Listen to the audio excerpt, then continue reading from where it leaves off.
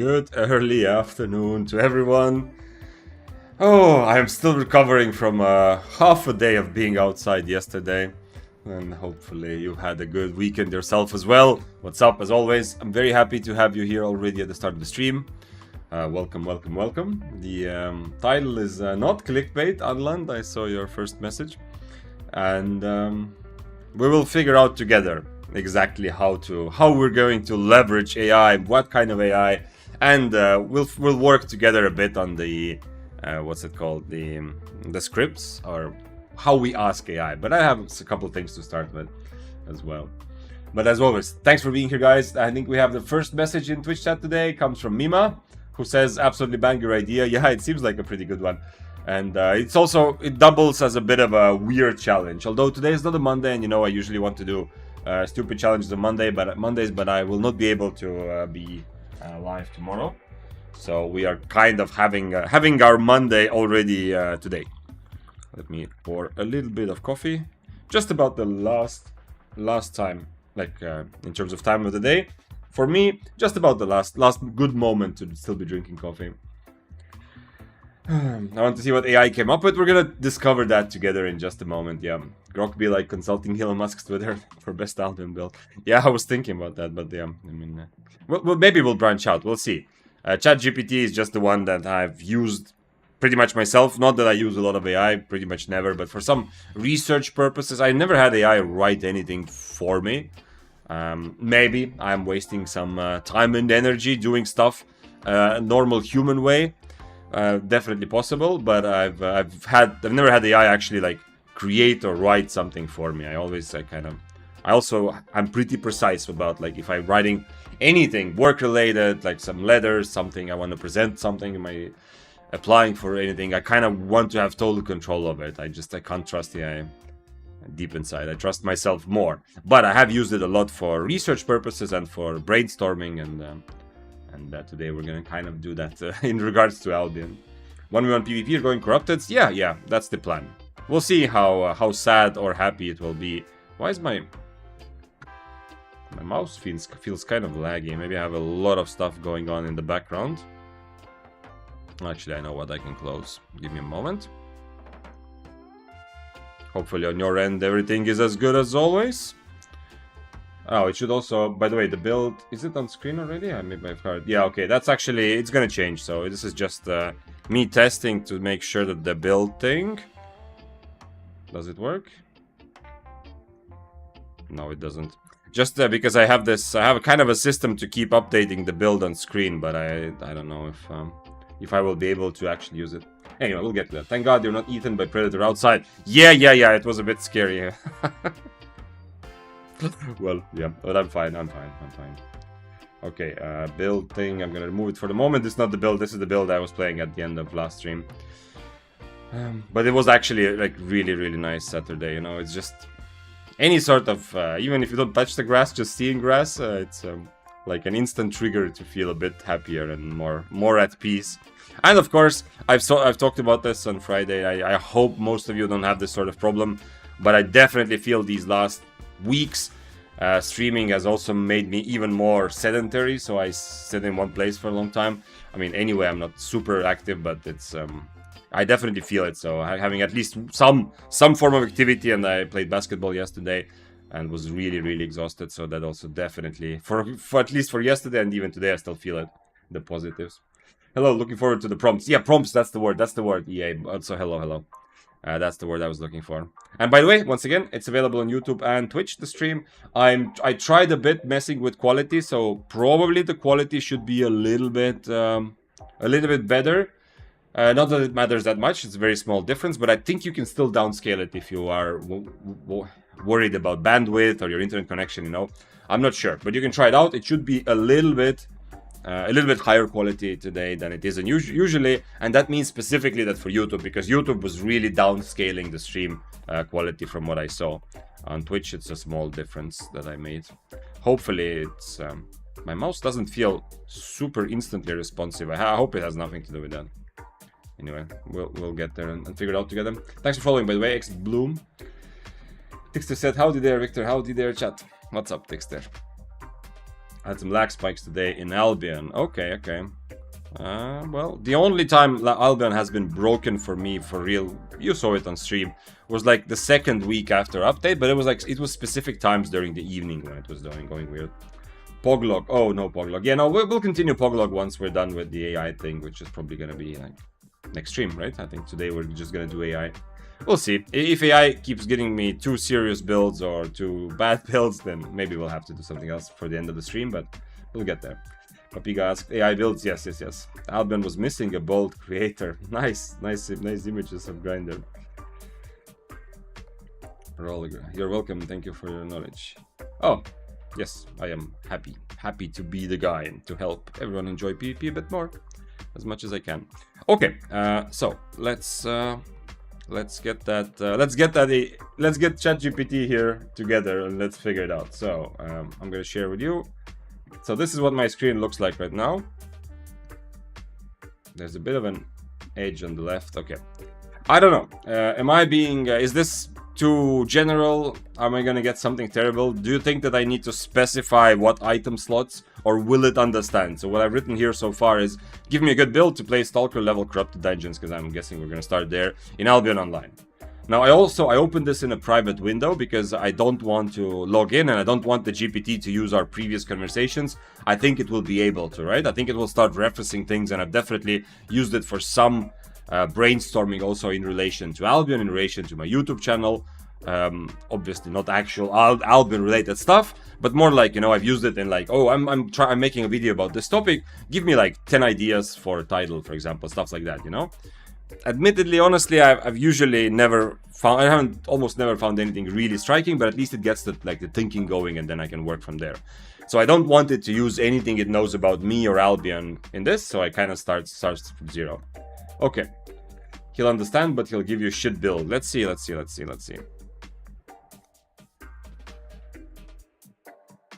What? I'm pretty, but I was, wait. I was doing this today without logging in.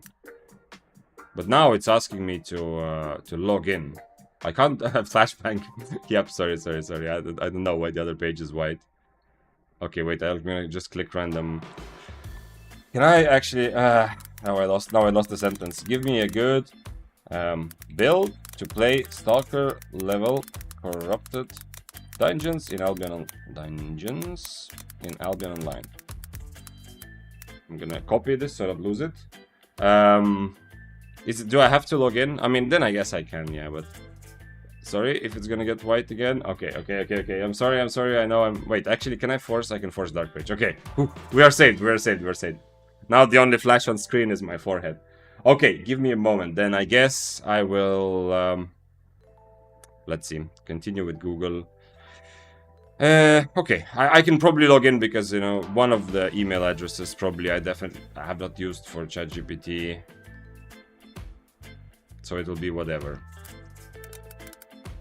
Tell us about you. I have to give him some random birthday. I'll give it some random birthday.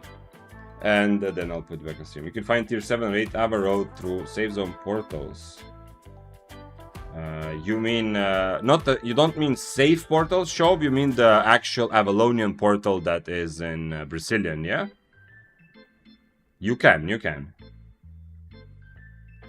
You can end up going from Brazilian straight to tier 8 Roads of Avalon. Absolutely possible. Skip tour. I don't want anything of this. I'm just setting it up and just making sure, you know, that I... Okay. I hope this should be an email. Like, this should be the kind of public-facing email for the YouTube channel. And I've never used it. You see, I have no chats or nothing. So now I've logged in and we can now continue. Keyboard sounds good. Can you hear the keyboard sounds too? There should be some sort of noise removal. I hope it's not too annoying. Unfortunately, the keyboard's nothing special. But I am gonna look to buy something a bit better because I recently, one of my keys kind of got, I don't know, a little bit sticky or uncomfortable. So I removed it. I actually still have the tool here, the kind of whatever prying tool. I removed the key and it was so disgusting under the key that I realized it's time to consider changing keyboard.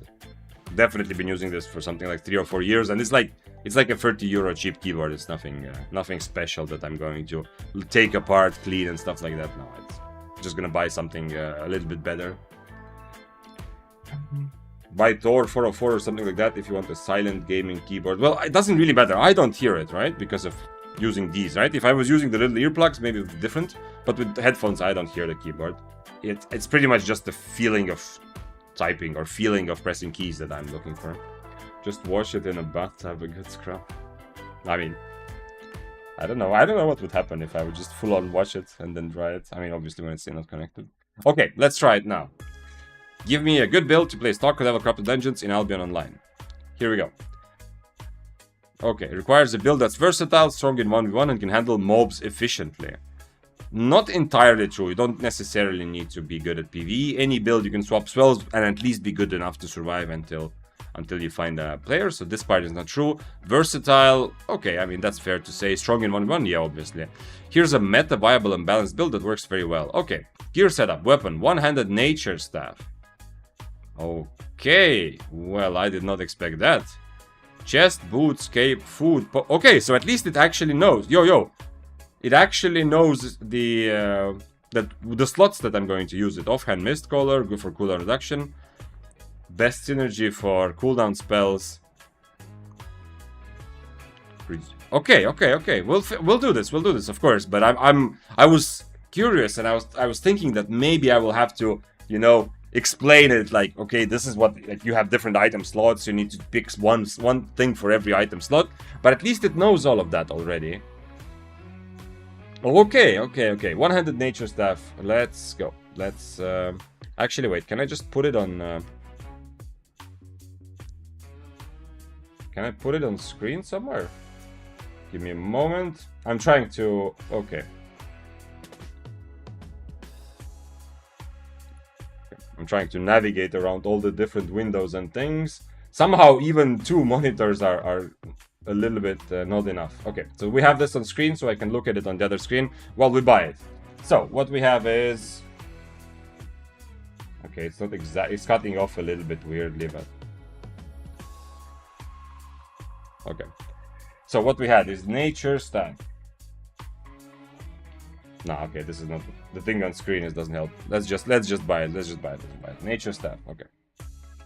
I'm not gonna buy tier 6, right? There's no point. For Stalker, I don't think I need anything else. Although I don't have any specs, so I guess I can buy tier 7. And I'm gonna have some things locked. But Thorns, it said, yeah. Calling one-handed nature meta. I didn't say it's meta. It said, look at this, meta viable. Yo, that's a cool term. I'm gonna start using that. That something is not meta, not strong enough to be meta, but meta viable. When we talk about, like, people ask about builds that I would say are not really that good, but they are still viable if you really enjoy them and play and get good at them. I'm gonna start using this concept of meta viable. Okay, so we have Thorns. He wants me to use Rejuvenating Breeze or Cleanse Heal. What are those? The last two, which I don't have. Cleanse Heal. Cleanses crowd controls and debuffs. Do I really have to heal? Do I really have to use my W for heal? Rejuvenating Breeze, increasing resistances, this makes sense, and same number of rejuvenation as the target ally has. Okay, no, it doesn't make sense. This is actually the only one that makes sense. If I want to go for heal W, I need to use this one. So we'll have to kind of ignore. Also, passive, he said energetic or hit and run. Hit and run I don't have access to, although I would like the extra move speed. Okay, then we have Mist Collar, and everything else I'm just gonna buy tier 6. Don't really need, pretty much never need to go tier 7 for Stalker level Corrupted. But Scholar Curl. But of course, since I don't have any specs in nature, then that's why I bought tier 7. And we're gonna try this build a couple times, you know. If I die, we'll try a couple more times and see. Cleric, very nice. Cleric robe, definitely makes sense if I'm gonna go for this. Only thing I need to figure out is damage, right? Just like Life Touch, I have a little bit of that annoying survive forever until finally the enemy dies type of approach. Soldier boots, okay. Wait, he said what? Or blink if royal. Royal shoes have a blink? What does it mean? What it's the one where you jump up. Yeah, okay. It's not called blink, right? Or human. Yeah, human. Okay, so there he already we can see AI making a bit of a mistake. There's no blink, but I mean, okay, you can I guess call it blink kind of. Actually, we should probably buy this, right?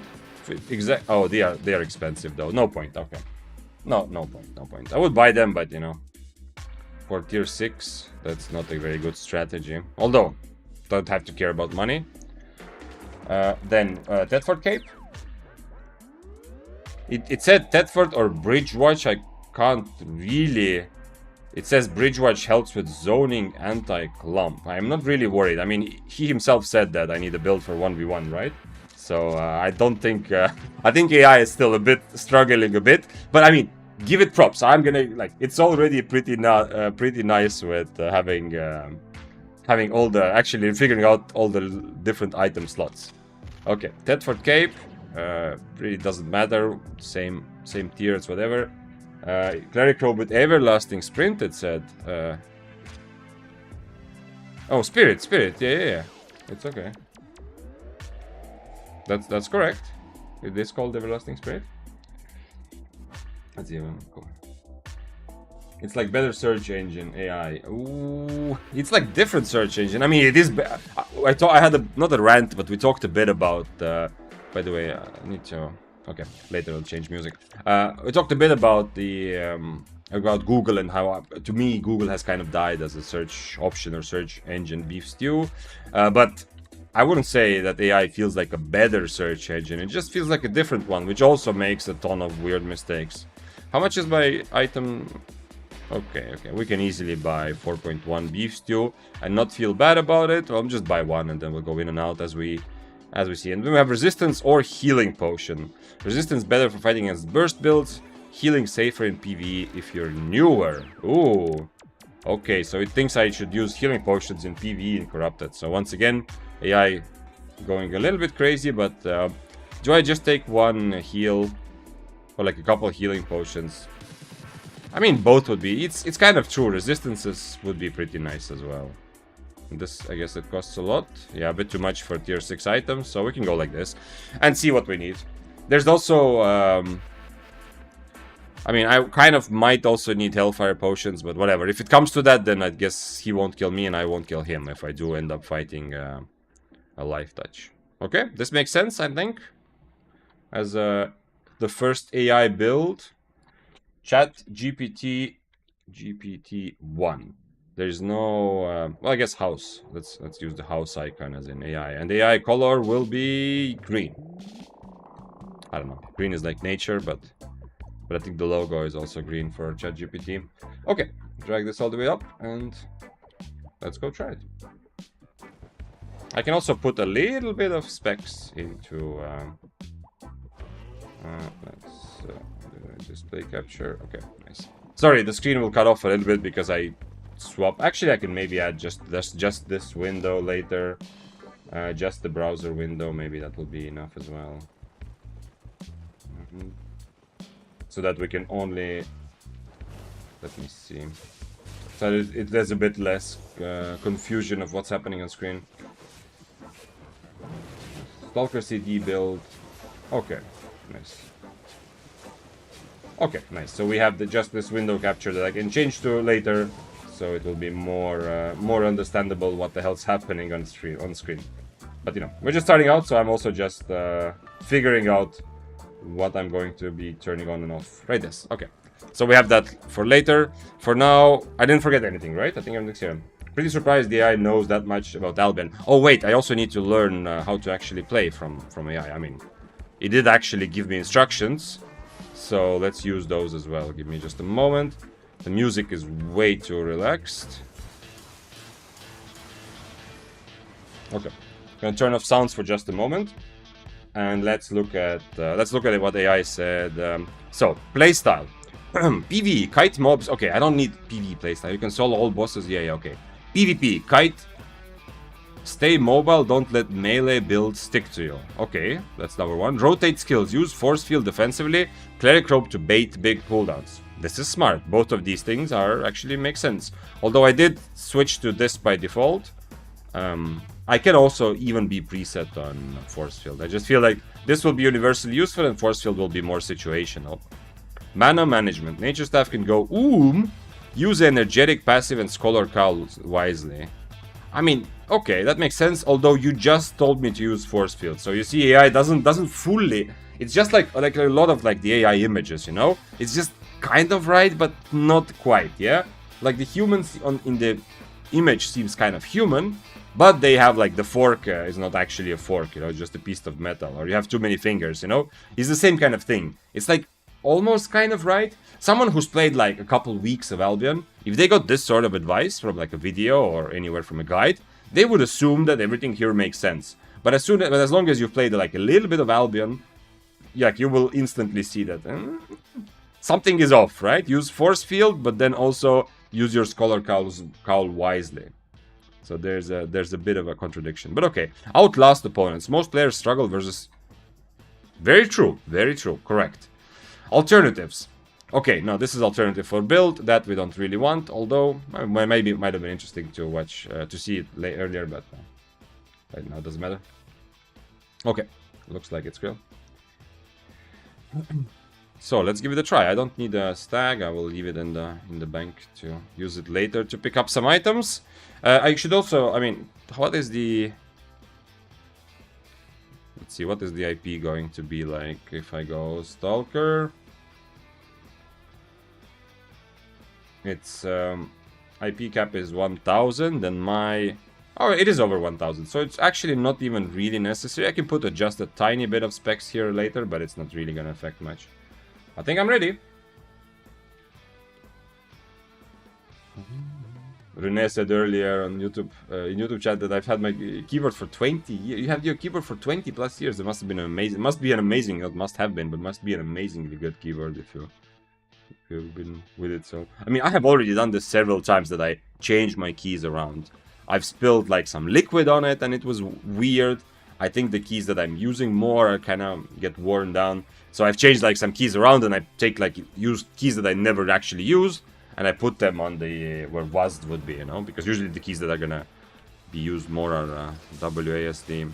Okay, I have my cape for damage. Kind of not having poison is a bit annoying, honestly. I'm not sure about either the potion choices. So 20 plus years means it really stood the test of time. Yeah, that seems crazy to me that that it's possible. As I said, I mean, obviously mine is a very cheap one, so I'm not surprised that a couple of years and I'm feeling like. And honestly, it's also me being. I mean, if I had like kept it like properly this whole time, I mean, clean it like every now and again, I would still be okay using it. The keys could be working better, but it's not a huge problem. It's just that I have not even considered about like the keyboard hygiene has not even been something I even acknowledge exists. What is this? It just gives me resistances, right? And healing received. Okay, so I should use that before I use my E. Any enemies hit with 3 or more torrent charges active on them will be rooted. But do I consume torrent charges, right? So essentially, if I fight normally, okay, I can do it. But wait, let's see how fast it builds up torrent charges. Okay, I mean, normally I'm gonna consume my torrent charges, but still, okay, you can have up to 5 torrent charges. So actually, the root effect from my E is actually pretty easy to proc. My first thought was that I'm likely going to consume torrent stacks. Plus, I'm not even gonna put as many on my enemy, that my E root will not actually proc often. But looks like I actually can proc it. Likely that I will be able to. Let's put a little bit of... Where are you on my nature stuff? Oh, it was just a learning point. It's not actually the thing yet. Thanks for following, Adam Rudolph. I hope everything looks good on stream. There's a couple of... Like today, it's not a testing day, but you know...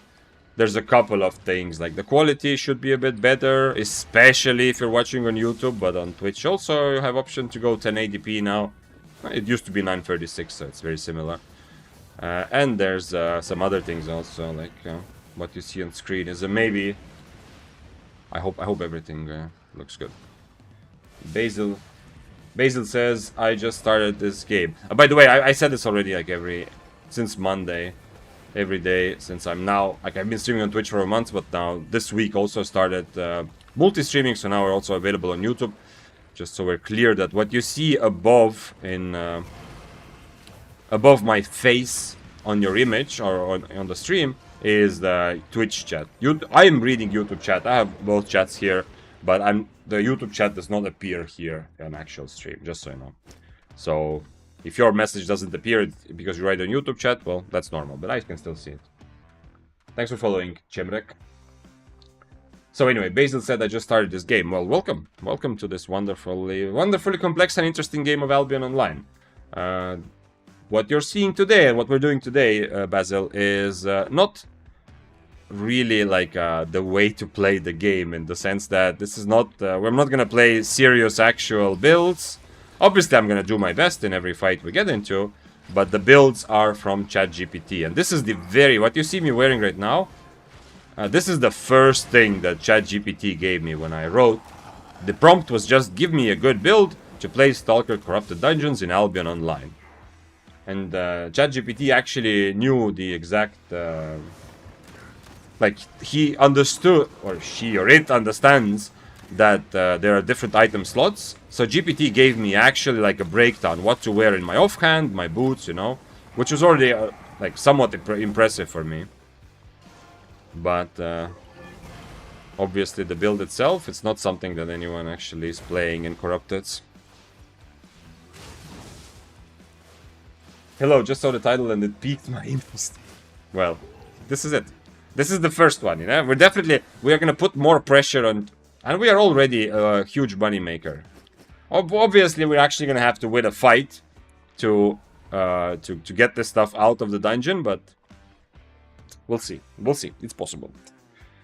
The build is not horrible. It's not at a point where it's just ruining my own day on purpose. This is definitely a build where, and this is Stalker level, right? So we're not gonna keep running into top players running actual real builds. We're gonna have a lot of, unlikely that we're gonna meet another ChatGPT enjoyer here, but we are definitely gonna run into some players who are also just playing something for fun. Could I please ask you, how would you usually counter melee builds that run Demon Helmet? It is, the best would be if you have an actual fight, EA, that we could analyze. But there's a VOD review channel in Discord. And the reason I answer your question like that is because it's not some sort of common thing. It's not something, you know, something special to think about, like specifically what am I going to do against melee builds with Demon Helmet. I mean, Demon Helmet, if you know what it does, then you can just start from there. But everything else will depend on the exact builds and exact matchup, so it's 10 times more useful to look at an actual fight. But if you're wondering about Demon Helmet specifically and the silence, then you have a couple of ways. First of all, when the enemy activates it, you can see that their next attack is going to silence you, right? There's a visual indicator, their weapon glows purple. So you have some time to react. But even after you get hit, it's one second until the actual silence kicks in, right? So if you know that they're using Demon Helmet, you see the little purple thing, they're hitting you, you know you're about to get silenced. This is a good time for you to use your defensive. Maybe you have time to go invis, to maybe use your Inferno, some other defensive you might have, you know. And finally, the final thing that you might consider is, if you are using one of the other hoods, all of them have a cleanse spell. So in some cases, it might be worth it. But once again, depends on matchup and build. That's why I'm hesitant or reluctant to give like a very general answer. But in some cases, you want to switch your helmet, your leather helmet, to cleanse, so you can remove it. And this you can remove silence while you are silenced. I know depending on which game you come from, it might not make sense. You know, in many games, the essence of silence, I mean in Albion also, at the end of the day, silence means you can't use spells. So the whole idea of using a spell to cleanse your own silence feels a bit contradictory, but you can do that. you can use this cleanse, not this cleanse, but you know, on leather hoods, you can use the cleanse while you are silenced. You can also remove stuns like that. You need to ask ChatGPT for the most Gigachad build. Also, what's up, hamster? But yeah, that is actually a thing to do, yeah? I like that, yeah. I'm gonna make a mental note, because we are definitely gonna put ChatGPT to the test later on. I mean, I just wanted to see, because I was curious if I just give it like a prompt like you saw, like this very, very general prompt. I wasn't sure, is it gonna give me like an actual meta build? Maybe it's going to give me like a Flamewalker build, and that's what we're playing. Maybe it's gonna give me some absolutely ridiculously impossible build, you know, with 5 weapons or 4 shields and whatever.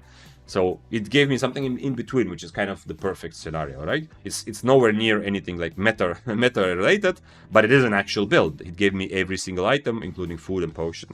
While we're waiting for the enemy to come to the middle, or maybe we'll go search for them soon, we have... oh shit, how do I read that? Relaxo, who redeemed absolute hydration, which means that all of us are about to hydrate, yeah? If you're at home and you have water, do this.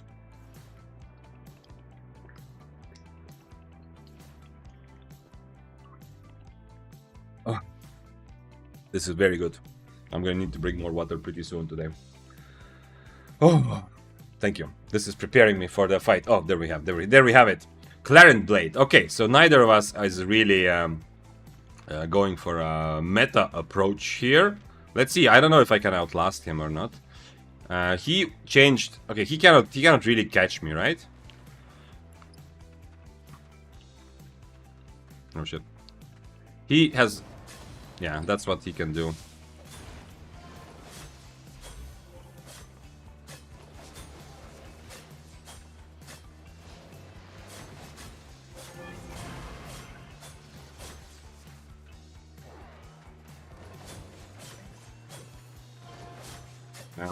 Unfortunately, I can't get rid of his stacks.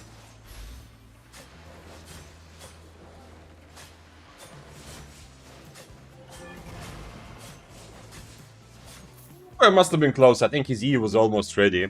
I think, like, the only thing on my mind... By the way, ChatGPT winning the fight, you know? The only thing on my mind was just to make sure I don't give him too much value from his mercenary jacket. So I have my shield, you know, in my helmet against it. By the way, I guess this matchup, in retrospect, maybe I underestimated his mobility once he gets on top of me, because he's constantly stacked as well. And he had Splitting Slash. Maybe I should have changed the Force Field, you know, for full tryhard. But anyway, it is... it was, by the way, the only thing that was actually tier 7 for whatever reason survived. So we are already... AI profit is already 650k. I mean, it's also partly the chest that we got. I should have bought more food also. It's gonna be annoying to go to the market every time. Not even close. 0% chance of winning. Yeah. Good. Yes, exactly, Tixter. AI 1, players 0. We should put some sort of counter. Why did he go for tier 7? I don't know, Vanice. Yeah, there's... in terms of financial, like, what makes sense financially for this build, it is Stalker level corrupted, so it depends a bit on his specs and IP, but you can see, like, what I'm doing is to make sure my nature staff also has some specs. I mean, not some specs, but some IP. I make up for my 0 specs by buying tiers a little bit higher. He kind of does the opposite. You look at this. He doesn't have full specs in his Clarent Blade, but he still buys only tier 5. So he kind of... I mean, the build overall, it would be better to upgrade your low spec sword a little bit rather than everything else, and definitely rather than than Facebreaker. But yeah, not like a hugely terrible build by any means from the enemy either. Okay, rest potion. Oops, no, I don't want to destroy rest potions. I need to buy more of this food because I'm gonna run out. You know, especially if the enemy is gonna take his time to get to the middle, like this guy did. It's gonna take a longer time. Where the guy's 90% he trying to R back now. Oh, you thought... no. Oh, fishy. Oh, you sweet summer child. I mean, okay, this is Stalker and he legit was like probably a beginner clearing mobs or something. But if you think that when someone is not on your screen and corrupted, they are R-ing out or A-ing out, man, no. People are very much just sitting around in a corner waiting, or killing mobs or whatever, getting ready to destroy crystals. There's so much of this. What was I actually using? Beef stew, yeah? Okay. Or meat stew, well, so essentially. Okay, let's buy a couple more and just keep them in the... Keep one in stash as well. This is kind of annoying to go to the shop because, as you can see, I could just buy a bunch of stuff in advance, but my brain likes buying stuff, like buying new things every time. So, by the way, you can now also, if you clip things, I'm always very happy, and you can also now post clips in the actual chat, as I see Voodoo doing. I don't know if this is the clip of what just happened or something else, but thanks. I like having things clipped, obviously, as anybody would. He might be using AI build too.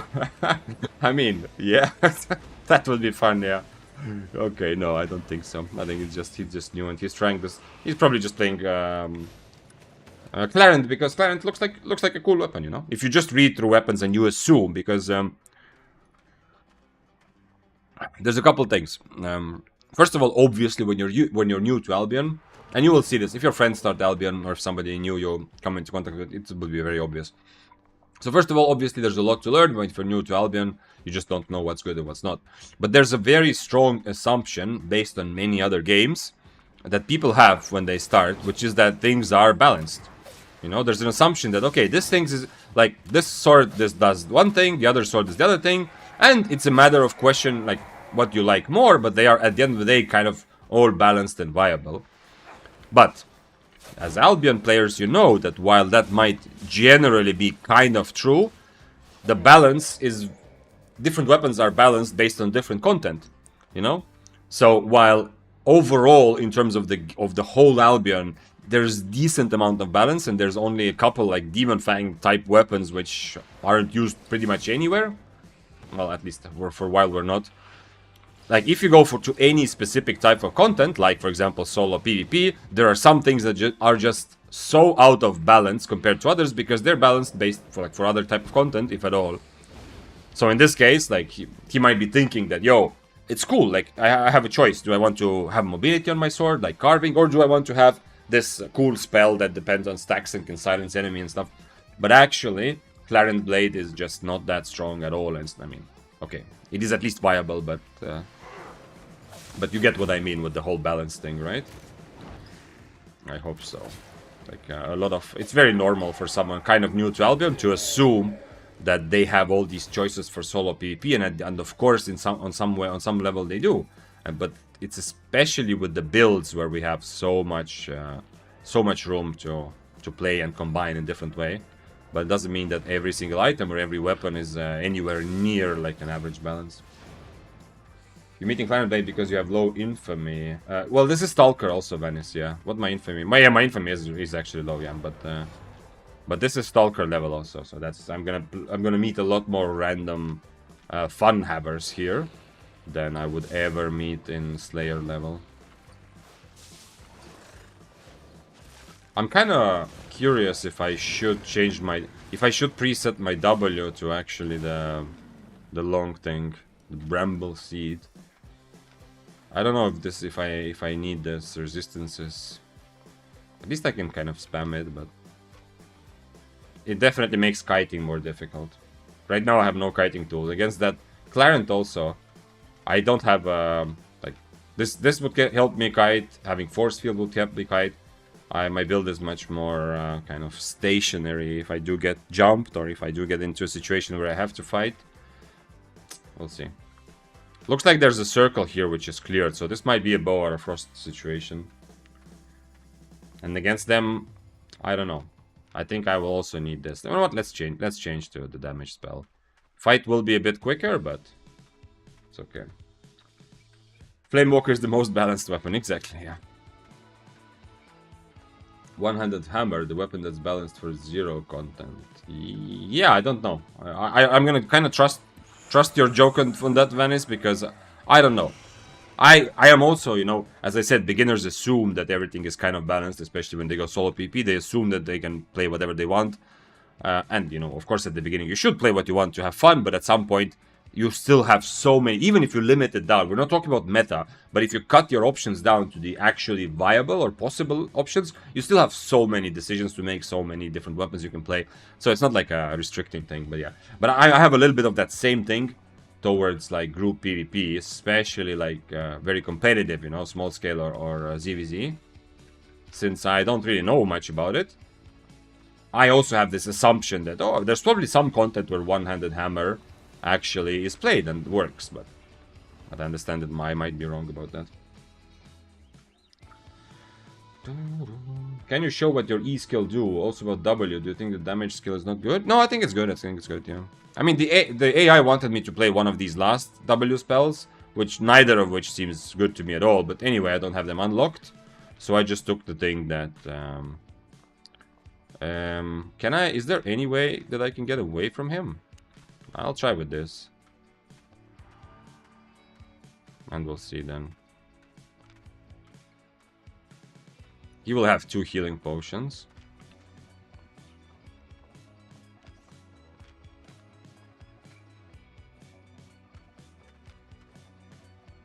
He's gonna have to change to harpoon, I think.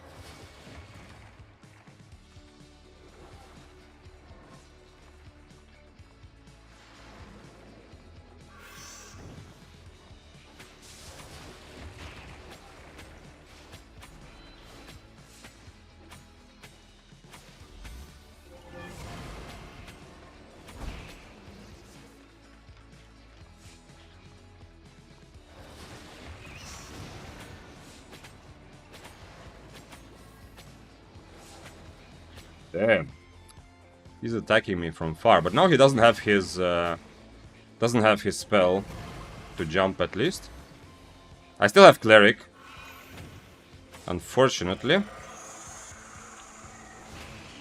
Nah, I had to keep cleric for the second round. If I didn't use it right away, I have to keep it for the second round.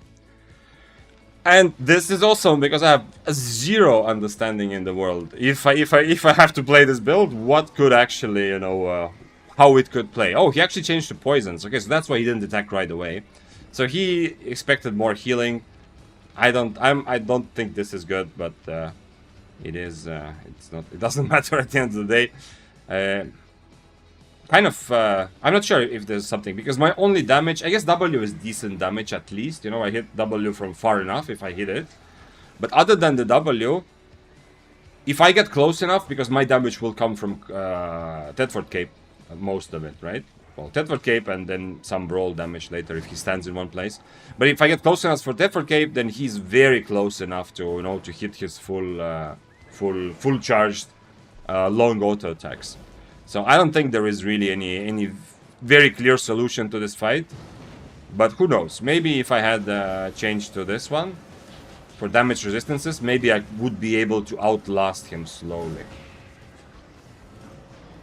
Let's... Should we do one more with this? Or go and ask ChatGPT? Maybe let's go tell ChatGPT that the build sucked. Give me a better one. I don't want to piss it off. I do have at the back of my mind, I know it's stupid and it is kind of a joke, honestly, but I do have a bit of this feeling like maybe, you know, I kind of feel better being nice to ChatGPT. It kind of seems stupid, but at the same time, you know, we all play video games, so, you know, you cry when an important character dies at the end of an RPG, right? So at least I do, you know, you get a lot of emotions about imaginary characters. It's normal. So ChatGPT a little bit is also in that role in my head, where I feel like I don't want to be mean to ChatGPT and talk shit to it, kind of. All fun and game until ChatGPT gives a life touch build. It can, yeah. By the way, thanks for following, Jalalayon. For corrupted dungeons, will Daybreaker be better than one-handed spear for learning PvP? Yes, Rico, yeah. It will be. Daybreaker in general right now is better than one-handed spear in most solo content, for mists, for corrupteds. However, for solo roaming the open world or Roads of Avalon, I still suggest one-handed spear over Daybreaker. But if you're actually looking to take 1v1 fights, I know if you go mists it won't be just 1v1 fights, but still, if you are at least somewhat looking to get into a decent amount of PvP and specifically like fighting one person and not surviving against a group of gankers or stuff like that, that type of PvP, then Daybreaker is in a better place than One-Hand Spear. Not just for learning, but for actual performance. Just for learning, both of them would be decent. Did you win or lose? I got 1 kill on the Clarent with this ChatGPT build, and then I died to a Trinity Spear. Dixon said, I also say, hi, could you do this, or thanks for that. Exactly, yeah, I feel kind of good about being nice to ChatGPT. I don't know, it just makes me feel good. Yep. AI generated build sounds fun, but it looks like ChatGPT doesn't have 10,000 hours in Albion. Yes, Kyrie, but hey, okay, yo, it has, where is it? Where is my ChatGPT? Let's continue here. Look, it has at least enough to tell me slot by slot. It gave me actually items that exist, and it gave me like, not terrible items. The build overall doesn't feel like very good for 1v1, but overall it's still a build, you know, and it's not, there's nothing super ridiculous there. Okay, so what should I say? Unfortunately, this build did not work. Give me a better one, please. Let's go with this. Thanks for the follow-up. If the Nature Staff Kite build didn't work for you in Stalker level Corrupted Dungeons, no worries.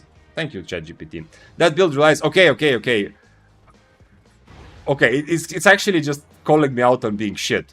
It said, if it didn't work, no worries. That build relies heavily on mechanical finesse and out-sustain. So it's essentially saying, okay, if you don't have the mechanical skill to play the build that I gave you, fine, I'll give you, idiot, something else to play. Okay, fine. Let's go with a stronger, more aggressive meta build. Okay, so we are going for meta build, it says now. One that punishes enemies fast, clears mobs. Okay. Bloodletter Burst Assassin Hybrid. Okay. So we are going for Bloodletter Burst Assassin Hybrid. Let's see. Weapon, Bloodletter. No problem. Bloodletter. Absolutely. Already looking a bit better. Don't think Bloodletter is very good for Corrupteds, but it's already looking... I guess I'm going for Bleed, probably, just to have some damage. Helmet, Hunter Hood. Okay. I mean, any helmet is fine if you have also possibility to change to the energy shield, right? Man, my mouse is moving. I have some delay, but... It's okay, but it's like, if I had to play FPS game like that, I would be very unhappy, and I don't know... There's like, it's like some sort of application is taking too much of my CPU, which is weird. Okay, Hellion Jacket with Lifesteal Aura. Ooh, okay. That can actually, I mean, at least in Corrupted Dungeons, there are groups of mobs that I can run into, but I'm likely to change to Inferno anyway. Thetford or... Wait, okay, we have the first straight-out mistake, yeah. We have the first straight-out bullshit thing. Oh, by the way, I was reading this slow because I'm also tabbing back into the game to actually buy the items, that's why, you know. You have only this on your screen, but I tab in and out just to make sure I buy it. Okay, so boots, we have actually first straight-up mistake. If earlier I said, like, it's a bit weird because it's saying use Force Field, but also use Color Cowl for energy. But here, it's an actual straight-up mistake. There is no such thing as Thetford shoes, right? With Teleport. So it actually pretty much thinks that every shoe has a teleport, yeah? Or Soldier Boots with Rejuvenating Sprint. Thetford Boots looks great to me. Thetford Boots. Let's try. Let's see what does the marketplace. Nope. The marketplace is smarter. It doesn't give me some random shit. Okay, so we're going back to Soldier Boots then. No choice. No choice there.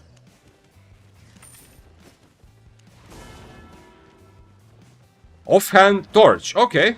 Not bad, not bad. Once again, I'm reading this much slower because I'm actually buying the items in the background. So once we reach the end, we're actually ready. Martlock Cape or Thetford Cape, Aggressive Burst. Thetford adds extra DPS. This is actually interesting because both seem kind of okay. Thetford Cape just because, as you know, Bloodletter in and of itself doesn't have too much damage. Obviously, we can adapt the build a little bit to that. But having Thetford Cape will allow me to actually brawl and feel a bit stronger in a brawl. However, Martlock Cape will... Like, a lot of the fights, if I do win a fight, it's likely that I'm gonna kite around, try to dodge, but at the end, we're gonna brawl, and it's gonna be a question who dies first. A Martlock Cape will give me a couple extra seconds to buy time until my enemy is low enough where I can just eat through and kill them. So, I feel like, if I am going to play a Bloodletter in Corrupteds, that actually these capes... I mean, Smugglers at the end of the day is probably best. I don't know if it even exists. He knows that Smuggler's Cape exists. But it's not ridiculous, this idea. I think Thetford boots are tenacity since they do the same damage as Thetford cape. That is interesting. You are maybe well versed in the ways of AI, hamster. I would never have made that connection. But it is. But look at this. You can't be exactly right because it's not saying Thetford shoes for damage. You know, it's saying with teleport for burst chases. So okay, I could give you that burst chases. It means something like damage, but teleport is definitely nothing to do with tenacity, with shoes of tenacity. Okay, so do we go Martlock or Thetford cape? Let's go Thetford. It's also to honor the Thetford shoes. Let's go Thetford cape. I think that essentially we have like Thetford shoes, but it's just, you know, combined from 2 items, let's say. Beef stew and healing or Gigachad. Okay, nice. Let me give you a moment. Let's go back. So what did I say? Beef stew, yeah? Please tell me I was right. Yeah, okay. So we have beef stew. So okay, we're probably, it feels like we're gonna buy a lot of beef stew today. And healing or gig. Both seem kind of good, actually. I mean, I would imagine this build can also bring poisons, but I will bring actually both, and we'll figure which one we need for the situation. Probably this one makes more sense, yeah, for tier 6. Okay, looks like we're good with this, yeah. Hola, senor. What's up, ahaha? Hello. Oh, I had a question about Killboard 1 today. I was thinking that next time I see you, I will ask it, but I have to remember it. Actually, I had a. Oh, okay. Wait, you don't have to. You don't have to, you know, be here as customer support. No, I was just wondering because if only you had my DC. Yeah, I know. But I was already in my own thoughts, and I thought, hey, I'm gonna catch you at some point anyway. It wasn't like an urgent question that I need an answer to. I actually had a couple ideas that I wanted to ask. One was I wondering because I see that you have this because I was filtering, like I was looking for some kills for a video to try to filter, and I felt like in some ways Murder Ledger was more convenient to filter out, you know, because I was filtering which weapon I was using, what weapon the enemy was using, so on. But I saw that on Killboard 1 you have this, like, one way to filter is to tick just juicy kills, and I was wondering what is a juicy kill for Killboard 1. Like what comes up when you tag the juicy kills, because that is an option you added to. I don't know, maybe you don't have to worry about it here, but if you have a simple answer, I'm curious. Oh shit, I have the wrong queue though. Also, we didn't actually read the. Okay, give me a moment. Let me change the queue and let's read together also. So go back to ChatGPT for a moment. Playstyle summary: PvE, use deadly swipe and chain slash. Okay, oh, actually correct, I think. PvP, use chain slash plus Hellion Jacket plus retaliate or teleport. Wait until they're 40%. Okay, so you have to use everything you have, and then you just wait until enemy is less than 40%. Execute with E and auto attacks. Okay, this is not like crazy, right? Obviously we have no teleport, but that's like where it looks like it imagined an item, right? It imagined like the Thetford shoes. The game imagined some sort of boots with a teleport, which it now tells me to use to do damage. Outplay, avoid reflect builds, be patient on E. Okay, be patient on E is kind of decent advice. Although, if I am using dash, it will depend. But if I am using dash, then I think sometimes a legit strategy will be to E even when I'm not going for the kill, because I will still get a low cooldown if the enemy is already less than 40%. Yeah. Matchup tips. Ooh. Holy shit, man, he's going, like, this is pretty, like, the ChatGPT is trying to be pretty specific, yeah? This is very random, like, okay, this starts off, okay, when enemy is playing bow or crossbow, retaliate, reflect, don't dive early. Okay, I understand, although I don't have damage from far, so I don't think it's a really good tip, but look at this. Then it has, like, a separate category, claymore / melee. This reminds me of that episode of Office where, Michael was doing like giving a lecture, you know, for the MBA students at Ryan's school. If you've seen Office, you might know what I'm talking about. Not gonna go into detail, but this reminds me of like his on-the-spot random bullshit kind of philosophy or theories about economy. It was like there's 4 types of businesses, you know. This is such a random way to look at matchups. There are kite builds, curse staffs, bows, crossbows, and claymore / melee builds. This is Albion. Okay, okay, I'll give it some slack. At least, to be honest, the ChatGPT is not crazy bad, and is definitely giving some useful things. But it also means that, you know, if your friend is new to Albion, maybe don't tell them to learn the game from ChatGPT. And I think Bloodleather is actually potentially fun enough build to actually play for longer. I mean, even if I die once, to maybe play it a couple more times.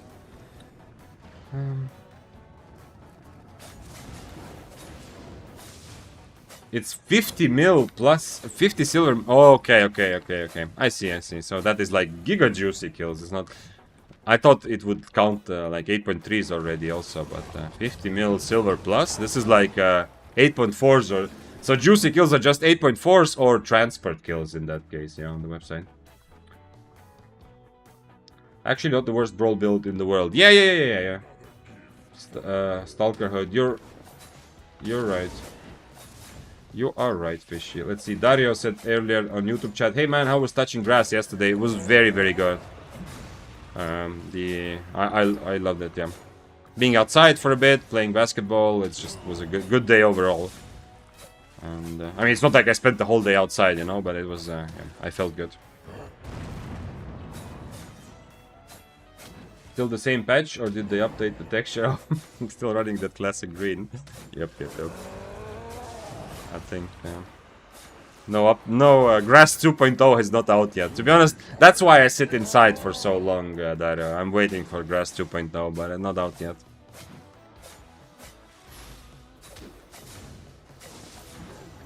I wonder if... Okay, I mean, in some cases, the Hellion can actually be decent, right? Because it's not crazy that I'm gonna run into mobs. The problem is that corrupted mobs are kind of strong. I mean, except for the, like, dogs are very small flying things, whatever they're called. Not bats, but, you know. Or are they bats? Anyway. Like, there's most of these mobs, I don't really want to run into them in the middle of a fight. Which makes me think that I'm probably still gonna change to the Inferno Shield when an actual fight starts. Because, like, this sort of, like, 3 or 4 mobs around, it would be very nice to use them in the middle of a fight to heal a little bit, yeah?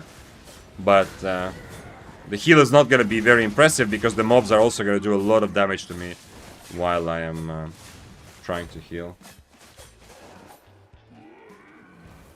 I also was thinking about one thing. I wanted your opinion on DM. Yeah, absolutely, go. I'm very, very happy to read that because I like the website generally, so it's nice if I can have anything at all, anything to do at all with it progressing. If he makes shit up, ask about the boot specifically, it will correct itself. Yeah, but I don't want to give it, like, hints, Vanis. I don't want to, I want to make sure that, like, it still gives me its own creation, right? So yeah, you're right, but I don't want to ask it, like, oh, Thetford boots? Like, did you mean those? Because it's probably gonna say, oh, yeah, you're right, sorry, I made a mistake, I actually meant those boots, yeah? I don't want to make it that simple. I want to tell ChatGPT then, oh, there's no such thing as Thetford boots, yeah? And just leave it open, so then the AI has to decide. Oh, he's breaking crystals. Okay. Did I change to Inferno? I did already, yeah. Let's keep it on Hunterhood. That's not very good, but yeah. Don't tell him anything, just ask to elaborate. Yeah, that's a good point. Phased Out, thank you for subbing. And gifting a sub. We have Azot, who's actually... Wow, okay. So, I'm very happy you gifted the sub to Azot, who's... spent a lot of time here. I'm happy to see you, and thank you for helping me out, Phased Out. You are also a proud owner of the alpaca skin, which should be arriving to a mailbox near you right now. Thank you very much for subbing and gifting a sub, and adding some extra hype to today's Sunday stream, where I am playing builds from ChatGPT. And we're gonna go along, like, as we go along together with you, we're gonna figure out prompts and things to ask ChatGPT, essentially. If you weren't not here for the start, I played this build, which came from ChatGPT, One-Handed Nature, and everything. It gives me everything, also food and potion, right? We had 1 kill against the Clarent, and then 1 death against Trinity, and now this is the second attempt, which is the Bloodletter build. Like, ask which skill you use on Thetford boots. Oh, yeah, okay, yeah. I could be like, kind of cute in the sense that, you know, Try to bait it into admitting that it has no idea what it's saying, yeah. Okay, the guy was just south of me earlier. I definitely don't want to lose too much HP, but also I don't have dash, right? So it's not like giga mobility. I'm gonna have energy. I can't, yeah. I need to change helmet. I just realized I don't have energetic sprint, right? So it's very easy for me to run into energy problems. Although I'm not looking to kite a lot, it's still gonna be a bit annoying, yeah. But at the end of the day, like, the reason I wanted to kind of try Hunterhood because otherwise it kind of defeats the purpose of ChatGPT if I, well, not the whole thing, but of some of it, if I anyway gonna use this energizing shield every time, right? So if it said Hunterhood, I'm kind of inclined to try it, you know, but at the end of the day, maybe it just gives me two options. Like if I see that we're up against dual swords, then maybe. It ended today. Wait, what ended? But it... did you say that alpaca ended? No, wait. Then I need to comment out. What ended? I was thinking, because today morning I was looking at it, like, how long does the alpaca last? I was looking at the... Oh, wait, I need to figure out. I was looking at the Discord, and the only thing I saw was the big an event announcement. Oh, okay, 2 hours ago. Damn, that's good to know. I need to make sure I remove it. Give me a moment, then. To remove it from the title, so nobody gets baited into it. Are you sure? Yeah, you looked it up, like it says somewhere that it's until...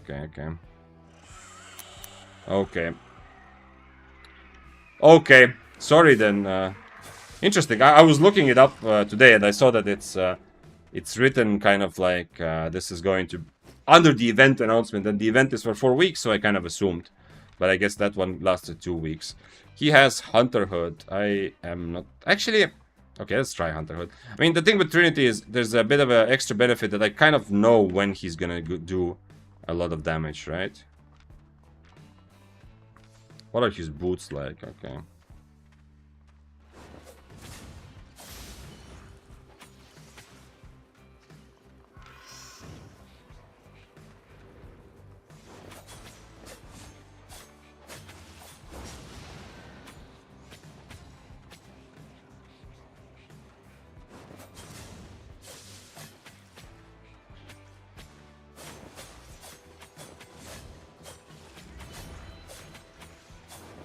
I don't think I can brawl so quickly.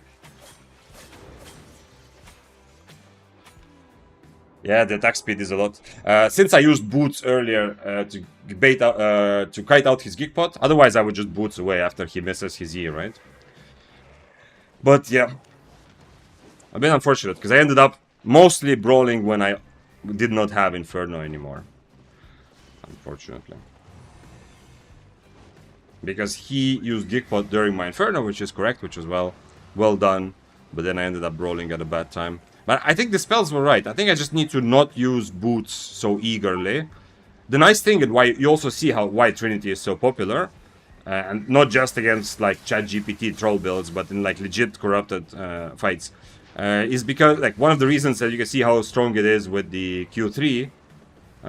In general, the two-handed spears benefit more from Q3 because you do lose a lot of damage from constantly hitting Q1s, but the auto attacks hit like a truck, you know? One-handed spears don't hit that hard at all. So just having extra 3 stacks in attack range benefits it more. And yeah, I take so much damage. It was Gig Boots. I don't think he was on... He ran after me, did he not? No, he ran after me, yeah. It was a Gig Potion scary that he drank. Vic without spear feels wrong. Well, I don't know, Bar. The thing is, so Bar Lemon, you probably, since I see your YouTube chat, you probably just haven't tuned into my Twitch streams. I've been streaming for a month and a half, and I have played more non-spear than spear. Whether it's like weird challenge or attempt like just now, or it's something just like a fun build that I want to try, something like that. This is actually very cheap, right? Let's go one more. I think this build deserves another try. Let's go like this. Healing potion. So yeah, if I change to dash, I'm afraid that yeah, okay, I can kind of avoid just standing and fighting him, right? But if I change to dash, I also can't really figure out how am I gonna kill him, right? It is an extra option to dodge his E, but as you saw, I dodged his E anyway. That was not the case. That was not the problem. The problem was that since I used boots, I didn't really have like after I created space with E, I should have just kept walking. That's probably the biggest thing. I should have just kept walking. Where am I going? And not accept the brawl, not go back in and hoping that maybe I'm just gonna kill him, right?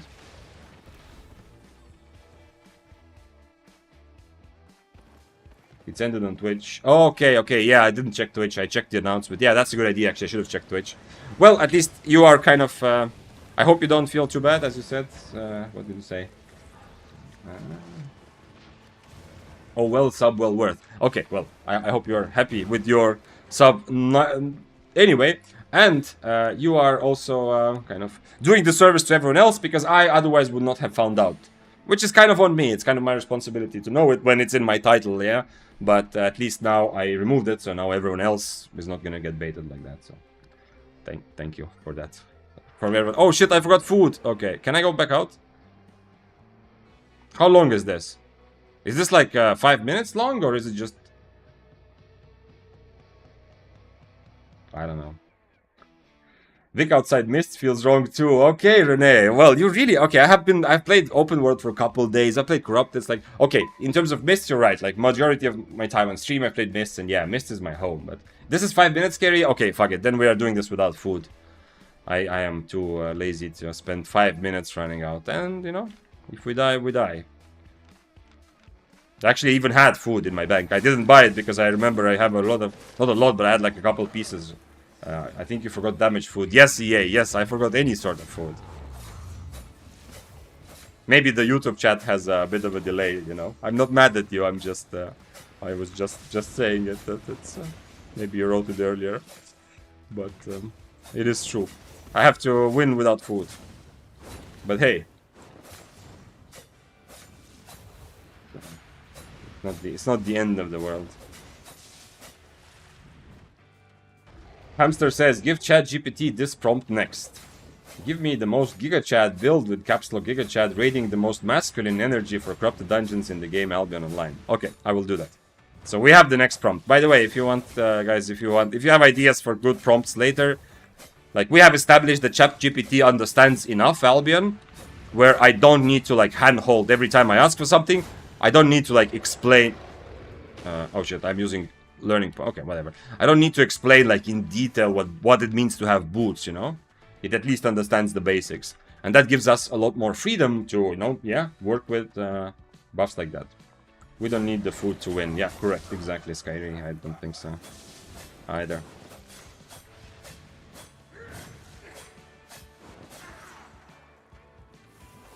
Can you make a beast build auto attack spear next stream? So I've never seen a meta like that before. Fishy, I almost started doing it, and I decided with the auto attack spear, I decided that as like days go by, and you know, in the next couple of weeks, maybe this will happen sooner than late, maybe or later, we'll see. Whenever I awaken a spear, if I or a daybreaker, actually we can do it, I think, with that as well. If I get the trait, like if I get offered the auto attack speed trait on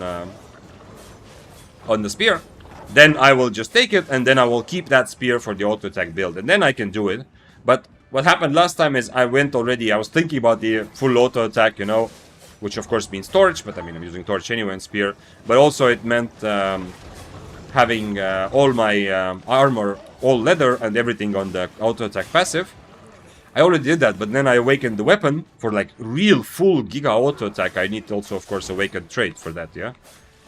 I mean, to actually feel like the crazy auto attack. And I did not get the auto attack offered at all. So I couldn't really do the full auto attack spear.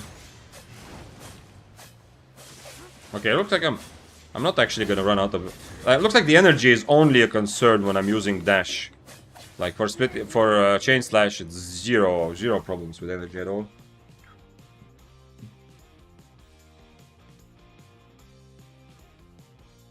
Okay, somebody's coming. Unfortunately, you don't have the food to drink. I'm gonna keep myself on chain slash still. Actually, yo, I could also, yeah, I forgot about it. I could also just change to Thunder Armor. It's unlikely that someone in Corrupted is gonna be able to kite me. Unless, of course, if I see it's a kiter, yeah, I'm never gonna change. Yeah, I'm gonna go Shadow Edge. Let's see, if I see another one like a Trinity Spear or something, I'm just gonna go Thunder Armor, actually. I don't know why I didn't do that before. I don't really need to think too much about anything other than Brawling there. And just keep my E for his E, probably.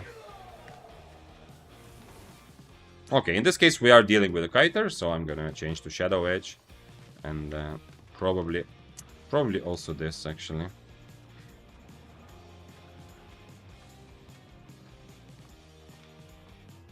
Can I just go on... What happens if I just run on top of him?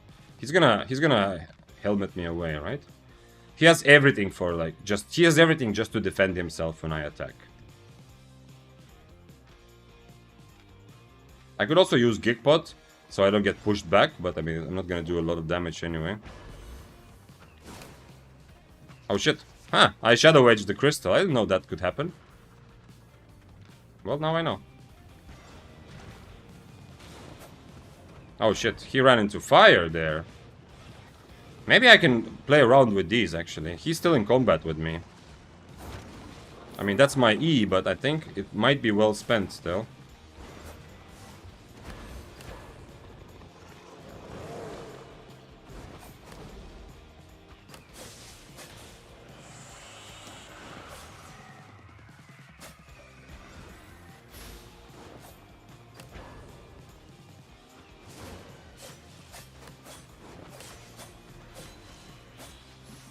He has 2 potions, so... If he uses both potions, I probably can't kill him. But we'll see.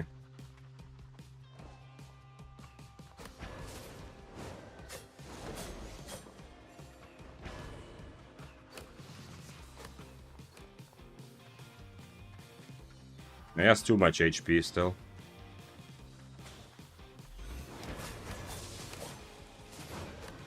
Nah. Don't... I'm not sure if there's any way for me to win this, but I don't know. We can try to figure out together, especially after he changes, you know, to force field. He's going full kite. He's not worried about anything else, just to make sure that I don't get to stay on top of him for a while.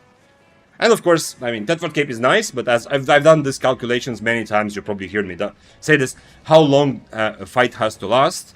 And you have to consistently procure Tetford Cape every 15 seconds, like for a minute and a half or so, to get the same value as a healing potion. Of course, it depends on the stats, and in Corrupted, like, it might be a bit less, the healing potion value. But essentially, it's difficult for me. Like, this fight, his healing potion is always going to be a bit more valuable.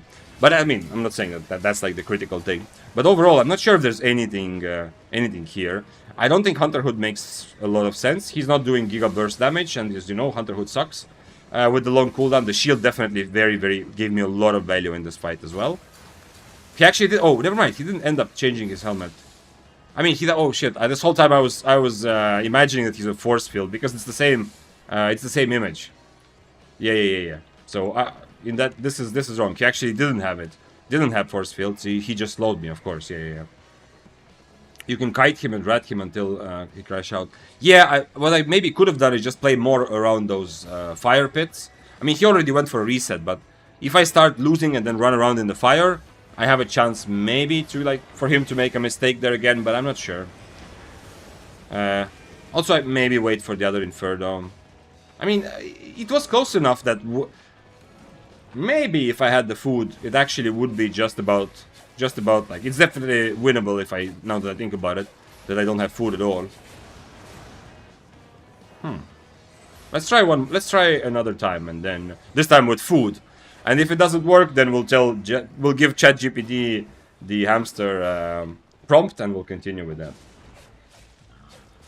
I have a plan. We run towards the mobs, make our opponent aggro them, wait till they put him at 40% HP, we return and use the easy win. Scary, you are not in... let me show you. So, if you were not here before, ChatGPT prompt that we're using, yeah? I'm asking him for builds. Look at this. This is the last one. Look at the playstyle summary. PvP. Use Chain Slash, Hellion Jacket, Retaliate, or Teleport. This is a mystery what it means, but okay. Look at this. You're exactly right. Wait until they're less than 40% HP. So, without joking, ChatGPT legit kind of suggested that I just wait until the enemy gets under 40%, because then I can eat them. So, you see, it's...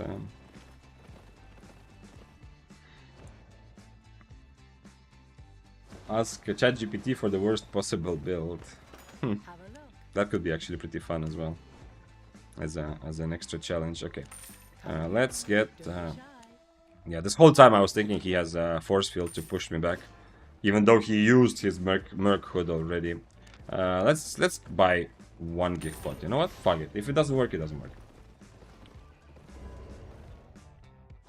Man, no, I don't see the actual name of the clips. Indeed, food is important. Oh shit. Oh shit, that's a good name of the clip. Yeah. Thanks for clipping stuff, by the way. I appreciate having clips. And who knows, maybe one of the clips will actually will be actually fun, and a lot of people will want to watch it. Okay, this time go with food. Merc Hood is kind of worse here for Dagger because 30% damage reduction. I don't think it's worse. If he had Force Field, I would just not do any damage to him at all. He just boots Frost Shot, Force Field, boots Frost Shot, Force Field. And I don't even get to play the game. And yeah, I'm trying to. I mean, I don't have any big damage burst that, you know. Only the E, and I was trying at least not to E when under the minus damage, but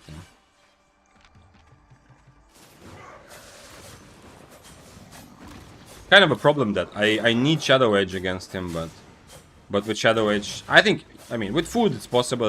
It was close. I'm not saying like it's absolutely hopeless, but with Shadow Edge, very clearly my power to stand and brawl is much weaker. It's worse because it gives you hope. I did have hope, yeah. Definitely. I could have also Inferno'd a bit sooner, yeah. The thing is, a bit of a problem is if I Inferno way too soon, he might still just be able to kite it out a bit, yeah. I kind of have to get on top of him, and I need to feel like, okay, I'm forcing him into a brawl and then Inferno. But it also means that the fight didn't even last long enough for me to use my second Inferno. If I Inferno right away, I can then maybe E out and then wait for my cooldowns as I'm kind of kiting a little bit. We'll see. I definitely want to try this one more time. Definitely a bit more enjoyable to play. Of course, Bloodletter is just, because of the jumping around, it just satisfies some sort of ADHD need in Albion. But it is also a little bit better, I think, than the Nature Staff build that we started with ChatGPT's first idea. Man, I still can't believe I got fully roasted by ChatGPT when I said that the build didn't work. Give me a better one, and he's saying like, okay, sure, yeah, it might not work because it requires a lot of mechanical finesse. Like, okay, it's fair. It's a fair comment, but I feel like, you know that you're not wrong. You're just an asshole. I feel like that about ChatGPT saying like it requires mechanical finesse. Fine. Maybe it has to dumb it down. Maybe it will adapt, you know?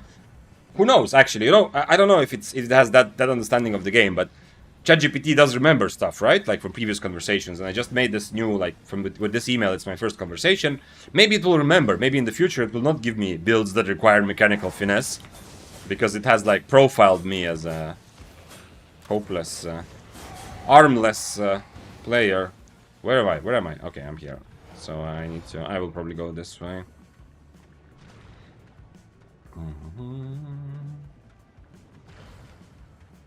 What if I can't really preset on Sunder, but I really want to get the matchup where I can just Sunder armor. I should have also, I mean not should have, but I would have preferred to have Rose Snapper for this kind of one.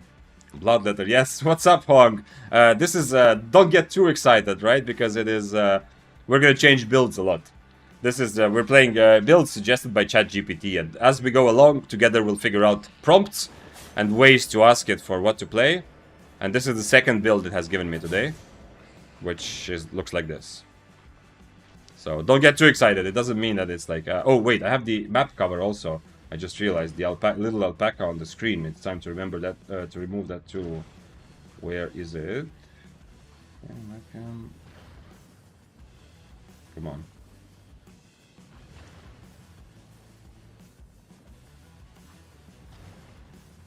I hope I'm not gonna die while I'm messing with this.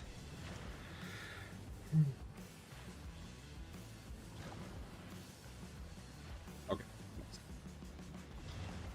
But I just realized that looking at my OBS. Okay, he's probably in the middle waiting for me, thinking, what the hell am I doing?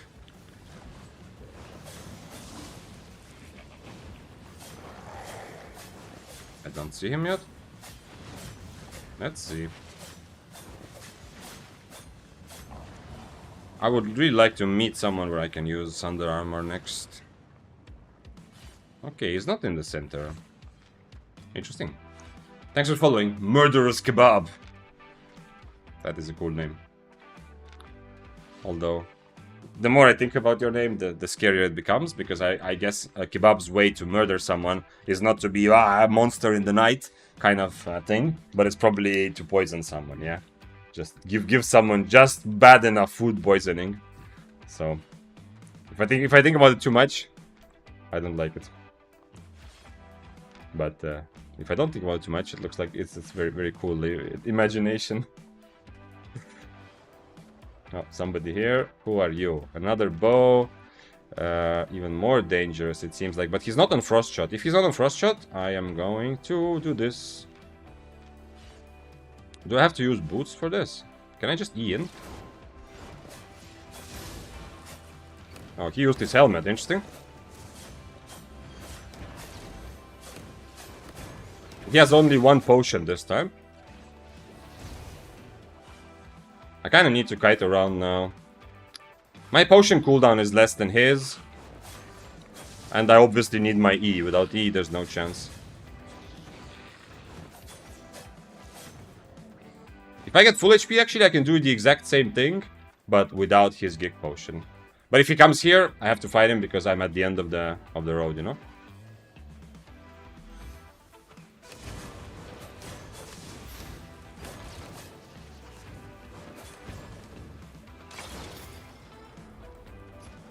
Also killed the crystal by accident on my way, but hey, no, it's not the same guy, Vanis. It was a very much different build. Big thing is that he doesn't have 2 potions. Sorry, this is the guy that killed me. This guy didn't have 2 potions. He had completely different. No, it was everything different. Like, this looks like a ChatGPT build. No cap. Legit, this looks like we're playing against the ChatGPT build. I don't mean this as an insult, you know. I like that new players play with just pick whatever items they like. But it's not instantly clear why you would choose these items, you know, other than just to have fun. And he didn't have Frost Shot, you know, so this is why I could actually brawl him a bit better, because I had Chain Slash. I didn't even need the second potion in the end. Because he activated his helmet very early both times. Cloth armor bows. Oh yeah, it's true actually. In terms of cloth armor, yeah, both of these were cloth armor, yeah. Surface, because we can take out the profit. Should we count ChatGPT generated profit today? Or should we count wins and losses, like AI versus human? Current score is 2-3, I believe. Yeah, I've died thrice, and AI 2, 3 strangers, yeah. I want to put it on screen. I guess I put it like that, yeah? Mima, I think that makes more sense, yeah? Because the profit is kind of like a random thing, because, you know, I loot stuff from the chests as well. Win-loss. Okay. Wait. Where do I have it? Today, okay. AI 2... Wait. AI 2, 3... humans. Like this, I think.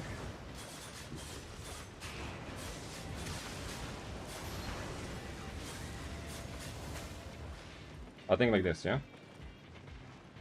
Right now, I have 2 kills, right? I killed the first guy, the Clarent, and after that, I don't think I killed anyone, right? Yeah, I killed Clarent, then I died 3 times, and now I've killed this bow as well.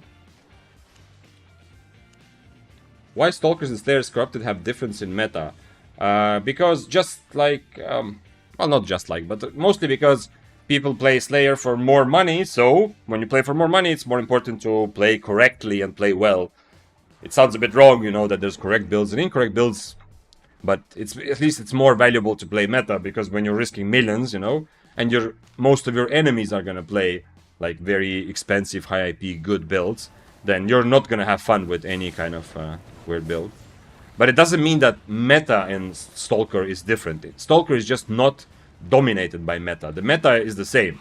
The same builds and same weapons, more or less, will be the most successful in both types of Corrupteds. But its Stalker level is just not dominated. Not dominated by those beta builds. Because so many people just have fun or play AI-generated builds. So... that means that everyone else can also just take a random fun build and enjoy it. Bloodletter with Hellion Jacket in Corrupted Dungeons. Yes, yes, Cryptex. This is what ChatGPT gave me. First it gave me a Nature Staff build, which I told it was not good. I mean, I played it, got a kill and died. Then I said to ChatGPT that, you know, this build didn't work, can you give me something else? And he said, oh sure, yeah, this build that I gave you actually required a lot of mechanical finesse. So that's why it didn't work, you know, because I suck. And now it gave me Bloodletter build, which I guess didn't require as much mechanical finesse. AI is not taking over the world, we can chill. That's pretty good. Stalker level players currently are beating AI, yeah, but very narrowly so far. EA says, if you don't mind a quick question, with a Bloodletter build like this, but for open world, which boots would you recommend for kiting and resetting with regen food? If you are going to use dash, so if you want to kite and reset, you need to use dash, right? You're not gonna... Shadow Age is good to catch people, and you can occasionally use it to get away using mobs, but it's not reliable enough. You're gonna use dash, and if you're gonna use dash, you are gonna need energetic sprint pretty much.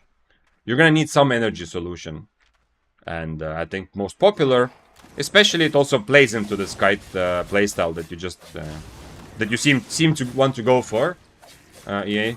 And what I mean by that is, like, if you want to have like long fights, you know, it's likely that you don't really have that much of a choice and you just need energetic sprint.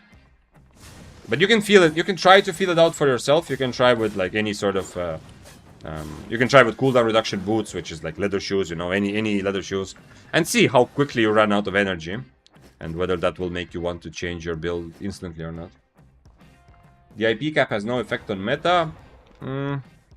In here, in Corrupted, not really, because it's anyway in 1v1 fight. I mean, the only effect is what I said earlier, that, you know, because of IP cap, people play more fun things, which opens up the game for everyone else as well, you know? Like, if you go...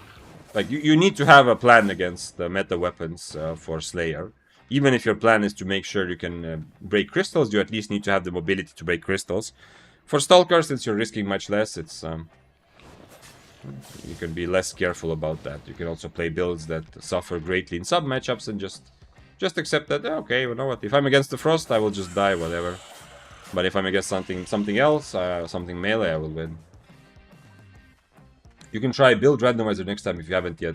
One of the first times when I did like a challenge day. By the way, I usually do challenges on Monday, but I'm not gonna be able to stream tomorrow, so today is kind of a bit like the challenge day as well. Although it is fun to try this weird stuff in overall. But I have done one of the Mondays. I did the randomizer. Yeah, I ran open world with completely randomized builds. I did always buy tier 7, whatever, because randomizer also gives different tiers. So I did not listen to it in terms of tier. But items were completely random, yeah. And it was fun. I mean, as you could guess. If it wasn't fun, I would have said, fuck it, let's do something else.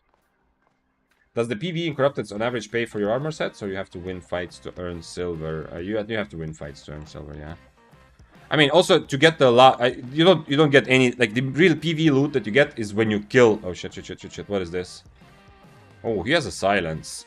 Do I need something special against this? There's no way I win this, right? There's literally...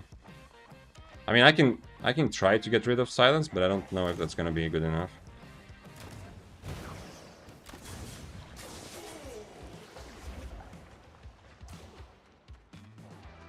His Q is interesting.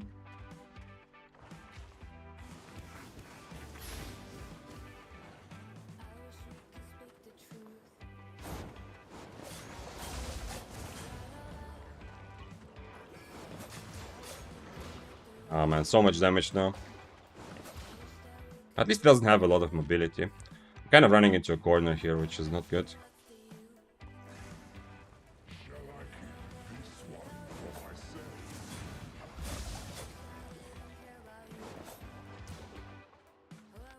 He will also respawn, right? I need to remember that.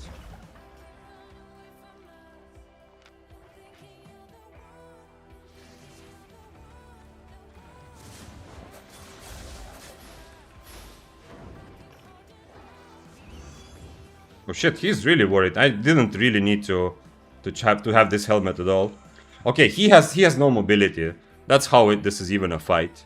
My helmet doesn't seem very strong, but he has so little mobility. He's playing tier 7 and his build is worth more than millions, so it very much seems worth it to push my advantage as much as I can here. I'm just gonna change my helmet though. And then go in for it, I think.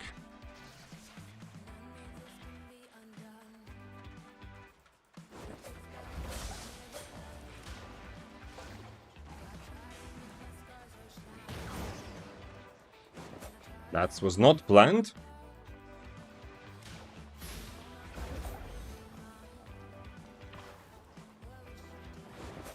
Okay, now I just fully reset that thing. He also changed his helmet, so it's more useful now. He doesn't have the silence anymore.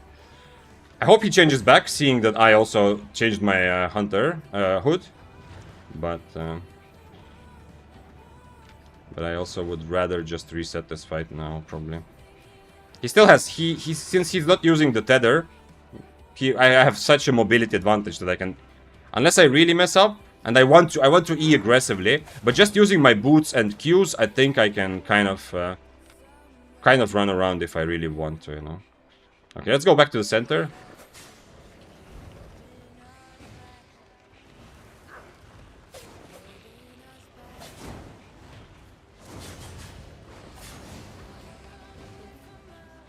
Let's go back to the center and wait for him here and see if he comes. If he doesn't come, then I don't know. Maybe if I stand here and the thing sees me, the watcher or whatever it's called, he knows that I'm AFKing in the middle. Yep, so he knows he can come. Bro, eat your food. I have food already. Thanks, Fishy, though. Yeah, it's good, it's good, it's good. But I have food from previous fight. I just took one extra in case it happens that we have a very long fight. The chest he picked up gave him 50. So there's 2 things where you actually, I feel like you get some loot from corrupted.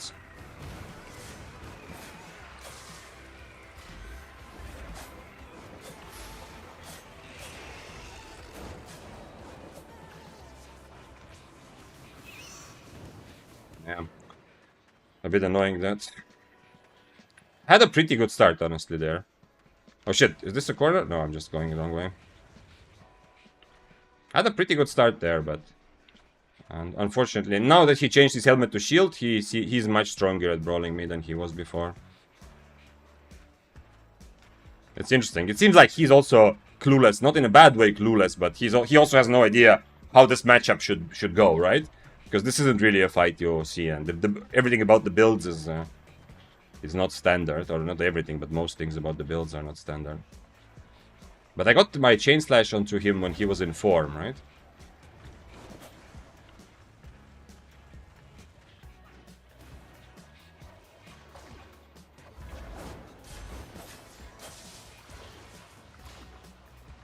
Yeah, he's still playing without any mobility.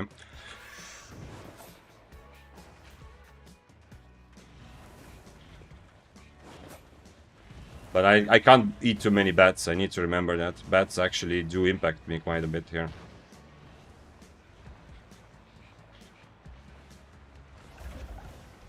Yeah, this is annoying. I've missed every time. Every time I try to E from far, so far, I've missed.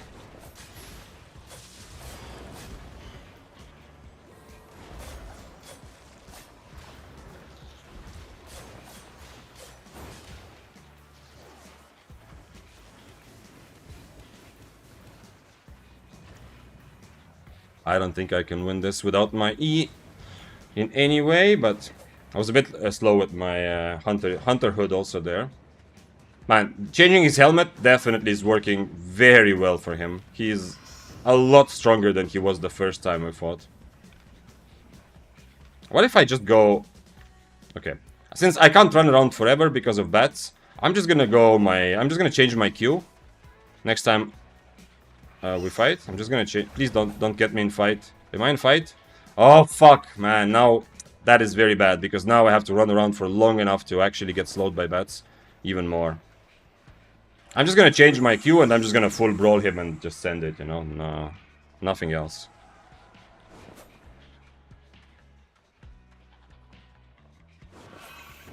If I run out of energy or something, I run out of energy. It's whatever. Oh, come on! He keeps hitting me from like across the room, you know? Okay, whatever. Now I can't change my spell. Okay, I might just die without even getting the chance to try it on with the other Q. I need him to run into like a fire trap or something to even out the fact that I've lost HP. Okay, there we go. There we go. Now I just go full brawl. Nothing else matters to me anymore.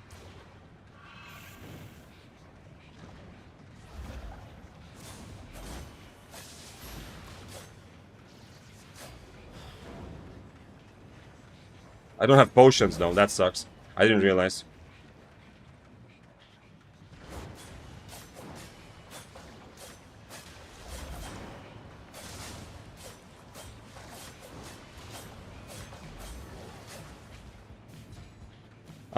I wasted Hunterhood. I imagine that if he goes into his form, he's gonna barrage.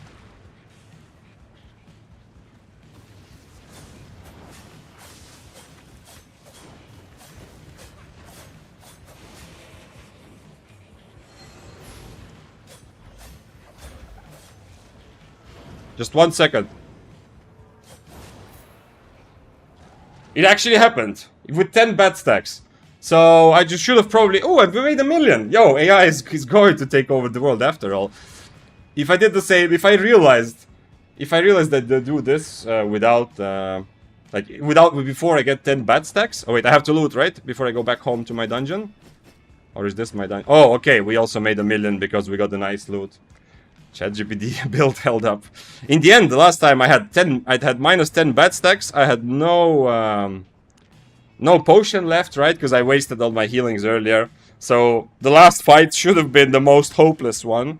But just changing to Thunder Armor kind of feels like it was a big deal maker, deal changer, game changer. That's what I'm looking for. Okay, ChatGPT is catching up to humans. Where is it, Prof? Today, AI 3 and humans 3. And it's also making me some money already. Stalker level corrupted's this, but his build was... Okay, it wasn't full tier 7, but it was worth over 1 million, if you remember. His estimated value was worth over 1 million. And even though some of his things trashed, I still got 1 million because the demon dropped loot for me. Okay, we can put this here as well. Some potions for the future. Like this. And I have a food. We can go. Nice heat. That Thunder worked them well. Yeah, he did. I mean, the problem with Thunder, and you saw this a little bit. After I started the last fight, and I'm like, oh, I'm gonna kill you. And he just steps like 2 meters away from me. And then I'm just looking at him like, come back here so I can kill you. You know, you saw this for a moment. Because I used Chain Slash at the beginning to start off with damage and to close the gap. Instantly, when he decides he's just walking away, and then I have to E or not. Probably the best solution would be to E at the beginning and keep my Chain Slash for when he starts walking away. That probably would have been best now that I think about it, but... Anyway. It is... There is a lot of risk. If there was any sort of mobility on his build, there's a bit of risk that he will just kite me. That's a big problem with Thunder Armor. That you are much more prone to being kited, so you probably, usually when you play, whether you play Death Givers or Bloodletter or whatever, usually when you play Thunder Armor, you are kind of forced to change your W to make up for it, right? And because Chain Slash is not good enough mobility, like to actually consider it as compensating.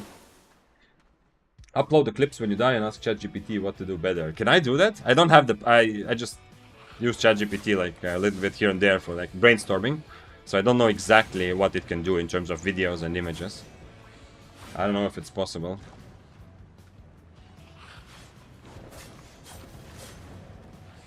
I definitely, I mean, I don't have the paid version also, so I have not explored like what the more serious GPT version can do. That was an interesting interaction there. I killed the bat in Chain Slash and then somehow flew around to the other side. Damn, what a fight. Yeah, that was pretty epic. I mean, once again, you know, this is Stalker level, so a lot of the people we play against are also going... I mean, not also, but they're gonna be kind of clueless or new or just testing out fun, weird things, you know? This guy definitely hasn't played a lot yet. And he's trying out something that doesn't... I don't want to say it doesn't make sense, you know? There's some point to it. But at least the silence idea and, you know, in generally, health spot is not bad. But I don't know. He's wearing plate armor, so he wants to be tanky in human form, but still do decent damage. I mean, he has some ideas, but he, at the end of the day, he's not playing some meta build. He's just trying whatever is fun for him. Okay, the enemy is down here in the middle of mob, so I can wait for him in the middle. Let's see, Vani said, I made a discovery. Where auto-attack damage between quarterstaffs is not the same, and the game is lying. Blunt quarterstaffs does 2 times the auto-attack damage than quarterstaffs with blades on them. I don't know why, but it's depressing. I've never heard about that. I know obviously that one-handed weapons do usually less auto-attack damage than two-handed weapons. You know, at least for spears, that's very clearly the case. But I never heard about quarterstaff differences. I don't know maybe we can check it out later to confirm. I don't know.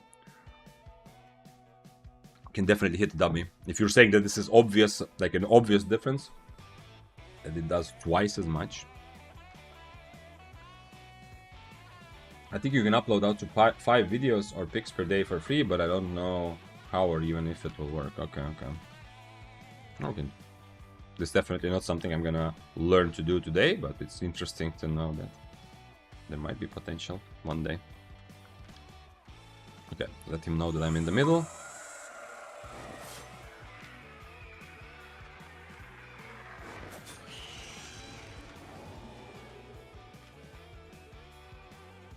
Come on, Mr. Enemy, come in. I am waiting for you. He probably just doesn't want... Okay, if I go meet him, it might make the things worse. Okay, here he is. Yeah, okay, well, I'll get him that full HP and we'll fight properly. I want to see what can happen with my build. He has a purge. Can I... You know what? I will test. This is a bit like a noob test type of thing, you know? Because... a good spear will just kite and destroy me if I am on these Q and W spells. But in this case, I don't know if it's a good spear that we're dealing with. It's gonna purge it. He's not purged. Oh, he did purge it, yeah. He has 2 healing potions. So if he can reach me with E, that's very bad. But if I can time out his stacks... Nah. I think he was late, though.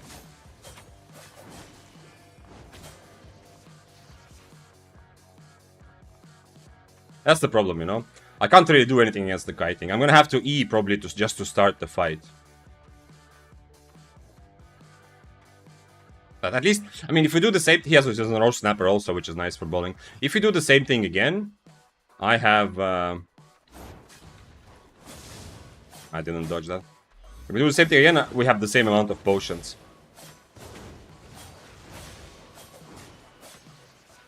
I should be dead here. Am I not dead? He's actually running away, damn. I thought I would be dead there. I mean, if he doesn't have stacks, I'm not afraid of his E. He got stacks now. Okay, never mind. He panicked a little bit, I think, and went into the mobs there. So I didn't even need the E in the end. So yeah, if you play Spear against the Bloodletter, who does what I just did, you don't have to stand next to them. Obviously he has Purge with my Inferno, so he's not really feeling that bad about it. But essentially I'm telling him, I'm playing like a Fire Stab on Gig Boots, right? I'm telling him, I'm making everything to make it seem, like not make it seem, but I'm doing everything to be the better brawler.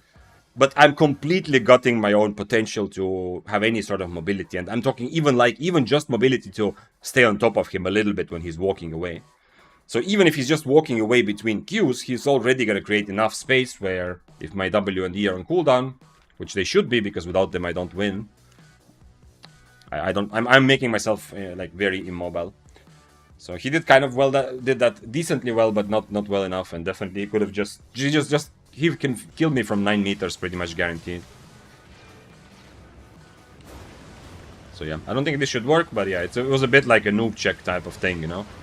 If he starts playing against it correctly and he kites me, then either I'm just instantly dead, or I'm forced to go and like play actually proper spells, which is probably gonna mean swapping to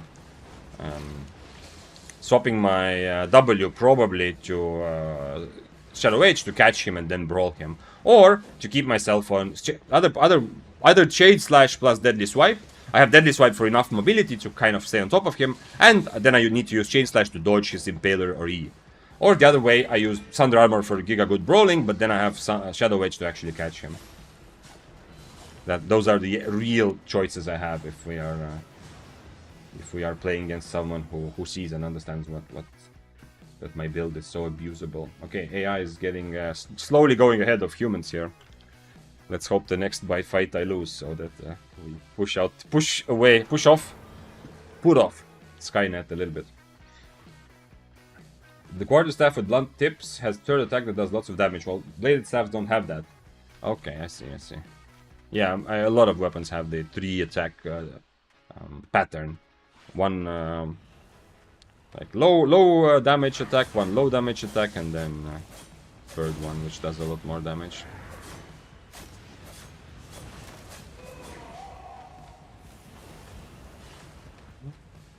But I'm looking for this.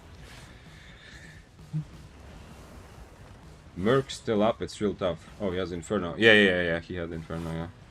He Inferno'd at the beginning. But the thing is, the only reason it's still was possible is just because of Thunder Armor, how good it is at just standing and brawling against spears, against swords, you know, if you want to brawl on Bloodletter, and if he cannot remove it. So yes, he had Inferno both times, used it. Although, I mean, he didn't block my E or W damage with it, but still, he used it in a brawl. And both times he purged my Inferno, so normally I should kind of lose that, but at least I have Helmet Shield and I have, like, Thunder Armor. If he's on 3 stacks, then it's just... if we just stand and hit each other, the Thunder Armor, I think, is one of the biggest things that makes this possible. But I still thought in the end that if he didn't run 2 mobs, I still thought that I may be losing. Obviously, he didn't exactly know and feel my E cooldown, it's difficult. But I hit in like an E just to get close, you know? Because otherwise he's just gonna kill me from far, like he should. So my E was on cooldown still for a while. If he had known that, if he had been able to see my cooldowns, I think maybe he would not have run into mobs that easily. He wouldn't have worried because he knows my E is on cooldown, so I'm much less scary. Oh, yeah, Rico also said that. Nice. Rico was just saying he forgot you used your E. Yeah, exactly. Exactly true, yeah. He was playing more scared because I'm a Bloodletter, and, you know, you kind of assume that against Bloodletters you need to be careful when you get below 40%. Is it good to go Claymore in Stalker? Well, good? No. I mean, it's nothing special about Claymore. It's not super strong for 1v1 fights by any means, you know. It has very clear weaknesses. But Stalker level Corrupteds are not just about playing the strongest meta weapons. Because a lot of people, most people will not be focused on meta, but will be focused on just trying out and playing whatever weapon or build they like. And for that sort of environment, Claymore is definitely strong enough. Like all these fights that I've had today, you can take on Claymore. It's unlikely that you're going to have a very easy fight, but you can take the fights and you have a chance to actually win them. So it is, based on my Stalker fights so far today, definitely Claymore is very, very viable for you to play. But if you do run into something like Flamewalker, Arclight Blasters, I don't know about Trinity. Trinity maybe also will destroy you, it depends. But there's a lot of, like, if you run into something that is very strong, there's a reason why it's so strong in the meta and why people play it even like highest level. Slayer levels and invest, sometimes even go with 8.3 into Corrupted. Use DeepSeek. He might have some Chinese threats. We can, like, it's not necessary, like, it wasn't necessarily part of my plan, but I did think that maybe we will reach a point where we feel like let's see, if ChatGPT like stops giving us these sorts of builds that are just weird enough to be obviously AI builds, but still good enough to actually play and have fun with them.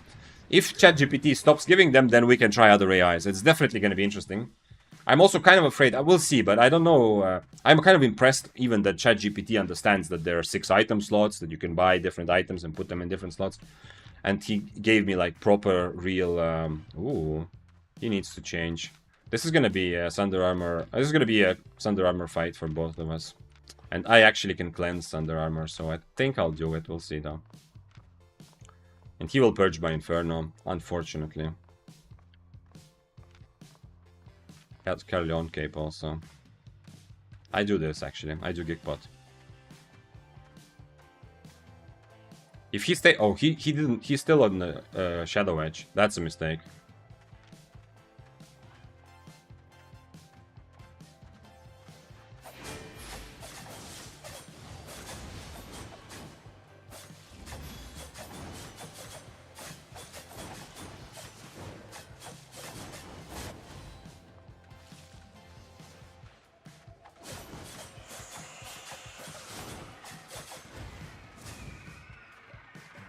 Oh shit, I thought I already drank my potion.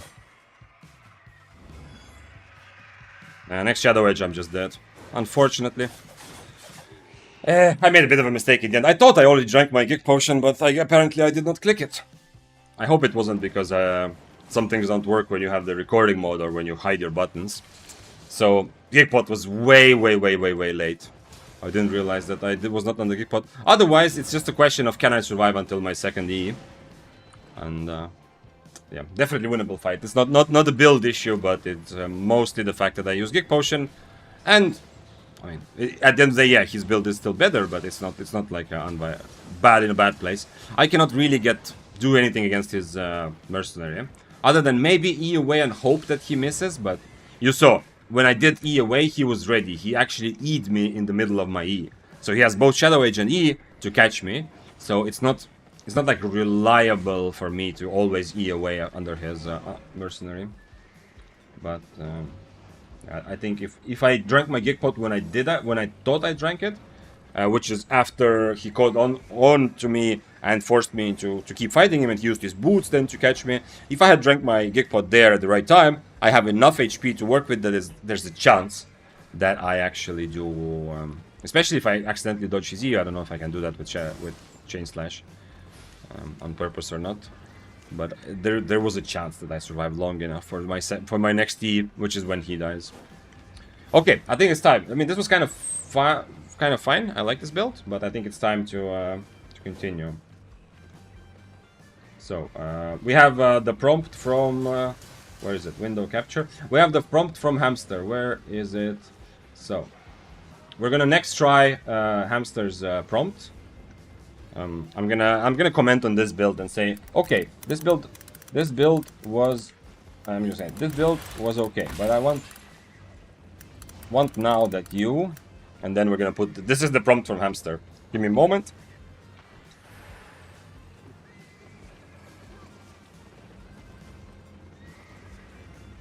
The heat wave is catching up.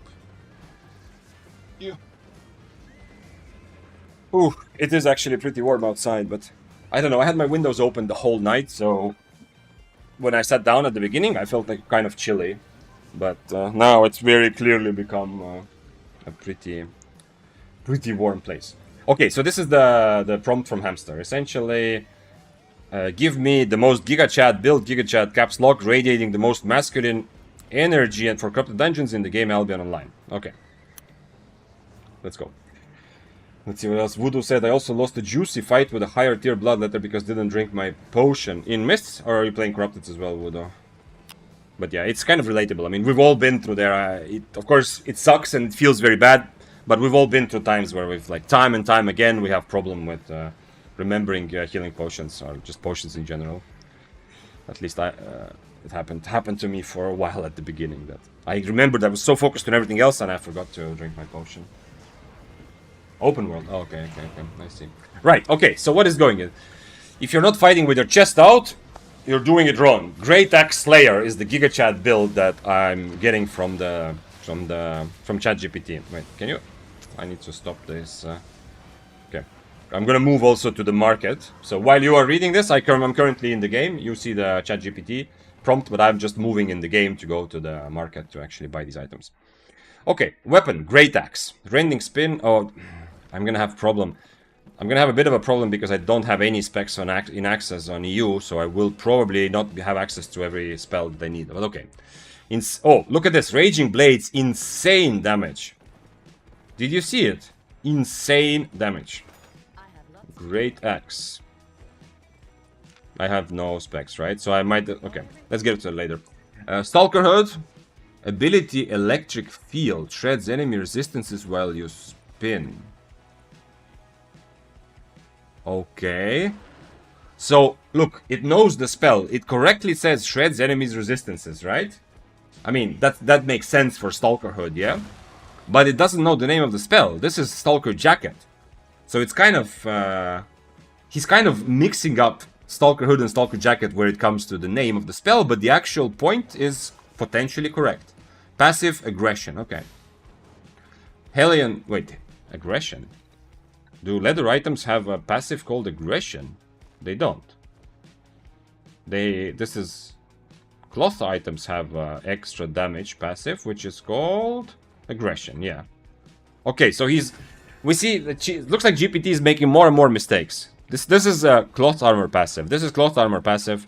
Okay, at least Royal Shoes works. But once again, this is the second time he's saying Royal Shoes have a blink. Okay, fair enough. Okay, I guess it's not a blink, it's like fine enough. Okay, let's actually try the build this way he wants. Hellion Jacket, Lifesteal Aura. So it looks like some of it is just old. Like Hellion constantly suggesting Hellion Jacket, constantly suggesting Thetford Cape. Is kind of it's kind of like old thing, right? It's very cookie cutter basic approach to Albion. Nothing wrong with that, but both of these things used to be very popular on most builds. Like almost any build some time ago, you could slap on Hellion Jacket for Mists at least, or for Open World. Not so much for Corrupted, but still. And you could slap a Thetford Cape, so that makes sense. This is a very fun concept, very goofy. Yeah, I'm also enjoying it. Okay, I'm happy to hear that you also like it.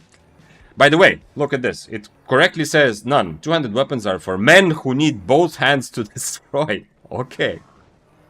Okay. Didn't have to add this little detail, but it is making sure that I get what I asked for, right? Because remember, I put in the hamster's idea for a prompt, which is give me the most Gigachad build radiating the most masculine energy for corrupted dungeons, right? So it's making sure that I know that two-handed weapons are for real men who need both hands to destroy. Although it doesn't seem like a very big flex, right? Like, I need two hands to destroy. If the other guy just needs one hand to destroy whatever you are destroying, then it looks like the other guy is ahead of you.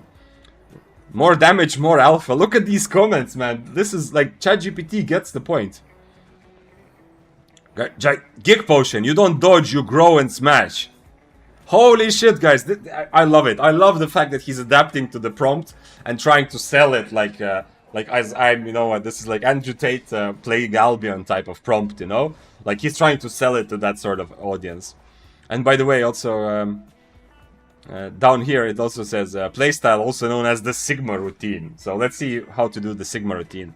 Clear mobs with Draining Spin, Raging Blades. Full on rush style, no pauses. Okay. Enemy invades. It knows that people invade in Corrupted, so that's already nice. Like, knowing the word is already pretty nice. You find them, you walk at them like a movie villain. Start the fight by engaging with bleeds. Pop Stalker Hood, Hellion Jacket, press E. Hit Whirlwind. Do not stop spinning. Man, this is like, it's like writing a movie or something, this ChatGPT.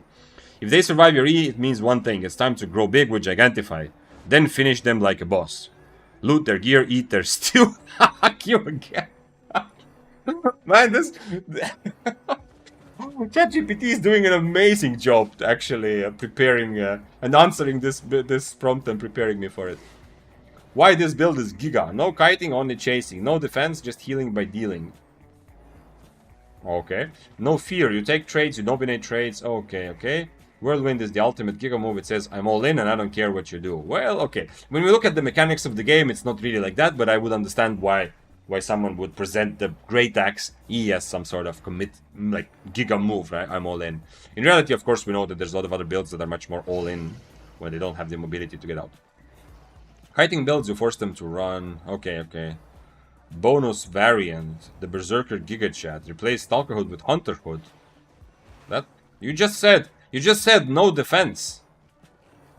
Okay, I don't like this. But anyway, we're not gonna do it. Replace Royal Shoes with Demon Boots. Become unstoppable at low HP. It knows what Demon Boots do. Actually. Yo. Good job. For him. Replace Gigantify Potion with Poison for pure aggression. Okay. Let me know if you want a meme tier Gigachad variant, like double-bladed staff plus cultist cowl. That is actually much less meme than what he's giving me, but okay. A budget Chad build for lower infamy, okay. A solo gank adaptation of the Chad Axe build. Otherwise, go Q Stalker, spin like a man, bleed them out, stand on their corpse, and type easy. What? This Chat GPT is awesome. This is amazing. It's actually giving me instructions to bleed the enemy out, stand on their corpse, and type easy. And earlier it said, step number 6 of the Sigma routine, loot their gear, eat their stew. Q again. No, this is awesome. This is very awesome. Okay. Let's buy the actual items. I just came and I see the Sigma routine. Yeah, so today I'm asking ChatGPT to give me ideas for builds, and we're playing those in Corrupted Dungeons. And we played, like, I just asked them give me a good build at the beginning. Unfortunately, I don't have all the spells unlocked. Okay, at least I have here kind of what I need. So I asked it for just giving a build. Then I said, okay, this build didn't work so well. I mean, I did play it. I got the 1 kill and then 1 death. At the beginning, the first, no, this is yesterday's. The first was this, one-handed nature. I said it didn't work so well, give me another. Then it gave me the bloodletter and I got a lot of kills and I died 3 times. I played this many times. And now I put in the prompt from Hamster. His idea was to write to the AI to give me a Gigachad build radiating the most masculine energy for Corrupted Dungeons. That's why it's writing, you know, in terms of Sigma routine and Stalker. And stuff like that, you know, because the prompt clearly made it seem like I need to feel like I'm the alpha type of thing, yeah. I don't know what passive to take, because it kept telling me to take aggression, but there is no aggression on this, so I guess I just take the balanced mind. Then we had Hellion Jacket again, which looks like something it really likes to suggest. And I don't want to use all the spells that it's saying, because some of those will be just straight up ruining, you know. But Stalker Hood will definitely use, Thetford Cape. And, okay, it wanted me to use Royal Shoes. I mean, I guess, fine. Okay, let's use Royal Shoes. The fact that they are too expensive for low-level Corrupteds, in theory, is okay. And at least I have somewhat, you know? It's not terrible, actually. The problem is it's pretty long cooldown. So, I don't know how long am I in the air with these. It doesn't say how long the iframe is. I understand that if I jump further... Okay. It's okay. I could at least get some value from it, I guess. And for food and potions, it said, this time it said very clearly only gig pots.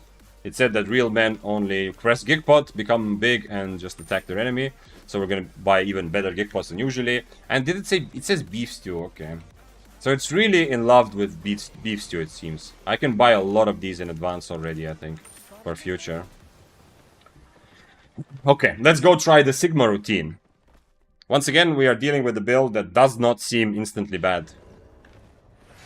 It seems easier and stronger than the Bloodletter build, honestly. Of course, the big problem is all kinds of defensives. A lot of cloth armor builds will be able to kill me before my second E is ready. And they will survive my first E by essentially just using their whatever cleric robe or whatever good defensive they might have. Let's go like this. Seems good, yeah? Oh, by the way, wait. Great Axe, where is Great Axe? I don't have any Great Axe specs, yeah? I have regular axe in that set, yeah, okay. Oh, wait, it also said... Well, it kept telling me to use Raging Blades. Normally, I would also like this, by the way. Oh, this is the biggest thing to unlock, but I think it's like 85, right? Rending Rage... Yeah, 85. I'm never gonna get there, so I can pretty much forget that. That's very unfortunate, because that would definitely be the best Q to use. Did it mean to tell you royal shoes, or did it mean to tell you royal sandals? Well, it has been... It's the second time it's saying royal shoes, but royal sandals don't have a blink either, right? Both times it says use royal shoes, like, I mean, the first build also, and it says ability blink. Reposition instantly mid-fight and engage hard. That's what it wants me to do. But, I mean, this is the closest... maybe he means something else completely. But, you know, royal boots have the charge-up march. Royal sandals have the more damage ability where you run, but which cannot be purged, but you do more damage and you take more damage, right? So the only one that was close, like it's kind of close enough to what ChatGPT is saying that I should use my shoes for, because he wants me to use Blink. The only royal type of footwear that has something close to Blink is this one. That's why I figure it probably wants that, but I can use the regular spell anyway. Royal Sanders damage boost is common staple for Great Axe spin to win madness. Well, yeah, but the reason I didn't instantly, I don't think he's taking it like, I don't think he's like figuring, he knows that what he's doing, or he's like taking an actual build, because he also suggested this for one-handed nature. He also suggested royal shoes and said, yo, use the teleport on the royal shoes, when he told me to play one-handed nature. Giga inting or super cooking? Well, currently AI and humans are tied, Killer, so I don't know. You have to decide. Definitely some fights where I have been cooking also, but I have not yet reached a point with this build where I feel like, with any of the GPT builds, where I feel like, holy shit, you know, the AI actually created something amazing new that more people should play. Right now it's just fun meme mostly. Makes sense. Yeah. But I mean, maybe I can actually. Maybe I could just decide that it's Royal Sandals and try that later as well. You're right. There is a bit of like logic that some people use Great Axe with those just to do more damage while they are spinning and to keep on top of your they use boots anyway to stay on top of their enemy and then do extra damage as well. The Q is gonna really mess me up though, not having the actual proper Q. Is this more damage? 3 seconds cooldown? And it does 235 if I'm next to the person, and applies 1 stack every 3 seconds. And this one will be every 2 seconds and applies also 1 stack. And this range is 3 meters. So this one will be a bit faster, right, to get stacks up. But it's gonna do less damage. It's difficult. I guess I take this Q, because this is so easy. Whatever I'm running away, I can still take full value from it. Yeah, I guess I need to just play this Q. Unfortunate, but I mean, there's no way I cannot. I will put some, actually. Let's put some combat fame credits into this specific axe, just to have it a little bit over the IP cap, the minus cap kind of, because it probably have. Actually, it is already a little bit over. But anyway, I can put just a little bit of levels, but I'm not gonna put into axes. I'm not gonna put this to 85. It's gonna take me 3 mil and not super, not something I really need, I think. Although, now that I think about it, 3 mil is not that much. Yo, maybe. The thing is, if I ever do play axes, it's very easy to level this thing up. But actually, you know, 3 mil is very little. 4 mil to 85. You know what, fuck it, let's do it. I've been getting a lot of fame credits recently, so now I have access to everything. And I'm gonna keep myself on adrenaline. I just need to remember to press it before E. Don't know if I will remember, but we'll see.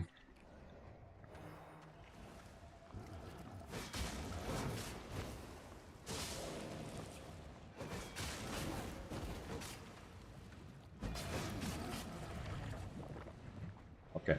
Is AI gonna take the lead against humans or no? Let's see. We are at 4-5, 4-4 right now. Yeah. So far, different AI builds have given me 4 wins. I'm pretty sure I'm making money overall, but because PvE loot. So if you're still here, by the way, when we had the discussion and someone asked about whether it's worth it to just play Corruptus or PvE, the answer is pretty much no. But you do get good PvE rewards when you do kill someone. And that's also, I got already some nice items today. Whenever you kill someone, the demon of the dungeon adds extra loot to the corpse of your enemy. So you need to PvP for it, but you're not limited to just the loot that the other person brought in. And of course, if you clear the dungeon until the end, the last chest can be decent. But from my experience, I already did that a couple times to see that the last chest was nothing special, so I decided it's not worth my time. We have a bow, interesting.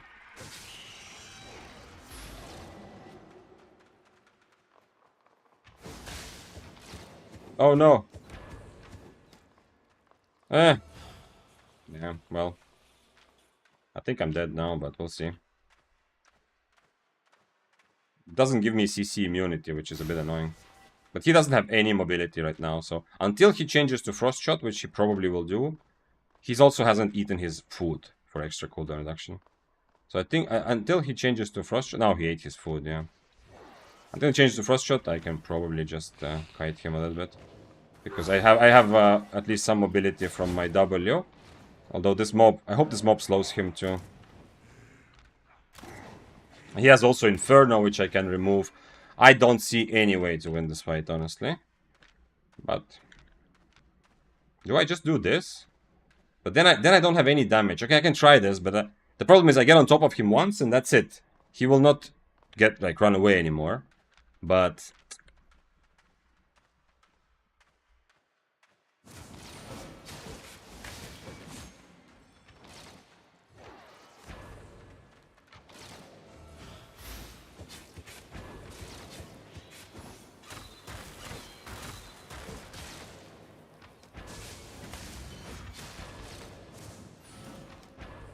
man, I can't even get him under 50% HP, you know. This is probably the most hopeless. This is the most hopeless ChatGPT fight so far. I mean, okay, to be fair, this is also pretty much the first time we ran into someone using kind of meta build, right? Not exactly, but, you know, kind of. It's also the strongest enemy build we've run into today. But still, our build is unfortunately very hopeless. I don't know if we... do we want to try Great Axe again, or do we go for another prompt? If you have an opinion, let me know. We might go... maybe one more Great Axe. Because if we get any of these fun players, like we got before, then it's not a hopeless build. It's too bad that the AI doesn't know Smuggler's Cape. I feel like... yes, Thetford is not terrible, but I feel like it's really hurting AI that it's never including it, and it just gives me the basic Thetford Cape suggestion. This is also much more expensive than what I was playing before. Let's change the boots now. What did I want? Let's try Royal Sandals then. Not really a fan because, I mean, if people... I'm gonna lose the trade so hard with Sandals. No, it doesn't make sense. No. No, it doesn't make sense. Let's see, does he give me... Oh, actually, wait, we were supposed to ask him. Yo, we agreed earlier to ask. So I'm gonna ask him. But how do... what spell do Royal Shoes have that I should use? Let's try not to give him an answer. Blink. Why Blink? Okay, and he's also explaining why Blink is the Gigachad. Blink cooldown 20 seconds. I'm playing Albion right now, and Royal Shoes do not have a Blink spell. Let's see, he's gonna say... he's gonna say, yeah, you're right, sorry, I was wrong, but okay. You're absolutely right, Royal Shoes, in fact, do not have a Blink spell. Here's the... oh, yo, this is true. Evasive Jump. That's correct. Dodge, Refreshing Sprint. Yo, all it took is for me to say, yo, it doesn't have it. So it was just too lazy, yeah? I'm not worth... ChatGPT thinks that I'm not worth even using like a millisecond to research this. All it took is for me to say, yo, dude, it doesn't... those shoes don't have a blink ability. And ChatGPT instantly said, oh yeah, sorry, you're right. And he's now giving me actually correct information. Cooldown, even the range, everything is correct, right? 14-meter range. Wait. Okay. Anyway, we'll go back to Royal Shoes then. Actually, I should probably ask him. Okay, I bought Royal Shoes, but I should probably ask him. Okay, so do you think Royal Shoes are still good? Even without Blink? Let's see what he says. Evasive Jump is not Blink, but it's arguably better in key ways, and now it's trying to prove that it's actually better. Royal Shoes in the Gigachad build context. Okay, I'm not gonna read all of this, but essentially it still says Royal Shoes. Okay, so it does admit that it's wrong, but it's not saying, it's not like recalculating, like maybe you should use other boots then, since these don't even have the spell that he initially, or it initially suggested. He's just saying that, okay, well, anyway, use these boots. And I probably actually can use Evasive Jump. And just hope. Especially, probably I should have used Evasive Jump last time also. Especially if I already changed my my W. Then, I don't know. I have a bit... like, I have decent enough mobility, but I have no actual way to kill him and do enough damage. Okay. This, and I had another Gig Pot here. Okay, we have a couple more Gig Pots, so I can take them with me. And I think we're ready. AI hates you. Why, hamster? I just started, like, I made a new, how to say, not new account, but I mean, yeah, new account essentially. With this email, I have never had conversations with ChatGPT. I didn't want to continue from my regular email that I talked to ChatGPT with because I thought it might remember previous conversations, it might use them and then give me some different answers, you know? So there's no reason to hate me. I was even nice at the beginning. Is it because I asked for a Gigachad build? Maybe that's why. But I mean, okay, never mind. It was making the blink mistake from the very start. Look, my very first conversation is give me good build. Oh, I didn't say please. Yeah, this is my very first contact with ChatGPT from this account, and I wrote give me good build to play Stalker level corrupted dungeons. Yeah, without saying please, thank you, or anything. You're right. You can convince it that today is Friday. It's a fool check. Yeah, there is a bit of that, yeah. It's very easy to just say, hey, what are you talking about? Actually, today is Friday. And say, oh, I'm sorry, you're right. I think ChatGPT, from what I've heard and seen, it's very quickly gonna rush to apologizing and admitting it's wrong, even when it's not wrong.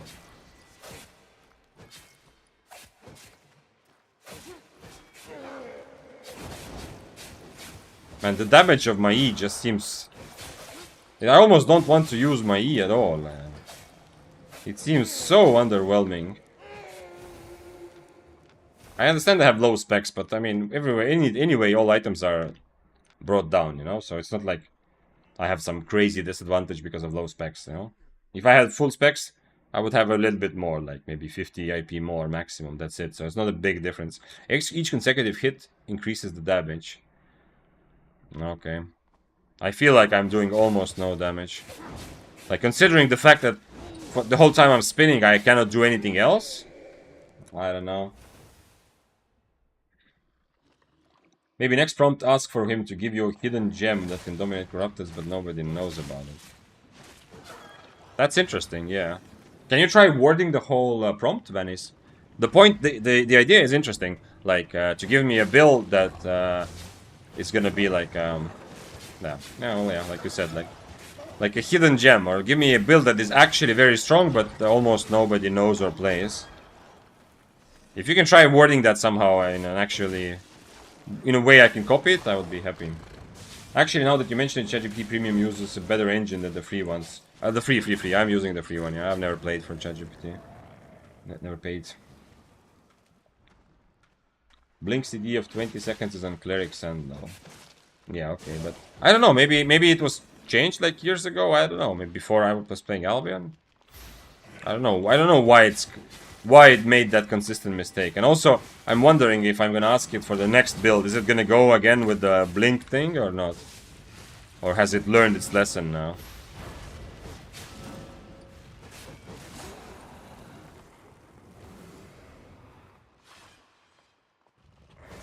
Like, my E was so useless that the Sky Strider didn't even try dodging it, you know? He has his E ready. He can, at any point, he can completely deny me my whole E damage, and he didn't even care about it enough to go up into the air. Maybe I need to use Stalker Hood and, as much as I can, also use the W. He probably sees your IP anyway. Who sees my IP? Are you talking about ChatGPT here? Or was it about something else? But OpenAI actually said something about not saying please, thank you, etc. to save compute power. Oh, okay, I did not know about that. He told me to play Trinity on Forest of Spears and to use either Life Leech or Energetic. There's no Energetic, yeah. So it is kind of just putting words together that it knows are relevant. It has basic understanding, or at least it can create basically like the basics of which item slots have which items more or less. Just good enough understanding that which item slots work, but also good enough understanding of what different weapons do. That there are passives on every item. They understand all that, yeah. But it looks like it understands. But let me through and I will fight. Is he on Invis? No, he's on Inferno.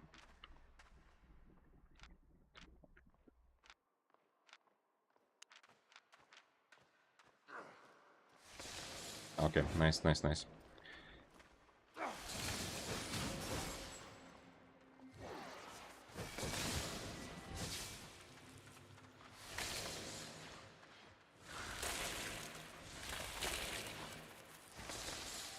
I should just helmet right away.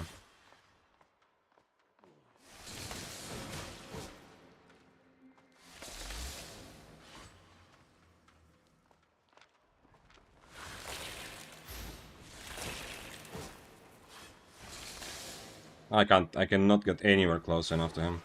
He's gonna have blink anyway.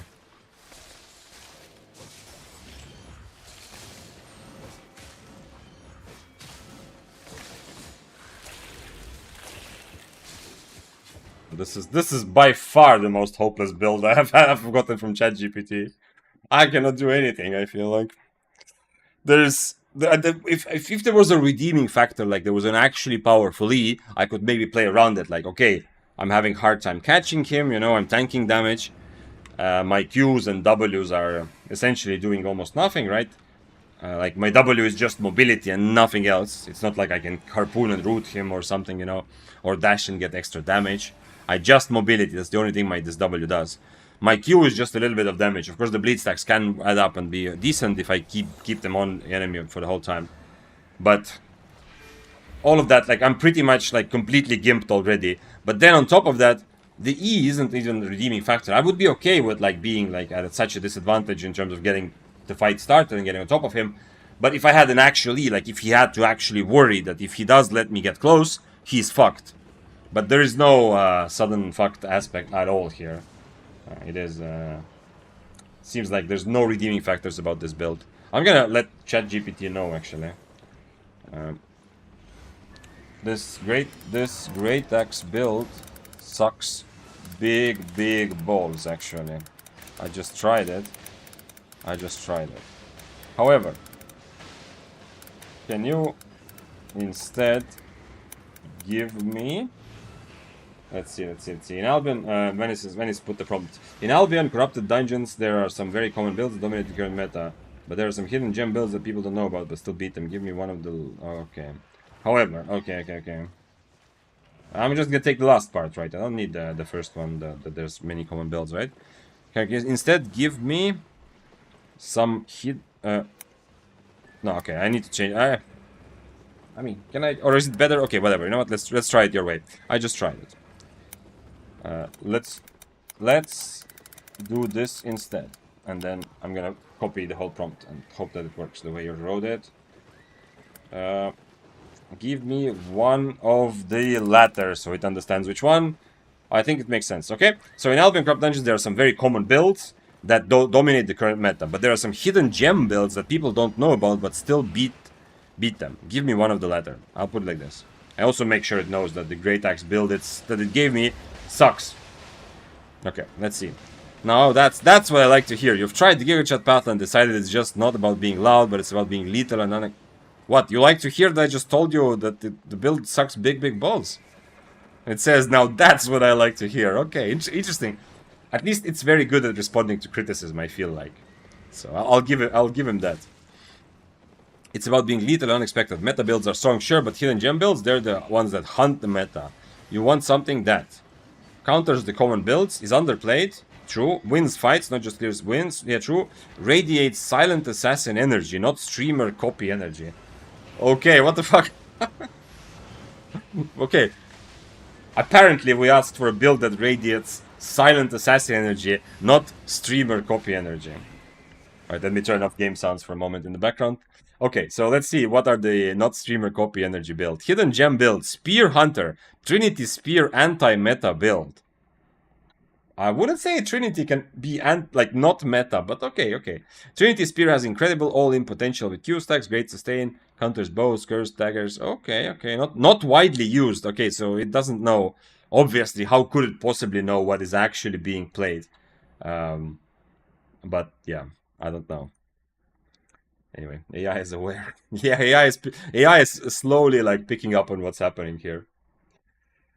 Sorry, Vixane, after that burn, I can't use any of your builds. Yep, stop it with the streamer copy energy, guys. I suggest instead trying Silent Assassin energy. Okay, build overview. Trinity Spear.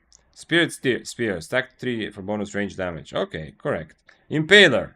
Good enough. Or Forest of Spears if you need control. Okay, so it actually doesn't know what Forest of Spear does.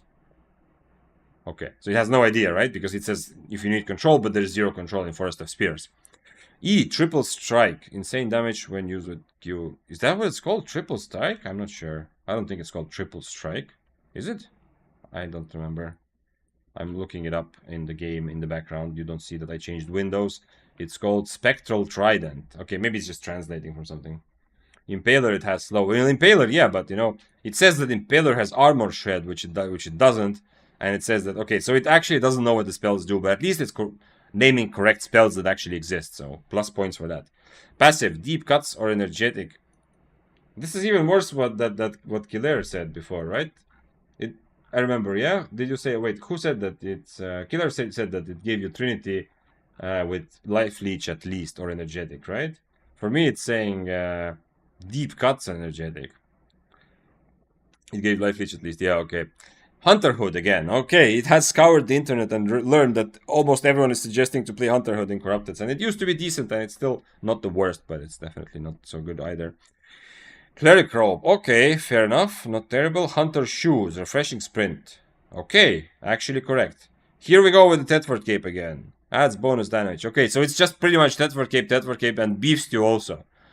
It's just Tedford cape, beef stew for every single build, but it at least it's changing around everything else. Okay, this is the first time. This is a proper Trinity build spear, Trinity spear build. If you forget the fact that apparently he doesn't actually know the spells, it seems like. If you forget about that, this is actually a kind of a proper Trinity spear build, right? Seems okay. Healing potion. I really wish I had 2 healing potions, but yo, it's okay. At least we can proc it from far. Let's try it. It's also nice because I am very much not used to Q2 and spears. So having to play it is actually going to give me some of that valuable muscle memory if I ever do want to play Trinity or Pike. Pike can also usually use but not one-handed spears, I think. The Q2, I mean. But okay, we are going. This is the hidden gem build, which it thinks it's the hidden gem build, but in reality, of course, we all understand that it's not really very hidden at all. And this is kind of a very very regular meta build. Okay, Trinity. And this one I just buy 4.2. I don't need anything higher because I have specs. Cleric robe. Let's see if I remember everything. Cleric robe. Very good. Very typical. Then it said some sort of shoes. I don't remember actually. It said refreshing sprint, but it was hunter shoes. It says okay. Well, doesn't matter, but.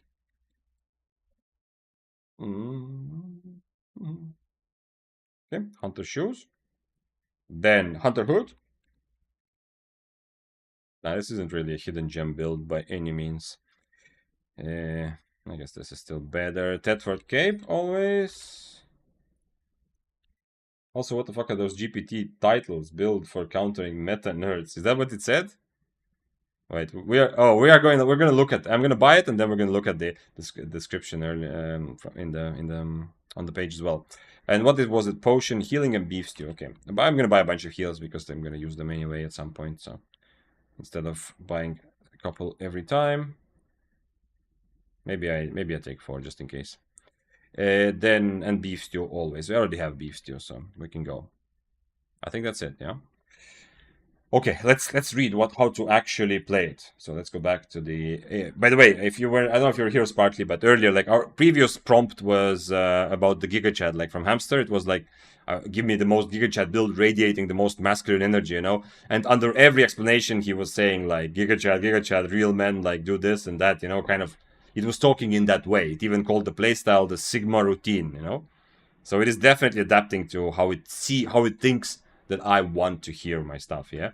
Now it says playstyle how to clap meta nerds. Because we asked, give us a hidden gem build that people don't know about, but that can still beat the meta, you know? That was kind of the point. Something that isn't meta but can beat the meta.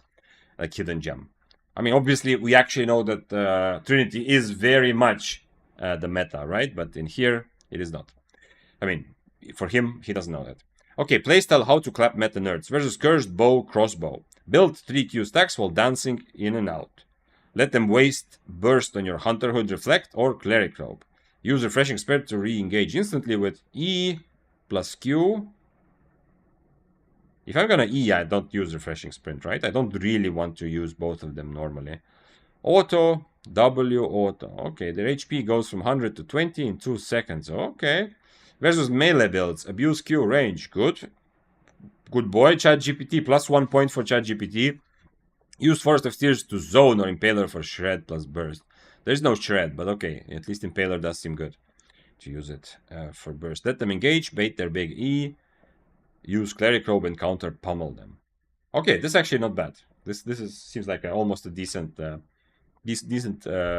bit of advice. General combos. Stack Q to 3. Wait for cooldowns to align. Q auto plus E triple strike. Not called that, but okay. Plus Impaler plus auto. If they try to burst back, Hunter Hood or Cleric Robe, depending on what's up. Actually, not bad. Like the playstyle description is like 3 out of 10, I think, of usefulness, which is good. It's better than most of what I've seen so far. Maybe 4 out of 10. Why this build is a hidden gem? Spear is super off meta in Corrupted Dungeons right now. Where are you taking this information? It's not just that, oops, like Trinity is not the maybe #1 most popular. It's not just riding like... he's going like full on. I don't care, you know, just if I'm gonna be wrong, at least I'm gonna be going all out with my wrongness, kind of. Spear is super off meta in Corrupted Dungeons, he says, okay. Most players don't expect the burst potential Trinity Spear has, that's true. Amazing dueling, mobility and sustain. True, except mobility, no real good mobility. Counterintuitive, people expect poke or light pressure, you give them critical burst and punish window. Is this some sort of Mac propaganda? Are we punishing windows? What? Bonus, if you want to go deeper anti-meta, swap Cleric Cloak to Mage Robe, true. Hunter Hood to Cultist, Cowl, Silence after engage. Okay. Okay, it is once again like the extra things it adds are even more confused. Okay, but we might be, I think, good to go. Spear is off meta. Well, I mean, the thing is, especially Trinity Spear, Fifi, it's one of the most meta... One of the most meta builds in Corrupted right now, so it is very much mistaken with its analysis in that regard. I need some stew from some beef. And I mean, this is like very super super typical Corrupted build, like one of the most typical ones, except for not having rejuvenating sprint. Like even Hunter Hood is not. It's kind of what people usually used to use. Bank your piggy. Yeah, thank you. Luckily, you cannot enter here as when you are mounted. So if I do accidentally start going into Corrupted with the piggy, the game will. Oh wait, the game will say. Yeah, the game will say you cannot enter mounted. That already happened before, and then I remember to change it. I think Impaler preset. I'm not sure actually. Maybe Deflecting Spin preset. Man, I'm gonna struggle. I'm going to struggle with these Qs because I am so used to the proper spear Q. And also, you see on my screen, the attack range doesn't seem crazy. That's always the case. But when the enemy is running away, like, or when you are also running, like, you know, server doesn't always show your location exactly correctly. So for them, it might seem like I'm hitting from across the whole map. But now, right now, as I'm hitting mobs, it seems like I'm actually... My attack range is decently limited. Tetford Cape, actually pretty nice with this. Like, I mean, it has been giving me Tetford Cape as a suggestion for every single build. But here, if I am able to attack from far, there is some extra value. Because it's much easier than with some other melee weapons it would be to actually proc my Tetford Cape.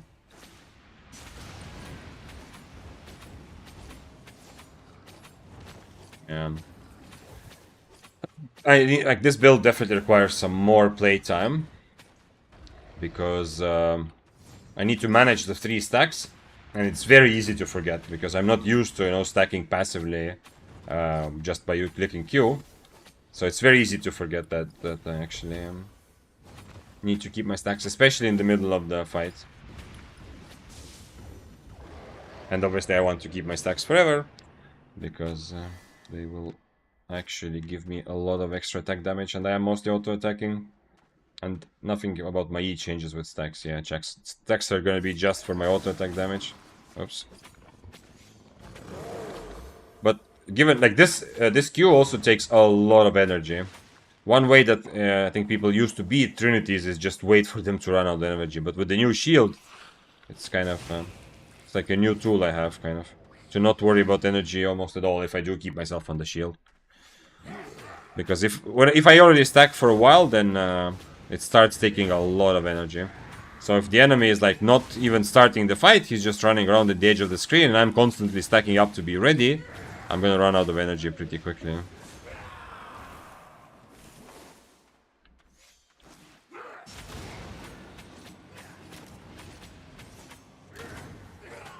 I don't feel good about it. I feel like the build is great, but I absolutely don't feel like I'm ready for this build yet. Let's see. Another problem. Food, thank you, Yaria. Yeah, it is good. It is good to keep reminding me. In general, food is one thing. Overcharging, I mean, I don't overcharge here for Stalker, but, you know, overcharging is something that I need. You have the job to keep an eye on it. So it is, let's see. I have 4 potions this time with me. I'm gonna keep myself on Impaler, I think, because my brain is so used to getting value from Impaler. But maybe Deflecting Spin would be actually a better preset spell. I'm not sure.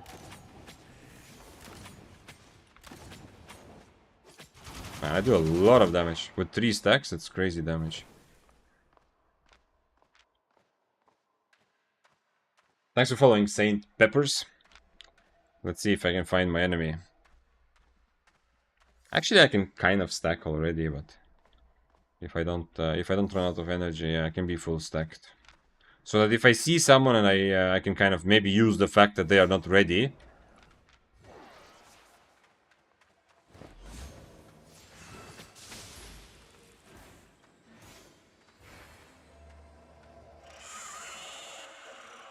Used his mage rope. I don't think I can actually win this. I don't have the Hellfire potion.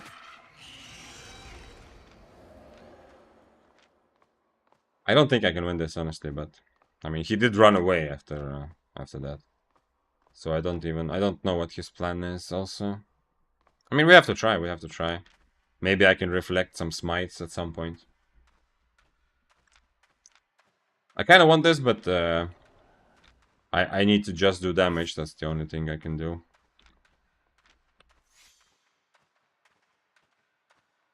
Do I actually run Forest of Spears, or is it crazy?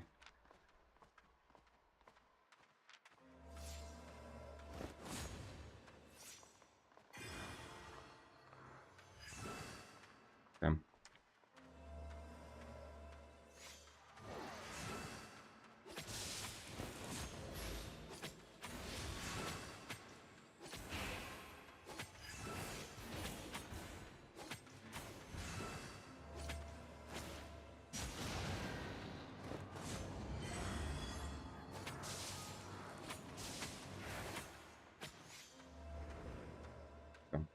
I guess we'll try again. At least it's possible. He's not. If I hit the D, I think he's dead. You know.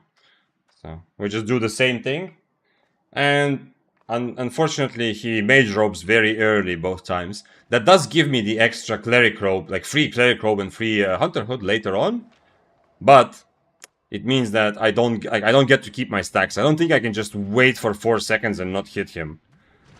I'm not sure how I lose more damage. Like, if I stand and not hit him at all for 4 seconds, I lose obviously 4 seconds worth of damage. But at the same time, if I hit him this whole time, then I lose my stacks right away, you know? So the damage I do is less. Did he drink his Gig Pot? He drank his Gig Pot, okay. So if he comes now, I'm just going full YOLO. Nope, not yet.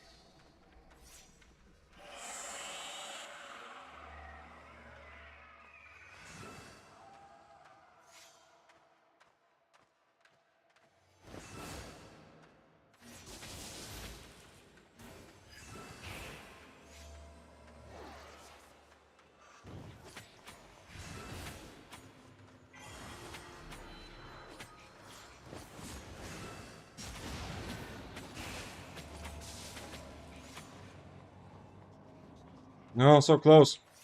He's gonna have his E again. I just had to use boots and that kind of messed this whole thing up. Okay, we try again, but he's gonna have Gigpot next time. That was really close, but unfortunately... Maybe I need to try the same, but not use boots to get close. I think that's the only thing. This time I tried not to purge my stacks, and I think maybe that's still better. I'm not sure. Because getting back up to full stacks is going to take me a while, so... I wonder how many bats he caught. 3 bats, okay, and I have 1.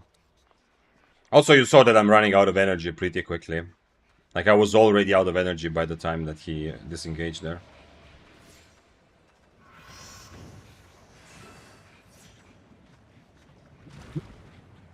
I need to somehow get on top of him. Can I just start with E? Or is that a bad idea?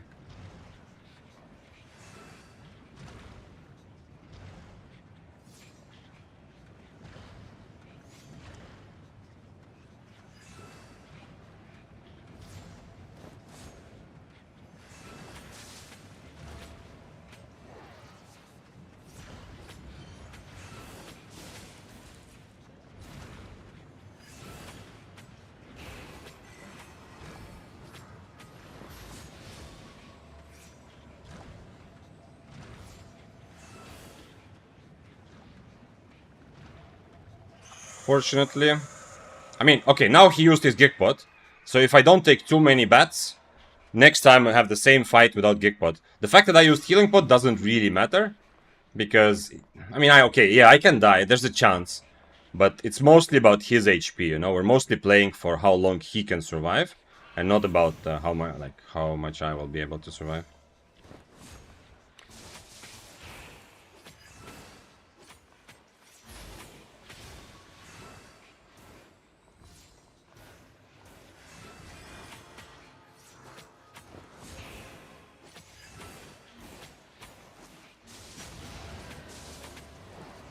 Nice! Actually did it! Yo! Without Gigpot! Oh, that was satisfying, right? Because it was life touch. So, I mean, kind of, you could say by a little bit of an accident that this happened, you know, and it obviously wasn't like the most experienced life touch player. And his build also meh, at least, not meh, but I mean, the fact that he's not an energy shield, you know, the Hunter Hood is meh. But, hey, you know, we asked GPT for off-meta. It didn't really give me off-meta. It gave me one of the most meta builds there is in Corrupted, yeah, so it was wrong. But it did say that this build is good for killing the meta, which is exactly what we did, right? What does it say? Let's go back to on the page. It says, playstyle, how to clap meta nerds. I'd say what we did right now qualifies exactly as clapping meta nerds, or like clapping one meta nerd. Right? Definitely, the fact that he did not have Gigpot there was a big deal for that success. But yeah, the meta nerd has been clapped, and we can continue. And I'm getting slow. I'm gonna get used to the queue actually. I think maybe a couple more situations like this, and I will actually. I think I get used to it. If you beat that one, rest should be easy.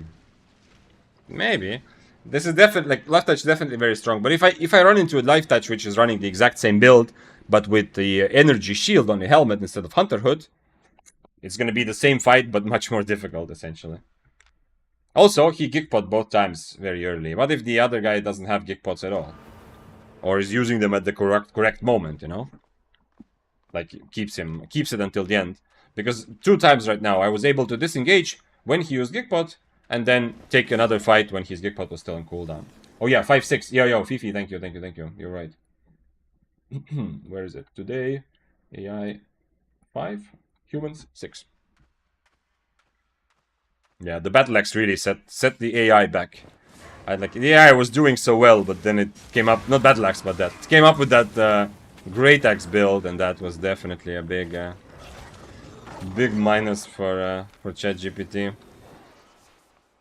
Thanks for following also. Shurins. Decent damage with stacks. Yep, he gets a lot of damage. You will get him. Nice! I'm happy that you believed in it. Fenir. It is indeed. With cloth armor. I mean, I had to dodge some of his Qs.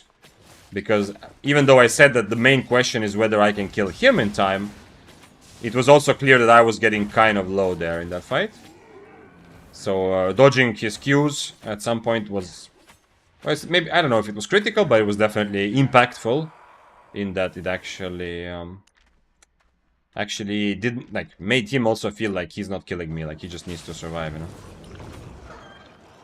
Zane are getting ads now, let's go. Are you getting ads? Okay, that's nice. I mean, honestly, it's been over a month, Sally, so I think if you've been watching my stream on Twitch for a while and you have not been getting ads earlier and now you got one, something has changed on your end. But Twitch's policy is that if I run ads manually, like I can click an ad right now. If I run ads manually, then for the next 20 minutes, after you run a 1 minute ad, nobody gets ads when they join the stream. But I usually don't run a lot of ads manually. So, which is kind of good for you when you're already here, but it means that when someone new opens the stream, it's likely that they will get an ad at the start. But I'm guessing that, Sally, you just opened the stream and you got an ad as you were joining, right? Not that you got an ad in the middle of the fight, I hope, at least, or in the middle of content. So what do you think about Trinity Spear, Victor? Would you use it in Corrupted when you get tired of Daybreaker? There's the big plus for Trinity is that it's a spear, you know, which makes me feel good. And it is probably, like, it's among the strongest weapons in all of Corrupted. It's been for a long time, and it can handle its own against even other meta builds. However, the big negative is how extremely popular it is. If I played Trinity, I would just feel like I'm playing meta, you know? I wouldn't feel like I'm playing my own thing, kind of. And just like in Mists or other... Wait, he's destroying... He destroyed 2 crystals, okay. So we're dealing with someone who's playing Stalker Corrupted for PvE loot. Very interesting. Very interesting. So yeah, anyway, I don't think I'm gonna actually play Trinity because, as you know, I don't enjoy it too, like, I can have some fun and maybe I'll play another Flamewalker day or something, but the fact that it's the most obviously strongest meta weapon that everyone is playing instantly kind of is a turn off for me. I feel like also there's a reason why it's meta, right? So I would rather play something. Oh, I don't want to go surface. Yeah, wrong spell. I would like to play something which is more challenging, but also I like the feeling that I'm playing at least something that feels like it's my own build. Obviously, it's not something I create from zero necessarily. Like Daybreaker is very, very popular and I'm happy to play it, but still Daybreaker feels more like my own weapon, and Trinity would feel for me just like choosing something that's already strong. And that's mostly because I was playing Daybreaker also before it rose to S tier, you know? And I was playing it while it was rising to S tier, and then it fell down a little bit, and you know, so it feels like I'm kind of, my loyalty to Daybreaker one-handed spear, I feel like, but Trinity I would feel like I'm just playing it because it's strong. I don't know, maybe it's overthinking. Equip food. Yes, thank you. Although, this food is still going on for 17 minutes. But it's good that you keep reminding me about all kinds of stuff that I might not notice. I started watching you before your monetization, so I was surprised. Okay, well, it's been over a month, Sally. Yeah? There are some people in chat, maybe even today, who are like 2-month subscribers, right? Like, it was like at the beginning of last... No. Anyway, it's like a 2 month and 1 week since the first day when it was possible to sub to me on Twitch. That's why I am surprised that you are surprised. That's what I meant. Because nothing in regards to that has changed recently. And I think I didn't get an answer about partner yet. The first time I applied, the moment the website said, yo, you can apply to be partner now, I applied, and it turned out that even though the Twitch automatic system kind of says that I can, actually, I need to stream a lot more first. Like, they need to have 2 months full of streaming data about me before they even consider this. But now that they do have 2 months worth of streaming data, more or less, I applied again, so I don't know. I don't even know what it does, honestly. I don't remember what the partner does, but it seems like a step forward.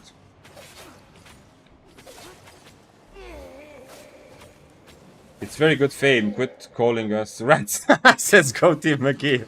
Okay. Don't take it so personally, but it's not very good fame, I think.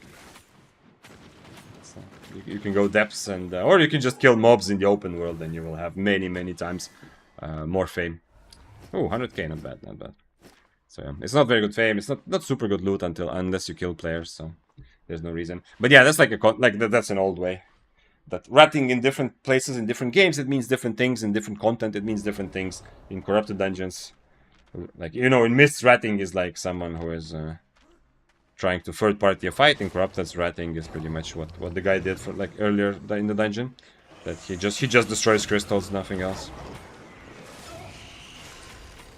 But you don't have to, like, if you want to do this, rather than arguing about, like, whether this is actually ratting, I'm not saying that you, like, you're full-heartedly arguing, but I'm just saying that if you want to play like this, I suggest owning up to it and just saying, you know what, yeah, I am ratting Corrupted Dungeons, so what, you know? I do what I want. Interesting. Do I really... Okay, I kind of need a cancel for his robe. But I don't know if I have damage with Harpoon. But I guess we'll try and we'll find out. It was Great Frost, yeah? So Hunterhood actually not bad. But no, okay, no, I don't like it still. Because it's... I will maybe Hunterhood one of his spells and that's it.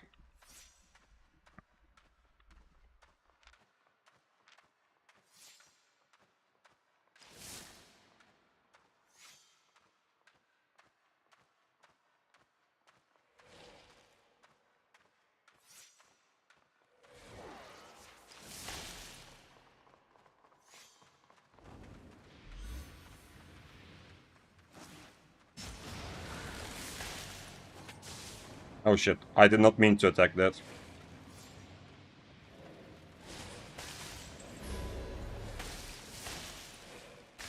This sucks, but, you know.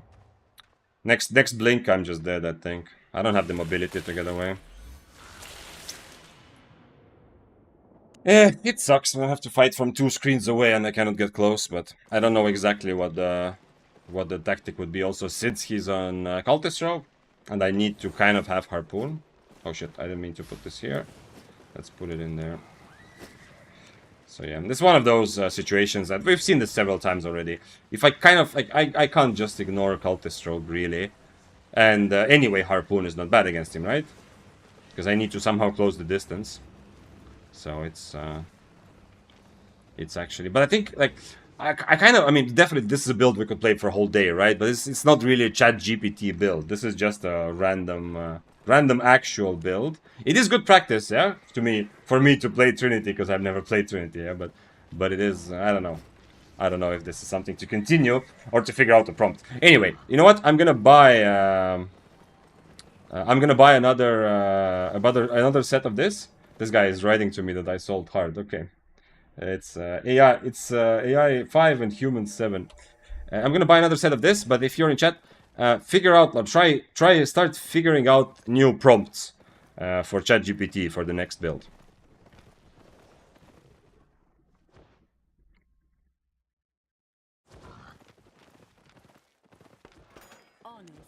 So that we can go on. Play some bow build, no tweaks. I am going to play, like the title says, I am playing builds from ChatGPT today. So, we can figure out other ways to ask ChatGPT for a build, you know. But I'm not gonna just take some build today. Is there any bow in meta? Yes. I mean, what are you talking about? What are you playing? Tweaks. What are you playing? What type of content? Then we can talk about that. There are definitely bow options right now. Bow finally is not hopelessly bad. It's still not really climbing into S tier mostly, but there are some options which are close. But it depends on what you're playing, right? Like Mists, open world, roads type of thing, or are you playing Corrupted Dungeons? Wait, what? How was Daybreaker before S tier? Did its E have no purge? No, the Daybreaker itself was not really changed. Well, it pretty much rose into S tier through Mists, and because of what was happening in Mists. If you saw my last stream, you also saw some of the kills, you know. Obviously, there's a lot that goes into it, but the fact that like this type of kill is possible in a 1v1, a big part of it is how good the build is, right? It's obviously the actual fight and everything, but it's also the matchup. Like Daybreaker is one of the few ones which is really good against this mobility heavy meta. We can have some other examples. Bloodletter. So one of the reasons why Daybreaker rose into S tier, the main reason, is because of what was happening around it in the Mists. And there were two big things that Daybreaker was really good against. Just like One-Handed Spear, it has tools to counter different matchups, but it especially shined against the mobility usage or mobility abusing meta. So it was a very good weapon, and that was what made it very strong, because there were so many weapons and builds relying on mobility, and Daybreaker could counter that pretty well.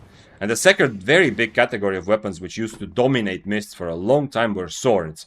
And Daybreaker, kind of like One-Handed Spear, but even better, was also very, very strong at countering swords because of the old cripple, right? The way it always worked. So essentially, it's... I don't think that there were like some big changes that kind of made the Daybreaker rise in popularity. It's just that somebody started playing it, and then others realized that, holy shit, this weapon actually deals with everything that you see in the Mist, or like most of what you see in the Mist, you know? And on top of that, also, later when Fists of Avalon became super popular because of Fleet Foot for Q, Daybreaker also good against Fists of Avalon. This is something where One-Handed Spear cannot actually compare, right? If against swords and mobility, One-Handed Spear could at least somewhat say, like, okay, I'm also pretty good in those matchups. Against Fists, it was very clearly the Daybreaker, the CC immunity on top of having the mobility to catch Fists, that made it really, really nice. So essentially, yeah, I don't know if there's some big changes to Daybreaker like years ago before I played. I don't know about that, but from the time I remember, there were no big buffs. It was just that everything else around was changed, like the landscape was different, you know. When there's more brawlers, then Daybreaker is a bit weaker. And right now, Daybreaker has also fallen out of S tier. Or, I mean, it's kind of S tier, but it's kind of A+. I don't know, it's like lower S tier if it's possible to be like that. And one reason why it is like that now is because the current meta weapons are not that good as matchups. They're just like a couple weapons are just super, super strong. Like Flamewalker and Arclight Blasters both are pretty bad matchups or difficult matchups. Because those are weapons that are better from range, you know, they can do more damage from range. But also when you get on top of them, they still brawl as well as you do. Because other weapons that are really good from range, like the Frosts and so on, Daybreaker can catch them. But the Flamewalker you can catch, and so you're not out-brawling them just because you got on top of them, yeah? I hope some of that makes sense. I do talk about this quite a while during streams as well. There's a W called Inner Focus, and I wonder how bad is it? I don't know. It used to be absolutely hopeless. It was buffed a little bit, but I don't know. I have not really seriously used it. Tried it only with Heron Spear, and even there I felt like it's feels like it doesn't make up for the lost utility of some other W. And mostly just damage, because mostly your Impaler just does so much damage. You take Harpoon for very specific situation, and Deflecting Spin for a specific situation. GPT, the build you gave me works, but it is actually meta build. Oh wait, I have to figure out. Oh, speaking of Daybreaker.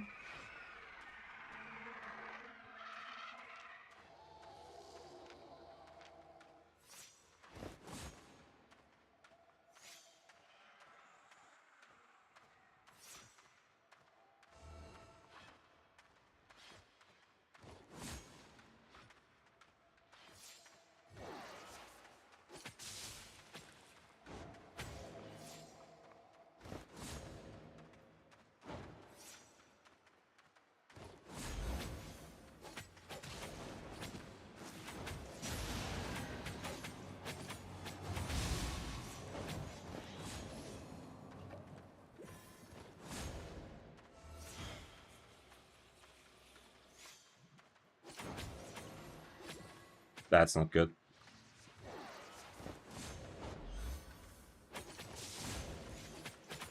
His E is gonna be ready before my... Oh, never mind, he's just gonna kill me.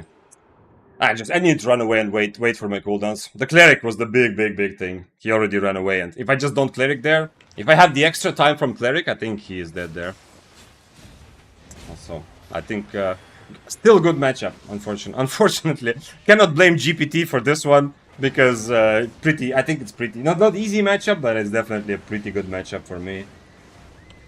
Nothing stopping me from just pummeling him. Of course, only problem is the cape, but I did decent damage. But GPT doesn't know about Smuggler's Cape, which is a very big kind of handicap with all of these builds. One more Trinity, man. If I start playing Trinity too much, maybe I will be interested in playing it like more. And I'm not sure I want to go there. By the way, thanks for following CT Live. So, okay, let's go one more Trinity because I haven't read the next prompt yet. So, Sparkly had the idea for next prompt. The build you give me works, but it's actually meta in Corrupt Dungeon instead of Trinity Spear. Give me something out of meta that is powerful and unexpected. Okay, yeah, so that makes sense. Yeah, we let it know that actually, yo, you fucked up. You know, you gave us a full meta build almost. Can you give me something something better? Yeah, okay. You know what? Let's do it. I don't want to play Trinity for too long.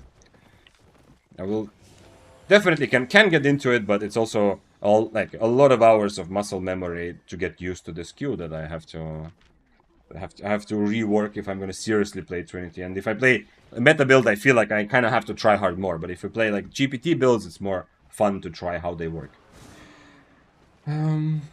Maybe you could ask GPT for a swaggy MLG 420 Blazed Dank meme build. I wonder what he will do. That's also a good idea, Nutmeg. Yeah, that would be in line with what we've been doing so far. If you, by the way, were not here earlier, then we asked it based on Hamster's suggestion. We asked for Gigachad build radiating the most masculine energy, you know, and it gave us fitting answers. Then we asked for something to kill the meta, which would not be popular. Let's do the sparkly version now. The build you just gave me works, but it is actually a popular meta build in corrupted dungeons. Instead, can you give me something out of meta that is powerful and unexpected? Thank you. Let's try this, because we didn't really get a good build last time, but then we will try. And then we can try either the swaggy MLG 420 Blazed Dank meme, or we can try the sexy build. But I think we need to be more specific. It's more fun if we are more specific like we have been so far. How are crossbows for corrupted dungeons and mists now? Arclight blasters, amazing. In my opinion, S tier for both mists and corrupted dungeons. Light crossbow, very good for mists. As you go higher IP, your limited mobility will be a bit of a problem. So it's better for low and middle tier. Other crossbows there are some viable options. Like I've seen a couple heavy crossbows that play well and win fights. There's definitely, of course, bolt casters, you know, the sleep casters build, and in general, there's like bolt casters are kind of viable, also middle and low tier, not high tier. Other crossbows I don't really see in solo PvP. Hi Vic, that's Miss Lance. Can I get a shout out of my Twitch for killing you? Shout out of your Twitch for killing me. Wait, did we just? Anyway, wait. Let me. I was gonna read it, but let's put the window capture back for a moment. What is happening? My phone just... I didn't even know I have some sort... My phone just heard its name and started, like, AI assistant started, which I don't even use. So, wait, we just fought you... This is you. Yes, shout out to you. Good job, man. Unfortunately, it was not even a fight. I mean, you were there, you saw it, yeah. And, but yeah, good job. We are... So, if you weren't here before... Mortok, that's the shout out you wanted. I'm playing builds from ChatGPT. We're trying to get funky... Wait, not this. Funky builds from ChatGPT. Unfortunately, the Trinity build, even though I have never played Trinity Spear myself, the Trinity build that I played against you with is actually a real build, as you know if you play Corrupted, right? So it's not like a weird GPT build. It was actually... And weird thing is, we asked GPT specifically for a non-meta build, and it gave me Trinity and said, yo, this is not a meta build. So it actually doesn't know that. That's like most things. It doesn't makes a lot of mistakes, but yeah, GG.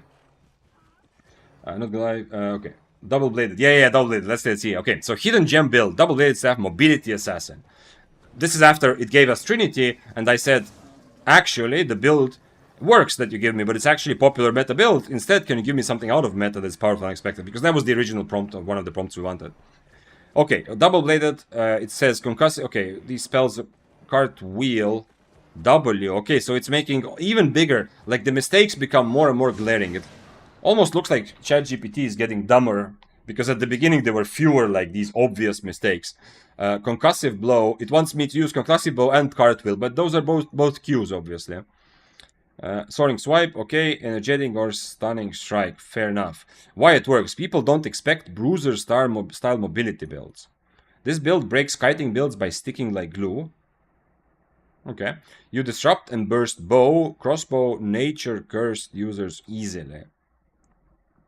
this is very much out of place here. There is zero chance that I will burst a crossbow player before they burst me, but we'll see what the build is actually. Maybe I'm being too early. Massive reset potential and re-engage tools. This is fair, yeah. AoE CC can even disrupt demon boots, blink, Hellion, etc. This is like a just a random list of keywords, right?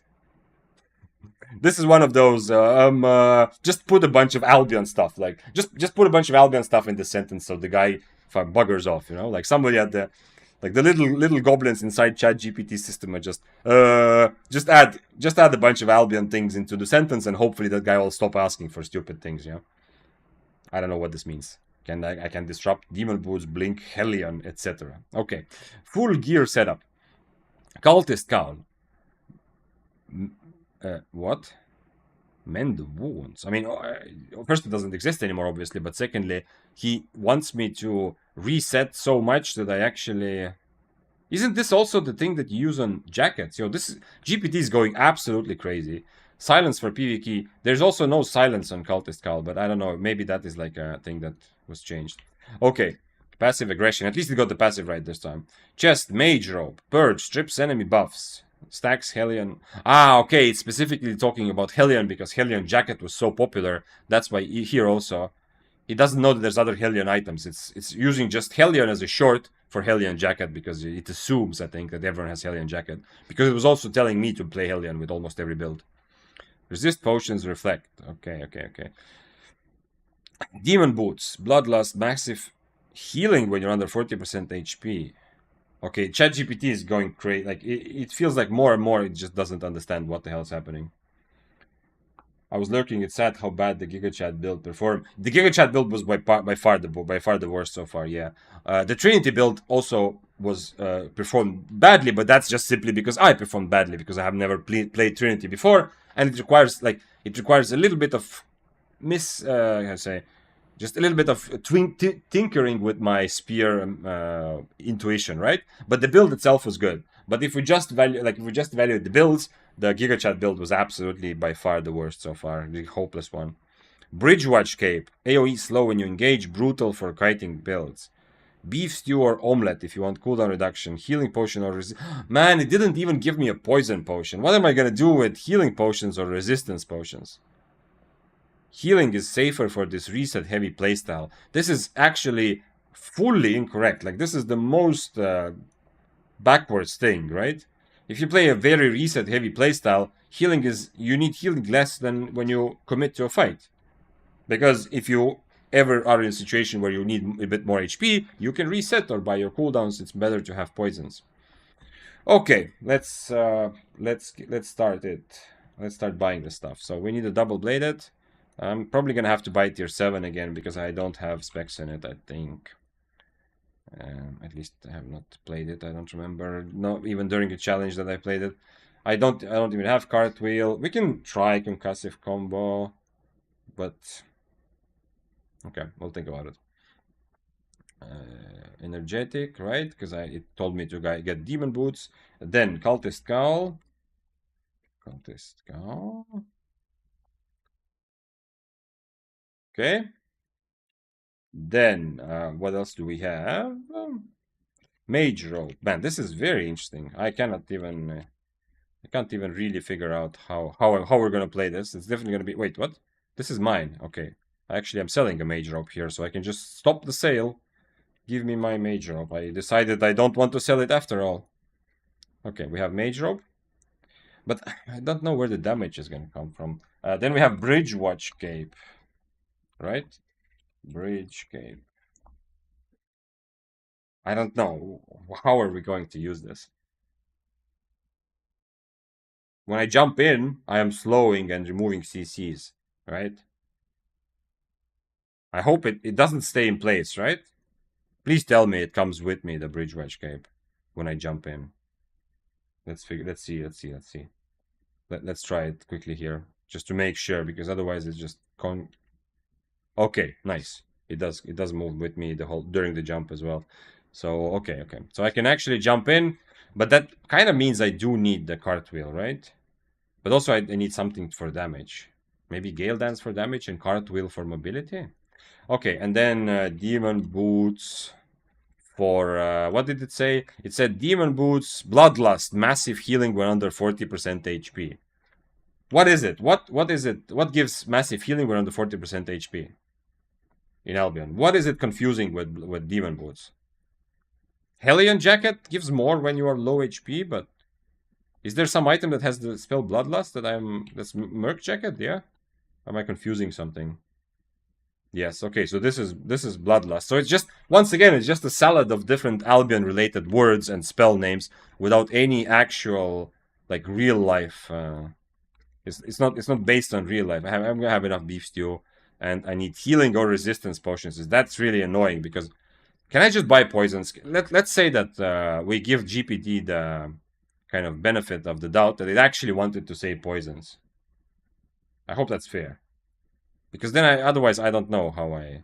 Although I am cloth armor, but still, I don't know how I win without poisons. Okay, like this then. Maybe even more poisons, because it might be a long fight. Oh man, I have no idea how this can work. Okay, we'll see. I'll try with poisons. Thanks for following Spore number 44. Vic, you're right. LLMs get worse as the context window, also amount of text increases. Oh, okay, so it's not just me trying. It has to keep everything in memory, even your first message. That's fair, but I mean, it's not like... I'm not saying that I could constantly remember the conversation this long, but it seems like our conversation with AI has been like a tiny speck of what it could possibly be working through, right? Or am I way overestimating how strong AI is? Let's take this food. Doesn't help me kite, but whatever.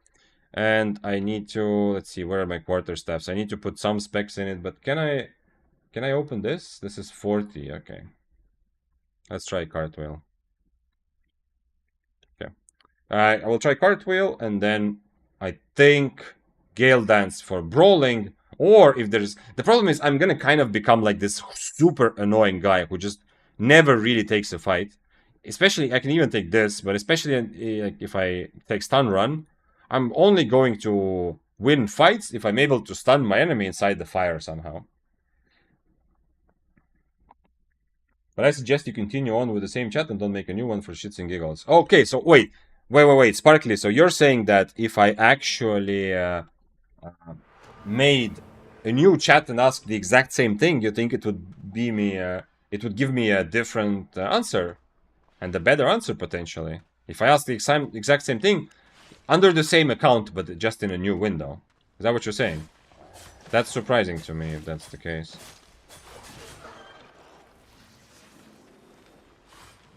Also, isn't it also keeping in mind my previous conversations?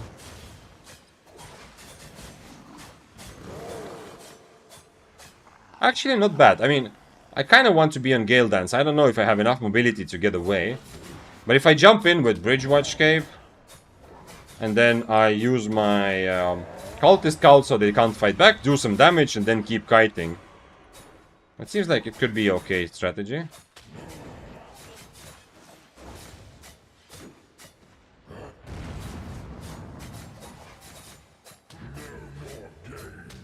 Chris Funny asks, hello Vic, I'm new to PP. What meta build that I can use? Way too general of a question. You're not gonna get any kind of good answer to that, Chris Funny. You have to start by saying what you like, what kind of content exactly are you gonna do, because, you know, there is no build that works in different things, you know. You need to adapt your build for specific content, and there is so many moving parts to a build that anything I tell you will just be a weird oversimplification, which is not going to be super useful to you. If you are so new that you don't even specify like what you want to do, then it's likely that it's better if instead of thinking about the meta, you just forget about it and just play what is fun for a little bit, you know, for a couple days.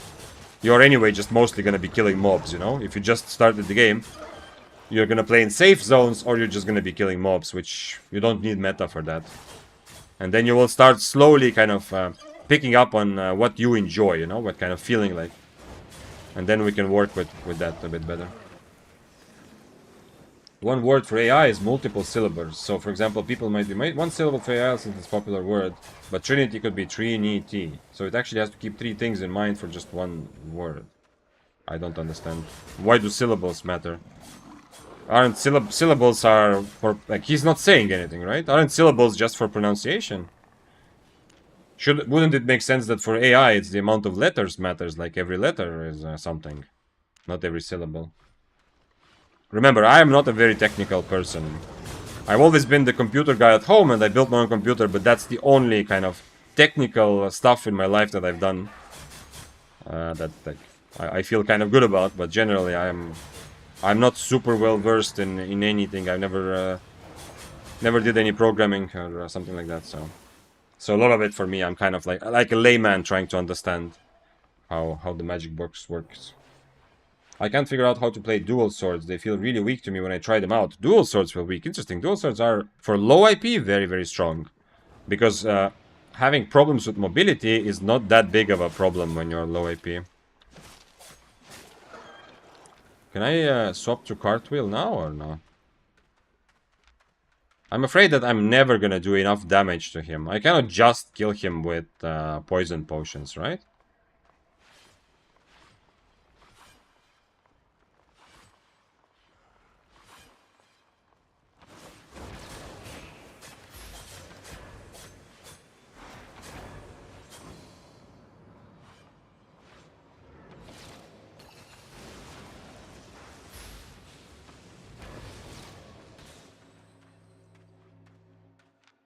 He has 2 healing potions still, so... Even though it wasn't the worst start, I don't know that I can do anything with it anyway.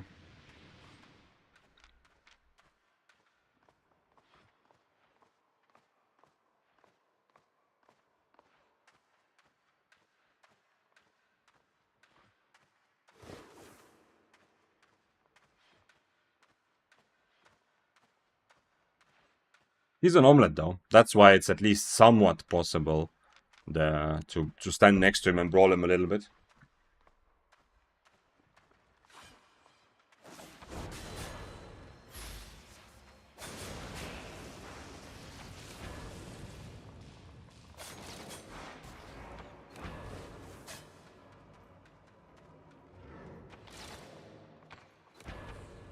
He doesn't have mobility either, so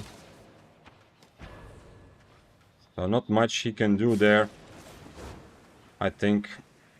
Is there a... No, there is no kiting circle here.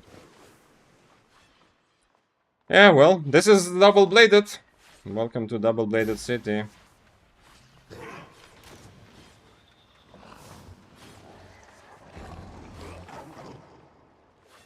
I don't know what else I can do. I mean, even if everything goes very well, there isn't really much I can do. Obviously, this time it went really badly, the trade.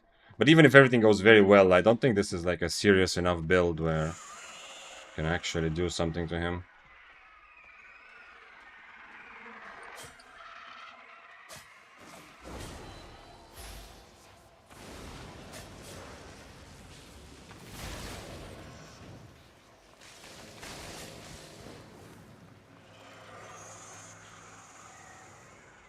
I can't even out-brawl him, unfortunately.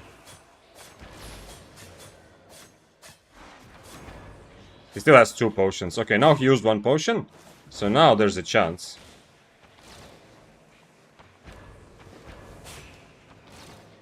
Unfortunately, I can see. Since I had to use boots earlier, I don't think this build can work. But maybe we can try it one more time. Unfortunately, like, I don't... As you know, this is the opposite of my playstyle. But the only way I could work, this could maybe work, is if I just sit in a corner and just wait for him to come after me through the fire. And then try to stun him inside it. But I don't know. It's kind of similar. Like the quarterstaff is kind of the same, but the better version of this, the meta quarterstaff build, which is by the way pretty popular right now in Corrupted. Not the same. It's obviously like you use plate armor. It's a big difference, you know. So you don't die in a situation like this. Like after what happened here, if I was on plate, I just walk away and reset, and then I come back. He has just 1 potion, you know. So there's like small things. That whittling him down like little by little, but there isn't 1 mobility to damage. Yeah. But I mean, I'm not gonna brawl anyway. I can change to Gale Dance and sure. I mean, if it wasn't the bow, then I'm also less pressed to And I wish I had some better cape also with this. If it's not a bow, I'm less pressed to worry about mobility. If it's if we're fighting like I don't know, something that we fought today before that does not want to kite, or if he wasn't on frost shot, for example. If he's not on frost shot, then I have to. I mean, even then, I'm probably dying anyway. Unfortunately, I also have nothing against Badon E, other than frost shield, which I used. Yeah.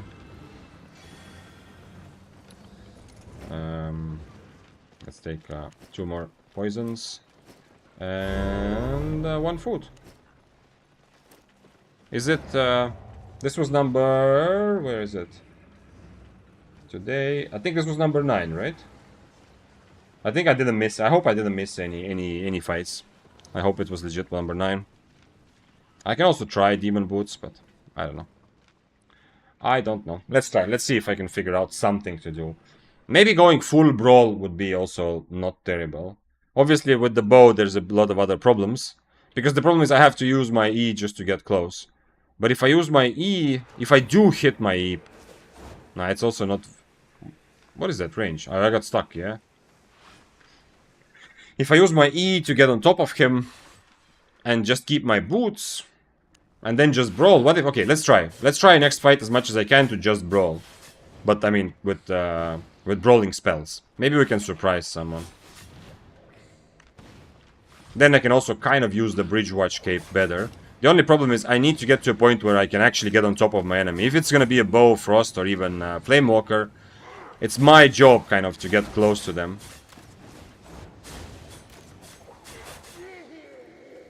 You should try to update the AI build to something better and play with it. If you win, you increment humans, otherwise it feels undeserved. You mean that if I'm dying right now, then putting 1 point to humans just because I died to a human is wrong, you think? Or what? I'm not exactly sure, Ozerius. I understand that you're saying that I'm not giving AI like enough of a chance to win because the build is not good, yeah? But we are changing. We're not playing... Just to be clear, Ozerius, I don't know how long you've been here, but we are changing builds every now and again. This is build number 4 or 5 that I've built, that I've played. So it's not like AI is now stuck with double-bladed until forever, right? Definitely he can, or it can still come back. The counter is just that I have won 5 fights with these funky different builds. At least, I think so. I don't think I missed anything, did I? This was yesterday. So 1, 2, 3, 4, 5 fights that I won with different AI builds. And I have died 9 times, so the humans are... My opponents are humans, and I am AI, essentially, in this equation. Oh, yeah, wait, auto-attacks. Yeah, the discussion we had before. Actually, it's relevant now, yeah. You're right, Vanis, but I did not test it. Double-bladed would be so much stronger if it had the same auto-attacks. I have never realized that there's a big difference. And yeah, we ended up not testing it yet. Should test it later.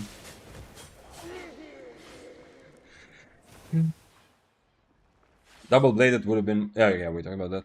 No concept is fun and crazy to watch, lol. Rules are rules. Yeah. I mean, I am making some a little bit adaptations. I'm not playing exactly like, you know... Like, the AI, for example, thinks that I should use my cultist call to silence, you know? It doesn't even have a silence. When it talked about... there were some weapons... Not weapons, but some items it... I think it offered me to play... Anyway, at some point it was giving me like builds, and it was telling me to use different spells on the helmet. At different parts of the strategy, I had to use different spells on the same helmet, so which obviously is also not possible. So the AI is giving some instructions which are not possible to follow. And I also made, like in this case, I actually took a poison, you know, so it's a bit like a little sidestep. Does it have less auto attacks? One is the difference is huge. So earlier, what Vani said is that it does, it just does less damage, essentially, yeah? Like, every auto-attack is like, or at least, no, not every, the last auto-attack is just 2 times less damage, the third one. Chad Not Found asks, is there a rule, like, as how much I should risk in relation to how much silver you have? It is a bit personal based on your risk of, like, how risk averse you feel, and how easy you get, you know, anxious. But I will tell you what I did, and for me, for a long time in Albion, I used up to 1/20th of what I have. And you can do the same, and I think you'll have fun. Let's see if he. I'm gonna try to just Giga Brawl him, unless he changes to Frost Shot, in which case I don't know what will happen. We'll see. He's not on Frost Shot.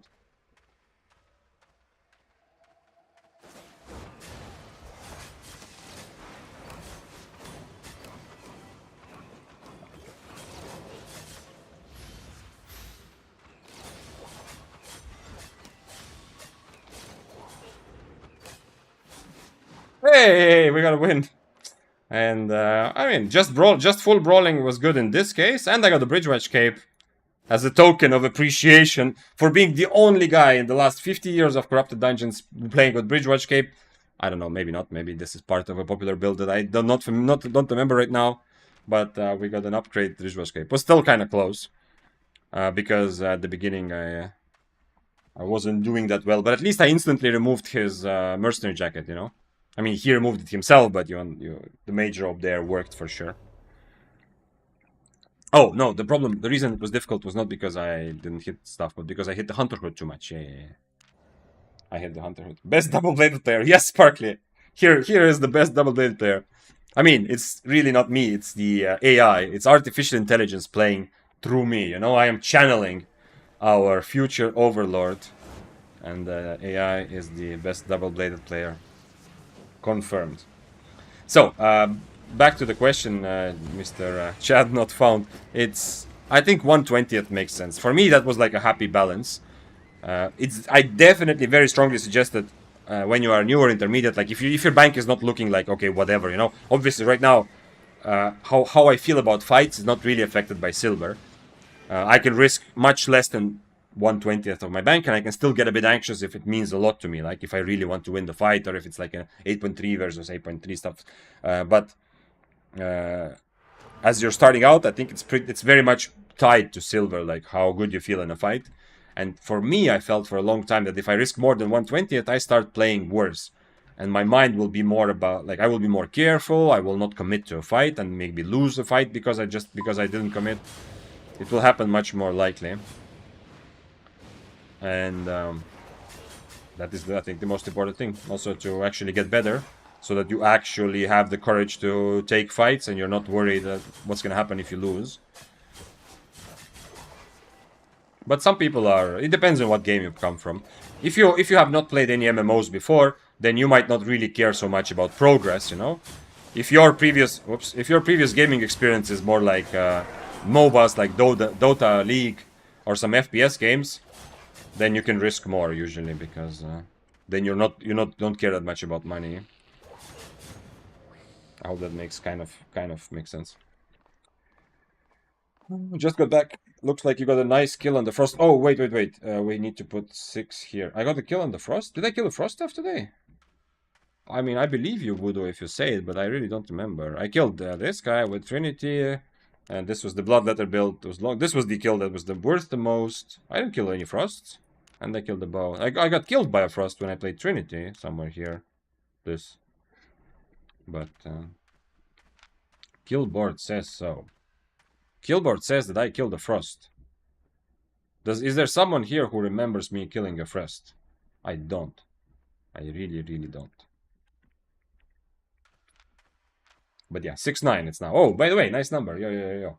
We have 6 for AI, 6 kills, and 9 deaths. So 9 points for human opponents. I'm assuming that my opponents are human. Who knows? You know, we've joked about this before. We might be also running into. Maybe that's how matchmaking works. Maybe we are playing against other. We were talking about that jokingly at the beginning, because some of the builds, since I'm playing Stalker level with these weird builds, some of the enemies are also playing some funky, weird builds. Obviously, in their case, it's usually just because they want to have fun and they're playing whatever seems like fun to them. But some of it also looks like it could be an AI-generated build. Okay, we stop playing now. From now on, we skip. Why? Oh, because nice number. Yeah. That could be a thing. Okay, cool. I'll check it out. I want to learn 100 Arcane. Okay. Yeah, someone mentioned Ugborg earlier. I mean, Ugbuk has his own way. Like, it's not... if you're just starting with Arcane, I suggest probably not going the Ugbuk way right away. Because Arcane is much more than just... Like, Ugbuk has his own approach, which is really awesome. It's fun, and it's a way to play the game in kind of a spear mentality way, where you take a lot of risks, and you pretty much full commit to a lot of the fights. Oh, shit. Well, I guess we are running around then, Mr. Crossbow. I fought that guy before, I remember, but I don't think it was a good experience, but who knows. Oh, dude, come on. I mean, if I go into bats because of this, yeah, he's gonna catch up, yeah, because these guys slow.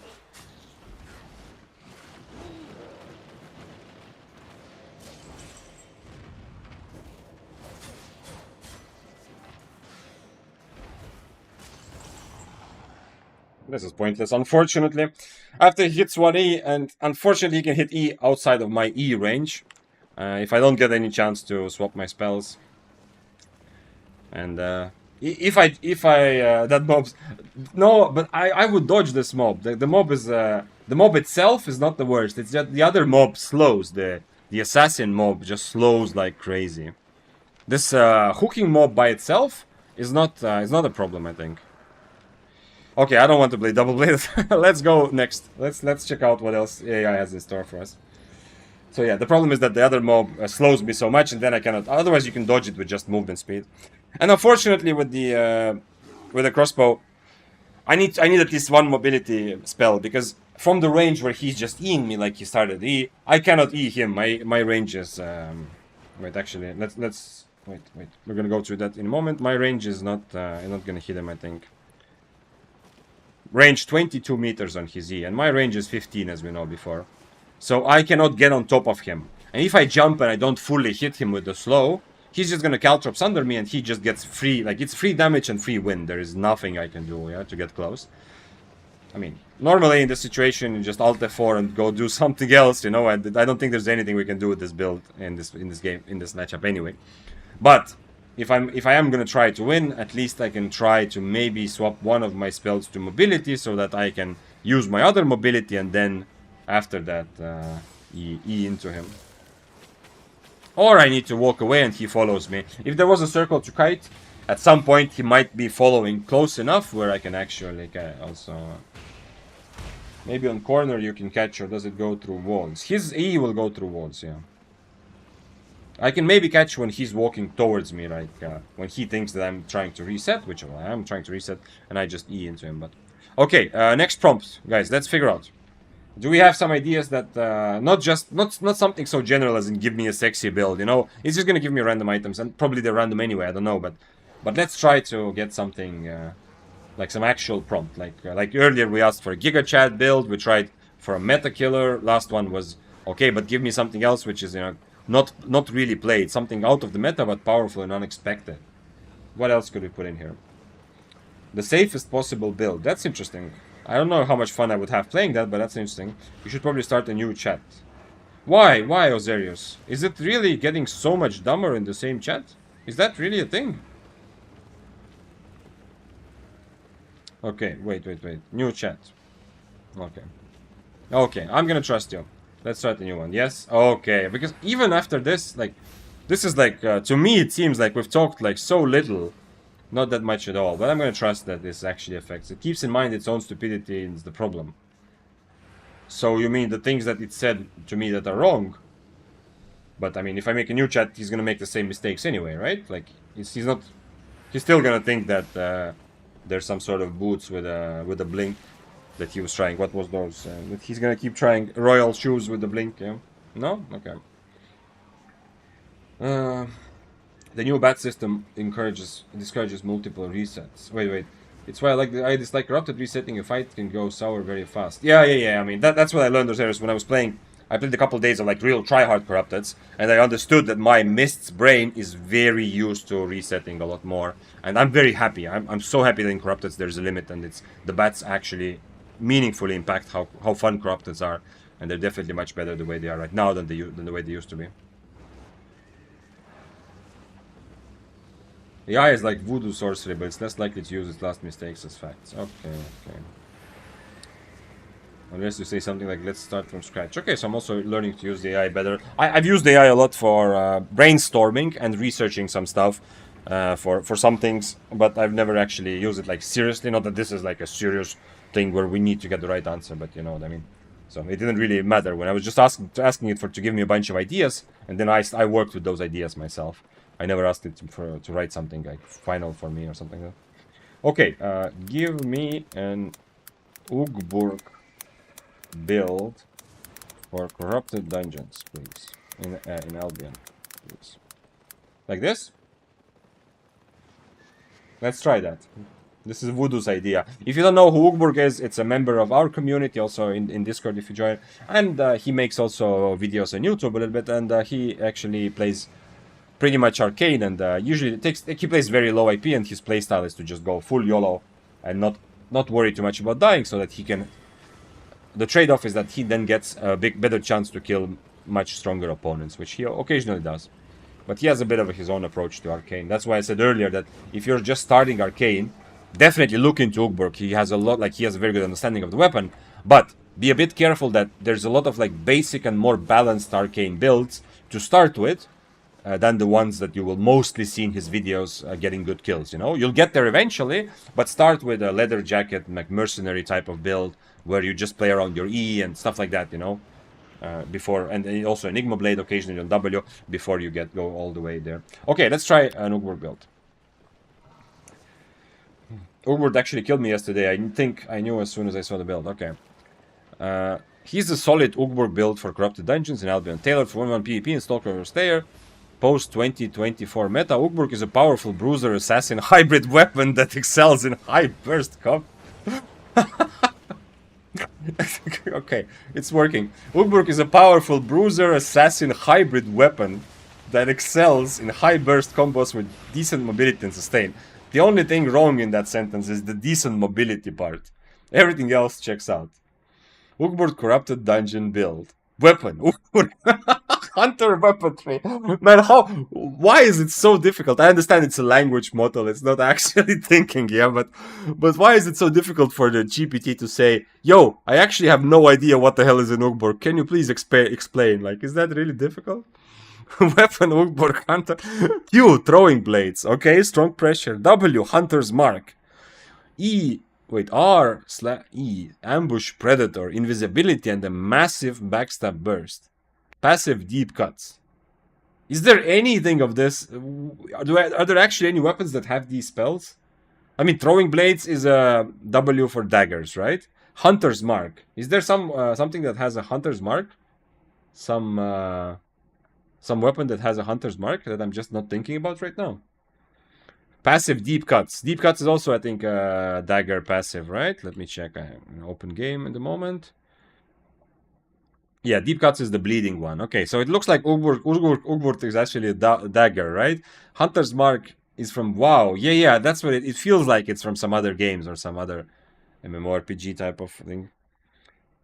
Hunter's Mark is shoes, or I'm tripping. Wait, what about the Hellion shoes? Yeah, what's the name of Hellion shoes spell? Mark of Sacrifice. No, okay. Ambush Predator. This looks like Invis Jacket. Okay, let's say Hunter Hood, Hellion Jacket, Mercenary Shoes, or Soldier Boots. Offhand Torch. So we know that Ugburg is a one-handed weapon now, based on the fact that it's saying Synergize as well. Okay, I'm losing any kind of respect I had for ChatGPT, like the personified ChatGPT I had in my mind. I'm losing any kind of respect. Now, at this point, it's just straight up full bullshitting me. Like, if I was new to Albion and I wanted to use it to learn something, it's just straight up giving me bullshit. Like, apparently Torch synergizes well with Q, W spam. Because as we know, you spam Q and W on an Ugburg. What the hell is this bullshit? Roast pork. Okay, at least for the first time, we don't have to use stew. Potion. Gigantify potion, tank true burst, optional poison for quick kills or invisibility escape reposition.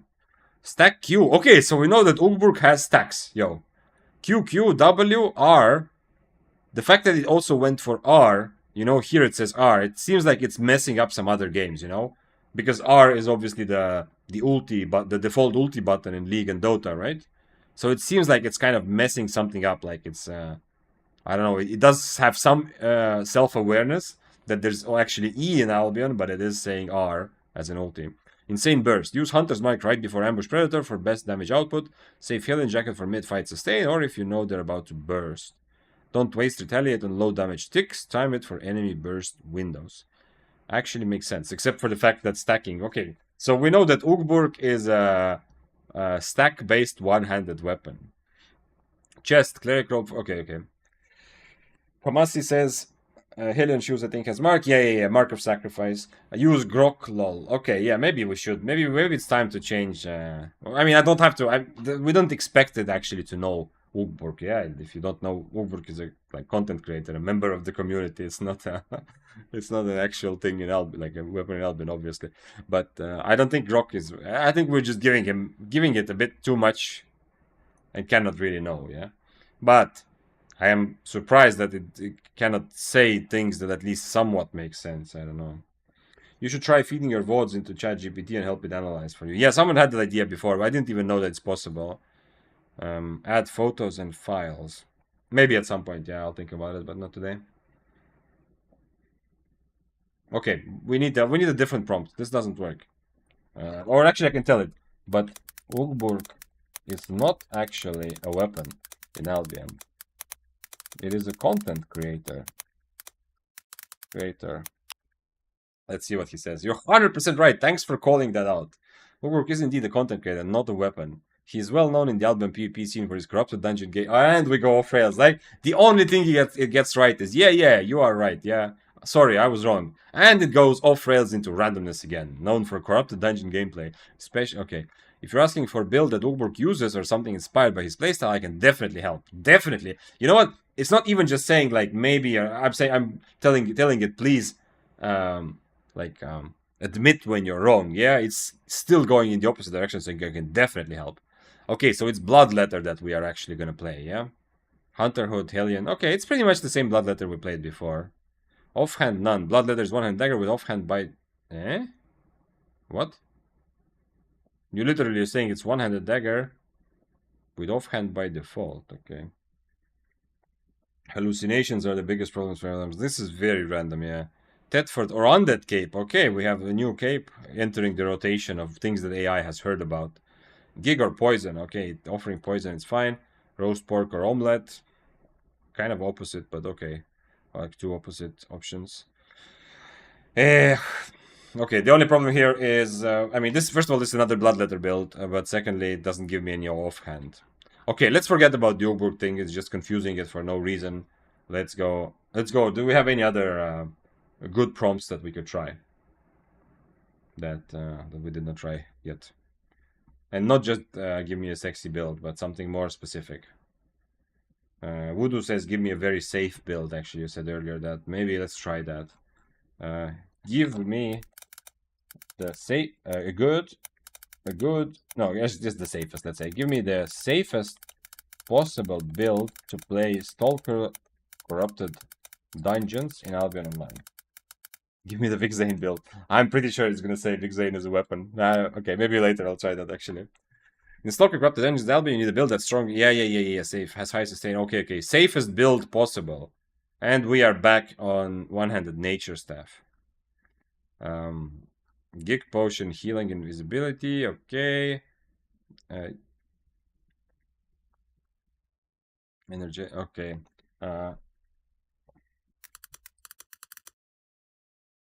You're not curious if you're a single-handed weapon. I'm curious now, Wudo. Can you give me a super safe build, but not with a nature staff? I don't want to play another one-handed nature staff. Yes. We don't need the introduction every time. I wish it would just answer. Okay, we are back to Great Axe again. So it actually, is it just regurgitating a couple of builds that it learned to suggest to people? Is that it?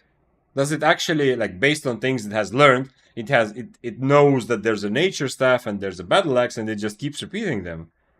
So earlier he made it seem like, oh, this is like super Gigachad because I asked for a Gigachad manly energy build, but actually it's just default that it always suggests.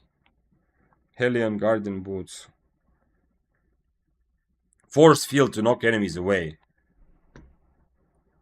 No, man. Asking for something that is not a great axe.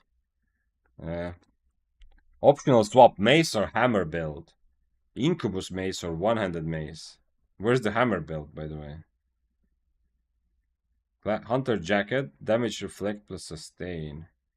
Okay, at this point we are like, this is becoming more and more just complete randomness. Force field instant disengage, Hellion plus AoE. Giant boots, okay, at least, okay. It's not only randomness, but there is... Pork omelet gives hit chance, apparently. There is so much just random shit that has nothing to do with actual Albion. I'm getting a bit disappointed, and it seemed at the beginning I believed much more that it will actually give me a build. It repeats the more common words, so people talk lots about safe in nature, he will say that. If people talk going all in and great axe, that's what he will respond. Okay, yeah, I understand. It has made a lot of associations based on, I mean, it learns also from from what I'm saying, yeah. Tell him update data about online and check for safest build in Albion Online Corrupted Dungeon. Okay. I'm gonna do what Kamasi says. Can I just do it like this? I'll update data about Albion Online and check for safest builds in Albion Online Corrupted Dungeon. Okay, let's try like this. Searching the web.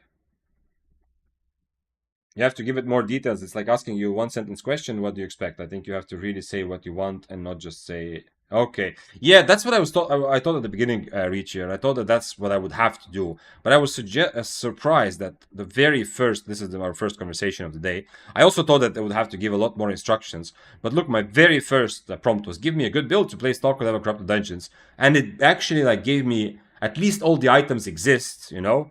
And there were not too many mistakes. It seems kind of it made sense what I'm gonna... If I want to actually use this build, I kind of understand what he means, right? So that's why my expectations after that were a bit higher. I realize now that it's kind of regurgitating the same mistakes around a little bit. But safest build, Trinity Spear Reset Kite build. Okay, so we're going back to Trinity Spear. Mage Cowl, Poison on Q. So it actually searched for some very old plus aggression passive. Because, you know, Mage Cowl used to have the poison like bows have now, kind of. So it did found some sort of old info on Albion. Cleric Robe, Soldier Boots, Dead for Cape. Okay, this is, I mean, Life Leech. Yo. I actually have Life Leech. Other availability, Spectral Trident for follow-up burst. Eh? Okay. Forest of Spears. Okay. It said Forest of Spears again. Yeah. It has somehow found some like suggestions. I think the reasonable part of it, the one that isn't just fully hallucinating random shit about Albion, the reasonable part comes from like, it seems like it comes from a couple guides or a couple websites or I don't know, that are just repeating the same things. And so we got back to Trinity and it's the same problem that it talks about Forest of Spears, but at least it's a real spell, you know. But it also is clearly looking at some sort of guide or info which is old, because this change was made very long ago that Mage Cowl doesn't have the poison anymore. Okay, maybe we should do the thing that Trinity Spear has optional Muizak. Okay. It doesn't know that Trinity is two-handed.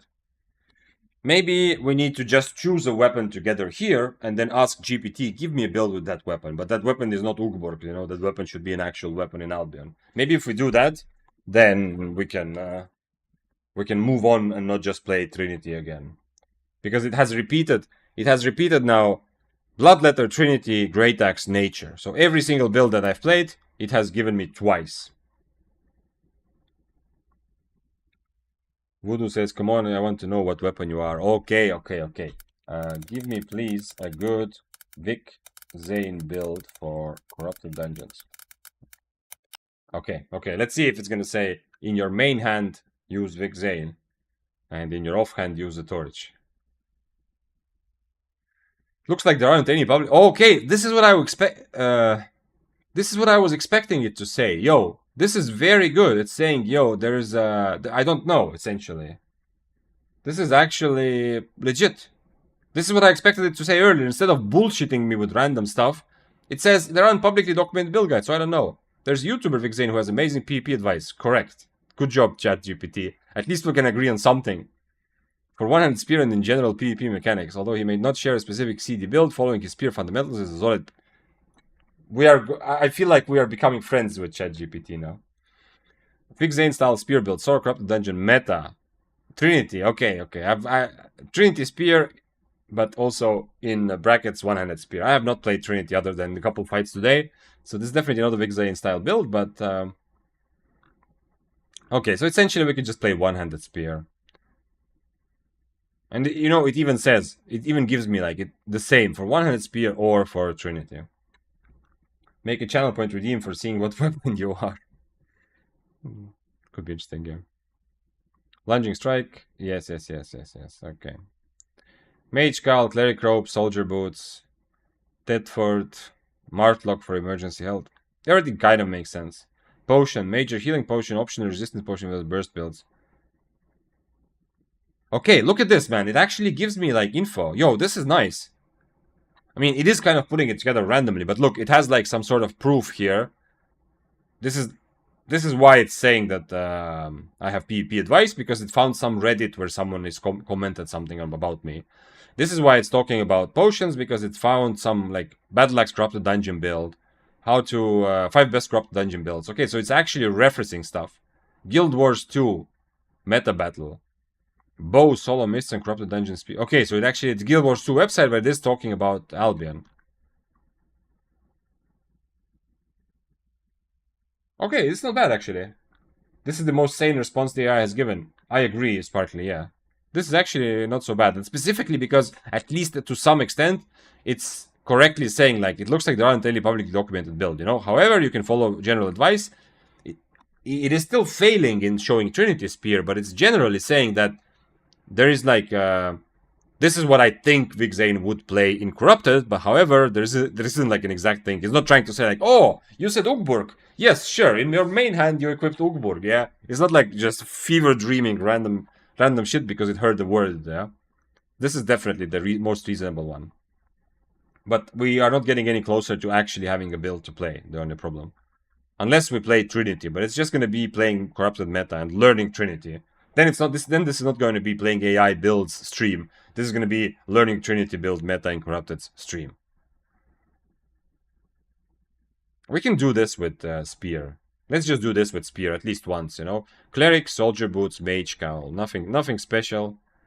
And count this as an AI build because it did actually say, you know, mostly just says Trinity or one-handed. You know, here it says Spectral Trident or Reckless Charge. So it is at least understanding that it's saying that this build is good for both. It looks like AI is saying that this build you can do both. At least that's how I understand it. Okay. Hi Vic, wanting to try Fists of Ava as new build, but I'm pretty new. For low IP, would you recommend a Burst Kite build? If you feel very new, I would suggest that you start with Battle Bracers. They are different, but similar to Fists of Avalon. Definitely more limited, because you don't have the built-in purge. So even though you have the same tools to brawl, brawling is a bit more difficult. But with Battle Bracers, you're more forced into doing what you said. Burst, then kite around until you have burst is ready again, then burst again. But if you already played a little bit with different gloves and you want to play Fists of Avalon, then yeah, for low IP, I wouldn't play low IP differently than high IP. Obviously, you are risking less, so you're not that much worried. So you can play devastating combo on your W more happily, because on high IP you kind of have to also make sure you don't die every time you see an enemy. On low IP you can play devastating combo more often. What am I trying to buy? But other than that, there's no like specific low IP adaptation that I know about. And yes, and it is very legit. You have tools to also play differently, but it is very legit to play just like you said, Alex, like burst, kite, burst. You do your big E, damage W, a little bit of damage, maybe helmet, depending what you have. Then you use your mobility, which is going to be usually your Q, your assassin jacket if you're using that, and your boots. You use those to avoid losing the trade by too much while you're waiting for your next E, and then you go for the next big burst. That is good. I see. I was thinking Brawling Ava Fists might be more viable at high IP than low. Well, if you're just going for 1v1 fights, yes, there will be matchups where you have to go more brawl heavy, true. But I don't know if it's going to be more viable because you're just going to also die more. The moment there are rats, you know, assuming you're playing open world of mists, the moment there are rats, you're going to die a lot more, so you're not going to be as safe. Why can't I find... Oh, weapons, okay. Okay, let's go the Vic Zane style spear build as presented by AI. Although he did mention Trinity, but let's... He actually does want me to play Forest of Spears, but... I don't know, should we try that? Mage Cowl. Come on. I cannot write Mage Cowl. You can, I mean, you can try that and see how safe you are. Like, for example, but I can tell you from the perspective of a Daybreaker player, against Daybreaker, if you play Fists of Avalon, if you're on triple kick, you will never kill the Daybreaker. It's just hopeless, 0 chance. So you need to change to devastating combo. But if someone else comes, then obviously, without triple kick, you are likely to die if there's a rat. And there's others like that. Like against swords, it's maybe more difficult for you to brawl. Even more difficult. If you're on triple kick, you're not gonna kill a sword, you know? Maybe if you're on triple kick, nobody's gonna die. That happens a lot. That you don't have the mobility... sorry, you don't have the damage to kill enemy, but they don't have the mobility to catch you. So triple kick can be safe for that. But at least I don't know of any difference. I think you can kind of see based on the fight and brawl or not for every, like, for whatever IP. Try to figure out what you do in the specific fight. And it's just that when you go higher IP, usually people want to be safer. They don't want to die to rats as much. There's no offhand though, is there?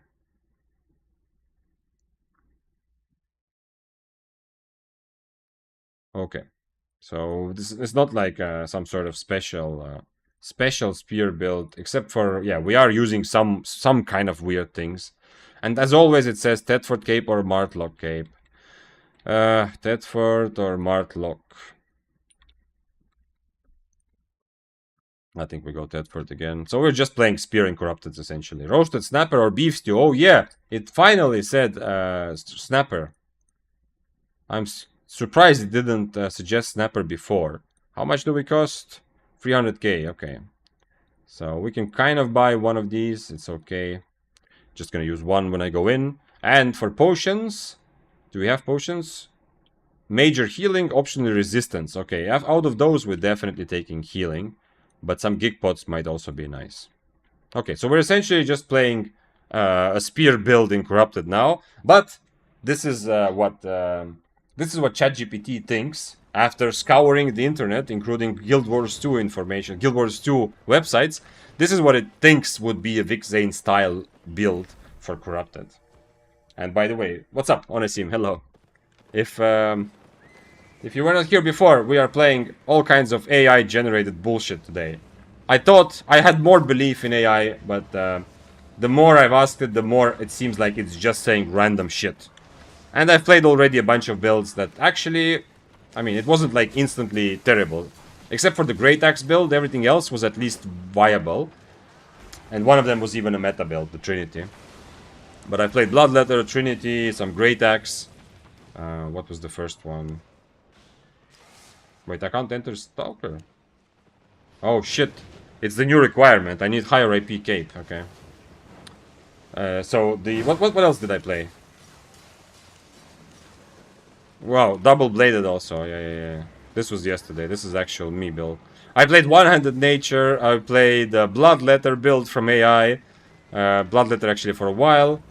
I played Trinity Spear build from AI. I played double bladed from AI. And Great Axe. The Great Axe is not available there on the kill list because I didn't kill anyone with Great Axe because it was the worst build that we got today. And now we tried to have some fun. And if you're not here, like 20 minutes ago, we asked for ChatGPT to give us an Ugborg build. Ugborg being a content creator and member of the community. And ChatGPT very confidently said that Ugborg is a weapon in Albion Online, a one-handed weapon, and gave me a full build and told me how to use the Q and W spells on the weapon called Ugborg. So we got it absolutely confused. But then we asked for it to actually search the internet before answering, and then he asked for Vic Zane build. And now it seems like it's at least somewhat okay. Is this gonna give me enough, or do I need to up the other items as well? Does it show here? I hope this is gonna be enough if I just have 4.1 cape. I was very close to the minimum requirements. Let's see. Did you try with me? Maybe it will give you a great nature build. We can try that next, yeah. I mean, now, after I kind of told it to, search up on the internet, it's still giving absolutely random bullshit, as I said, even some things that are obviously not from Albion, but from other games, like even spells that don't exist in Albion. So it's still very confused.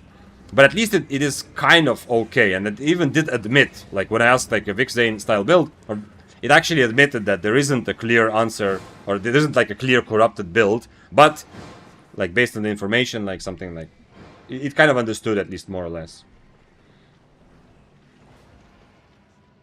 Call him now, we need to use him as a weapon. Yeah, I mean, that was really funny. Yeah, in your main hand you have Ukburg, in your off hand you have, whatever it was, Torch or something. Yeah, it was. But now we're just gonna play a tiny bit of non-meta spear on cloth armor for whatever reason. I'm probably gonna change this, and we'll see. Maybe not. Kind of feel like shield will make me happier. Why? Hello, Scrow. Scrow asked, "What is the meta?" I mean, why? Okay, why is the meta so different between Mist and solo open world? Isn't gankers the only difference? It's just generally groups, not specifically ganker groups, but even people who don't run around specifically ganking are often grouped up.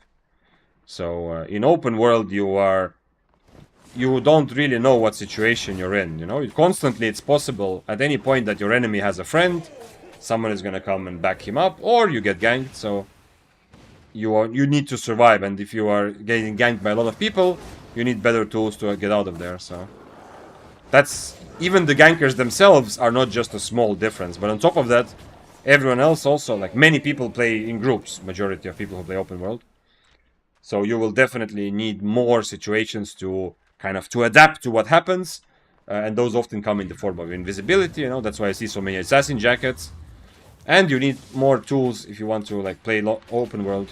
You need more tools to actually deal with situations where there are more people. Yeah, maybe you can kill one of them and disengage. Maybe you can kite them around and they either die or follow or stop following you. There's a lot more of these situations. In Mists, even though Mists are not really like an arena for 1v1 fights, there are still a lot more 1v1 fights. And even the fights that are not 1v1, everyone is alone, in theory. So if you're fighting, or if you see some people, you know that they are also kind of fighting each other. If someone dismounts, you know that, okay, that guy is gonna come and try to rat the fight, you know, and kill you, while you're already fighting someone else. But you still know that guy is playing alone, most likely, you know? Unless he found a friend, but that happens rarely, like, almost never.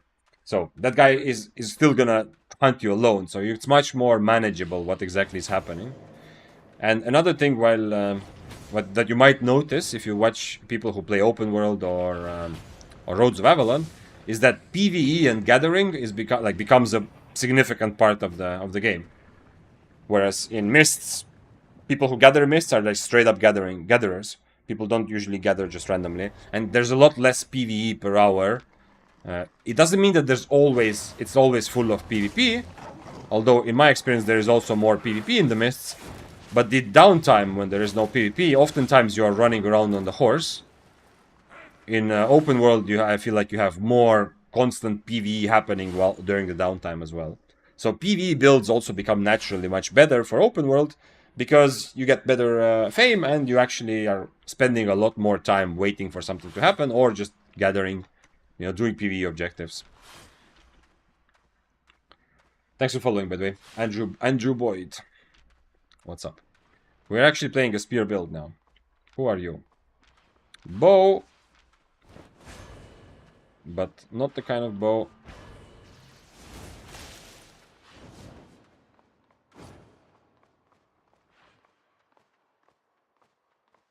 Not the kind of bow that I would want. I could maybe swap, if he's not even on frost shot, so I could actually kind of swap to to deflect here.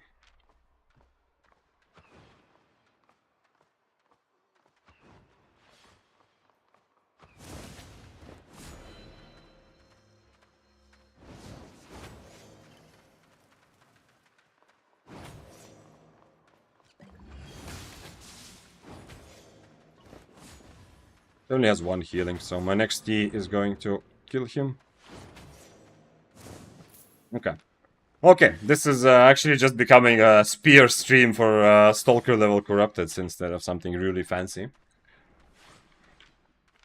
But I mean, okay, it is weird spear build, right? It's not actually one that you should take into Corrupted, but okay, it's gonna take me to the other dungeon. It's interesting that he was not a frost shot. That definitely made it easier. It's not easier in the sense that, I can actually lose a brawl against him when he's on this. This does a lot of damage. But I can kind of dodge it, as you saw, like if I just wait a bit, the moment he stands and starts looking to the sky, I E, and so it misses, kind of. And plus, it also means that okay, if he hits all his Ws, he can still out-brawl me a little bit. There's a chance. But I don't have to at least worry so much about getting close to him, so... for this matchup on the Warbow, probably better for him to have Frost Shot to keep kiting. By the way, have I updated the deaths and... How many times have I died today? Who wants to be the volunteer and check whether it's actually 10 deaths or whether I forgot one? I'm not sure. I feel like 11 actually is probably a good number, but... and we have 7 wins for AI. I mean, this is... It's kind of weird that this is the build that AI gave me, but it is a little bit... It told me to play Trinity or One-Handed Spear, and kind of merge the two builds together. But I mean, it is One-Handed Spear, so it kind of counts for the challenge, or for the AI thing.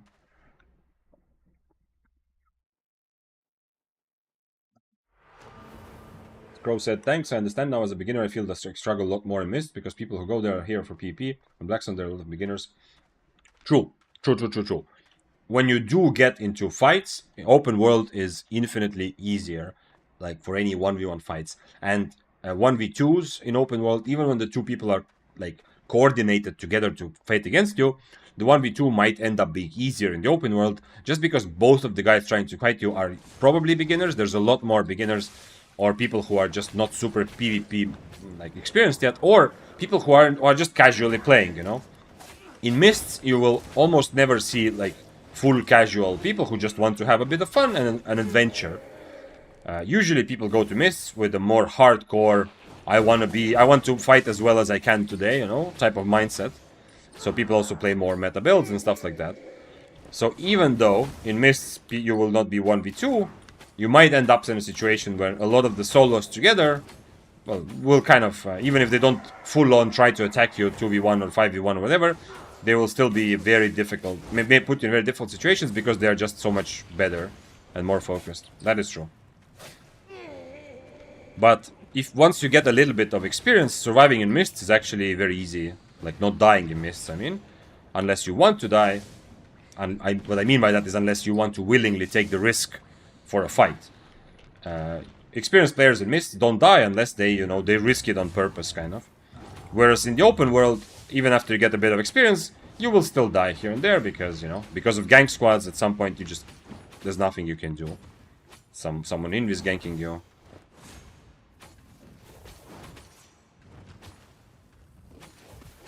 Am I reading that correctly? What, your name was the same color as my chat background. Sarah, I think, yeah. I don't see your letters of a name very clearly, but that's not your fault. That's just because I'm using the chat that shows me both YouTube chat and Twitch chat, because this stream is on both platforms right now. Anyways, Sarah Left says, I'm a beginner too. This game PvP is so hard to get into as a noob. So many different weapons, armors. 100%, yeah. Albion Online PvP is very difficult at the start. Mostly, well, I mean, it's a complex game, and that's why it's fun. There's so many builds, so many moving parts. As you said, also different weapons, armors, and the way they go together. That's why it's fun. That's why people play it for thousands of hours. But also because the actual, a lot of what happens in a fight, what decides the fight, is based on game knowledge. Understanding the spells, knowing what the enemy wants to do. It's much less based on your mechanics. Obviously, mechanical skill is part of it, but it feels less important than in many other games. Which means that for beginners, even if you might be like a very good, like, you know, like for example, FPS game, you start a new FPS game, if you have really good aim, you're gonna be kind of okay pretty fast, usually. Obviously, you're gonna suck because you don't know the abilities, if we're talking about the game which has abilities, yeah? You don't know the weapons, you don't know the corner, like the maps, the spots, the angles, whatever. You're gonna suck. But you're not gonna suck as much, at least you have your mechanical skill. In Albion, the mechanical skill isn't really gonna give you anything for a while. So it can be kind of difficult because of that. Okay, we have a proper Trinity build now. Let's figure out. I have Cleric Robe, unfortunately. Doesn't really make me that happy, but I do have it. Let's change to Energy Shield. He has a bunch of Reflects. I kind of need to just bait them out.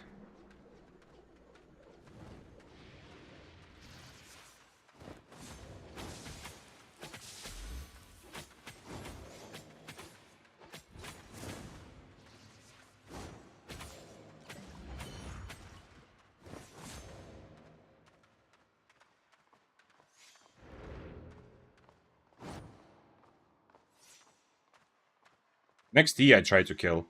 Whoever dies first just dies and that's it.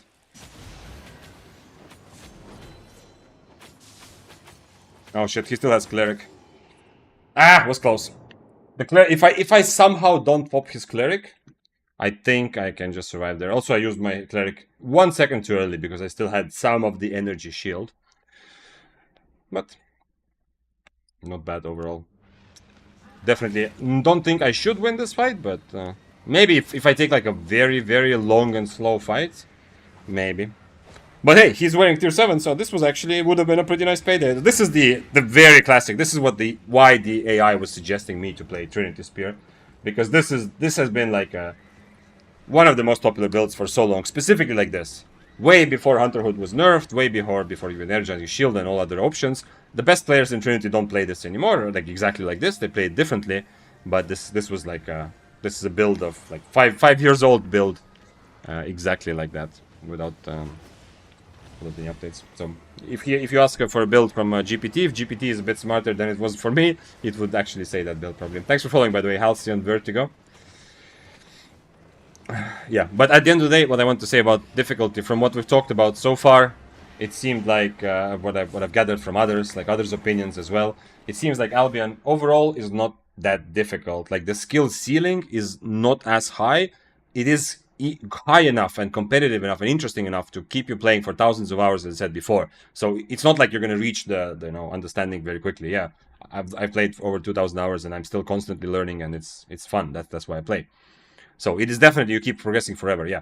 But at some point, it feels like the skill ceiling is still lower than games like League or Dota. So I don't know. I think it's fair to say that Albion PvP is not super difficult, but it is difficult for a beginner because since it's based on game knowledge, you just need to just suck for 200 hours. You just need to die over and over again and not even understand at first why you died, and then try to learn at the spells, look at the matchups again, see what you could do to counter specific things. So it is going to, like, the beginning is very steep, the learning curve, but once you get a lot of the game knowledge, the game, like, it's a bit less. I feel like the difference between probably the difference between the number one best Albion player, not that we know who that would be, but let's say the difference between the top 10 best Albion PvP player and top 1000 best Albion PvP player, I think is going to be much smaller than top 10 and top 1000 in League or Dota, yeah?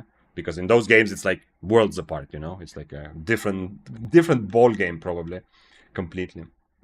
Can I use Grok for free? Like, without even registering? Let's go back to AI. I don't want to play just Spear, although we could try this build again, but let's. What's the best build that AI suggested? So far, like the best one was the Trinity build, but it was weird because we actually asked specifically for non-meta build. By the way, what's up, Doc? Happy to see you. We asked like we've been asking in different prompts. Like I started just by giving me a good build, but then we've kind of worked with different prompts that people came up with ideas. Like we wanted a super Gigachad build with the manliest energy idea from Hamster. But then at some point we asked, please give us something that is good, that is not meta, but actually like a secret gem is going to be really good. And it gave me Trinity Spear, which is actually super meta for Corrupted Dungeons. So the AI has made a lot of weird mistakes, and it also has made a lot of like hallucinations. But the Trinity build was the best, objectively the best build. But some others have also been okay. uh, let's see. Okay, so do I have to set up Grok, because I don't want to spend too much time on it? But someone said please use Grok for next. I don't mind. Yeah, I've heard. Can I just do? Okay, actually, let's do the same. Let's see if Grok is different. So far we've only been working with Chat GPT. Let's see. Let's give me. I will take the same prompt that we started. The first one. Give me a good build to play Stalker level corrupted dungeons in Albion Online. Nothing special. Okay. Grok 3. Okay, so this is like the cheap version. Let's do it. Sign up and continue. I don't want to. I have to, yeah? Okay, give me a moment. Give me a moment. I'm gonna see if I can just like enter my sign up with Google and not worry about it too much. I hope it's okay that I don't have Twitter. That it's not going to mess it up for me. Even AI is playing Trinity. Yeah, man. AI has been trying. AI has been trying to get me to play Trinity several times. But it has also repeated other builds. Like it gave me Bloodletter twice, and I played some Bloodletter, was okay. It gave me Great Axe build, which was absolutely balls. Very, very bad and hopeless build. But it gave me Great Axe on 2 different occasions as well. So, okay. Now I signed up with my email, and hopefully it works. Give me a good build to play stock level corrupted dungeons in Albion. Let's see what Grok says. Level Grok be better. Affordability around 100. Okay, it's already starting off much better. It actually knows IP cap, although I don't think it has been loaded with the latest update, but it is actually giving me like a good Claymore build that's beginner friendly. Somebody was asking me earlier, can you play Claymore? And I said it's a fun build, but not a strong build. But for Stalker, you can play it just for fun. Yo, okay, at least we are. This start is already 10 times better than ChatGPT hallucinating random bullshit. Let's see if it actually knows the spells a little bit. What? Look at this. Look at this. If this is a Claymore player in chat, look at you being owned by AI. The Claymore is a melee weapon with high burst damage, straightforward mechanics, making it ideal for new players. It excels in Stalker dungeons due to its brain dead combo. No skill shots required. I mean, the no skill shots part is true, but calling Claymore a brain dead combo is a bit rich. Interesting that it starts out so boldly. And the ability to reset fights using Iron Will. He wants to use W Iron Will. Okay. Interesting. This build focuses on sustained damage, mobility, and... Okay. Skills. Heroic Strike. W1. W1 is not Iron Will, but okay, at least it's trying, you know? I think he got its information from Reddit. Yeah. The fact that it's using the word brain dead to describe the build is 100% blue. You're 100% right. This is from Reddit or from some Twitch chats, maybe. But it does want me to use W1, which is good, but also it says Iron Will, which is not good for mobility and defense. Okay, so it is a bit confusing, but okay. Okay, it is doing the same hallucinations like ChatGPT. It's telling me to choose E hamstring apparently. Why? Claymore's E is high damage, easy to land ability. This is true, but it's not hamstring. Okay, whatever. The details are less important. Let's just take the build. Claymore. Claymore, soldier helmet, okay. Mercenary jacket, soldier boots, what is it? Every single AI build is Thetford cape. That's interesting, but also... And then beef stew. Like 90% of builds that ChatGPT gave me was beef stew. Poison potion. Okay, I'm not even gonna read the playstyle, whatever. I'm too tired to read everything that ChatGPT says. So we're gonna go with this, and then we're gonna Google Onisim later. Like we're gonna try the give me an Onisim style build later at some point. So we want Claymore. It says 5.1, but you know, whatever. Claymore. 4.2, 5.1, doesn't matter. We are not gonna use hamstring or Iron Will, I think. Let's probably use this. We'll see though. Okay, then it said soldier helmet. This is not bad actually. Definitely defensive. I often recommend, especially if you are recovering from your hunterhood addiction, better to go for soldier helmet. Mercenary jacket. The redeeming factor, I don't really like it that much, but the redeeming factor is that we are a sword, so we can couple it together with Blade Cyclone, which is not bad. And it said soldier boots and Thetford cape. Soldier boots and Thetford cape, and I know now that I need to buy Thetford cape at least 4.1 to be allowed to enter Corrupteds at all. I saw so many. Oh, you are playing Corrupted dogs. You saw them there, yeah? Okay. Yeah, it's true. It's true. A lot of good players are playing Corrupted. Not the AI build, but but definitely. I mean, a lot of top players are playing Trinity. I meant not playing Corrupted. Yeah, and it's definitely definitely one of the stronger. So if you don't want to just full be meta slave to Flamewalker and Arclight Blasters, then Trinity is kind of it is very very very very strong, but it still kind of feels like a bit like you're playing your own thing and not just following this week's meta, I guess, for those who play it. And beef stew, okay, beef stew we have already in the bank. I think this is it. Yeah, I think we have the next AI build ready.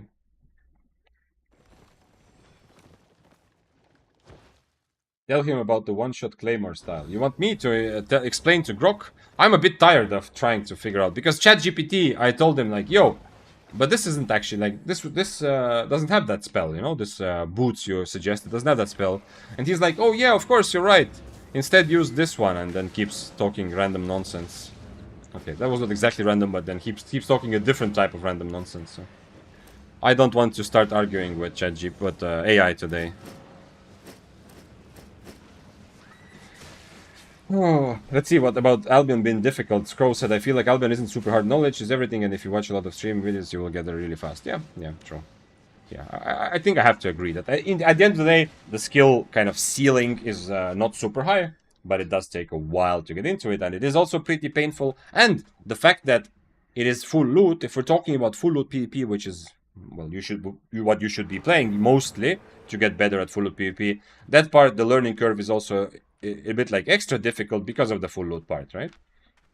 Like you have something to lose, which makes you play worse at the beginning, which also kind of makes your lessons a little bit slower.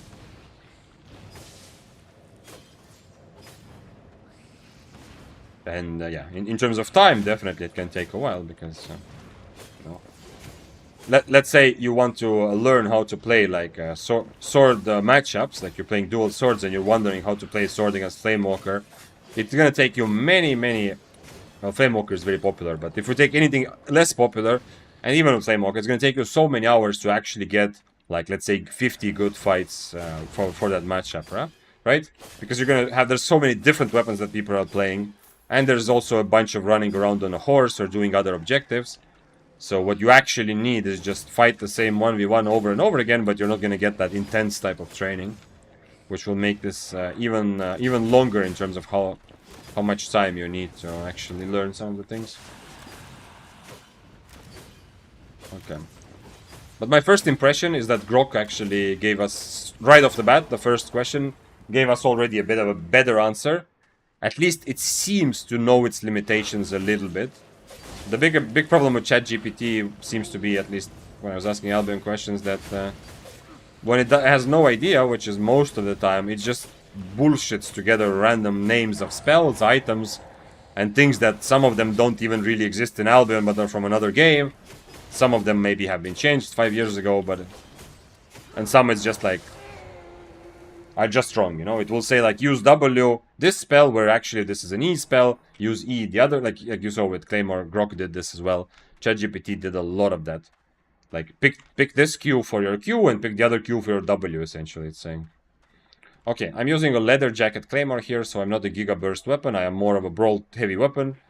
I will struggle with mobility.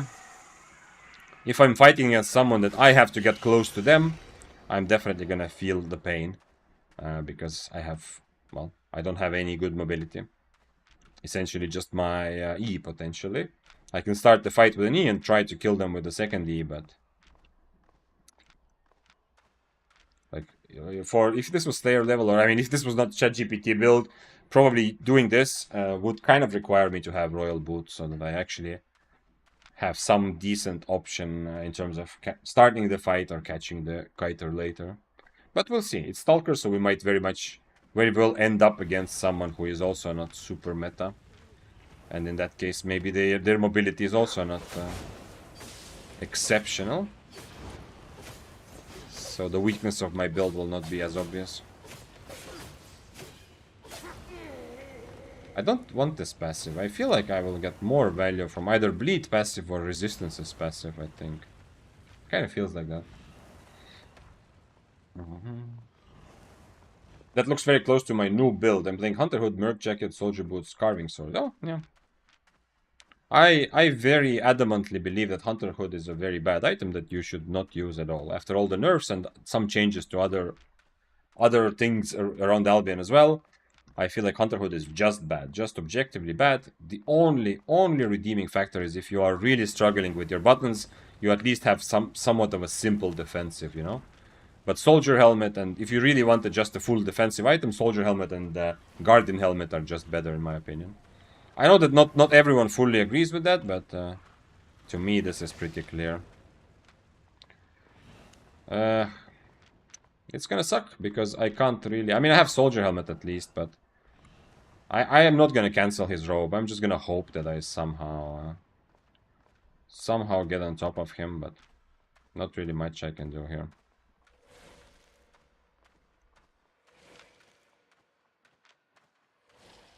The problem is I have to use everything just to get close, right? What? And that stun didn't work. I didn't know that it's like this. That really sucks. He definitely messed up big time there. But unfortunately I was not able to punish, because I don't... This is also why it's nice to play all kinds of weird stuff. I didn't know that I would not be able to stun through the corner there. I mean, he still has his rope, so... any kind of HP advantage I get, I need to have a much bigger one than, it seems, than I'm getting right now.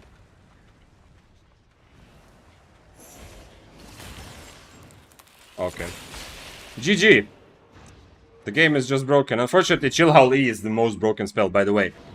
If you... any sort of, like, you know, bugs or stuff...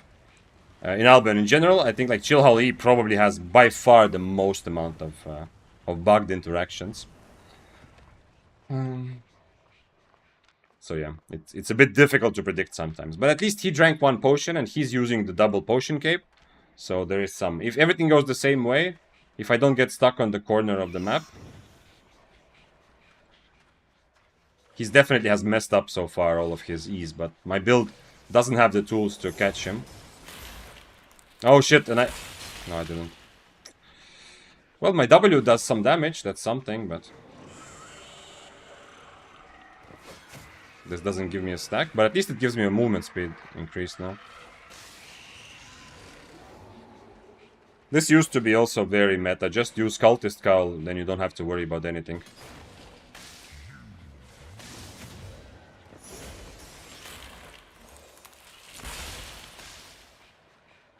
It's unfortunate that I'm playing this build, because he's...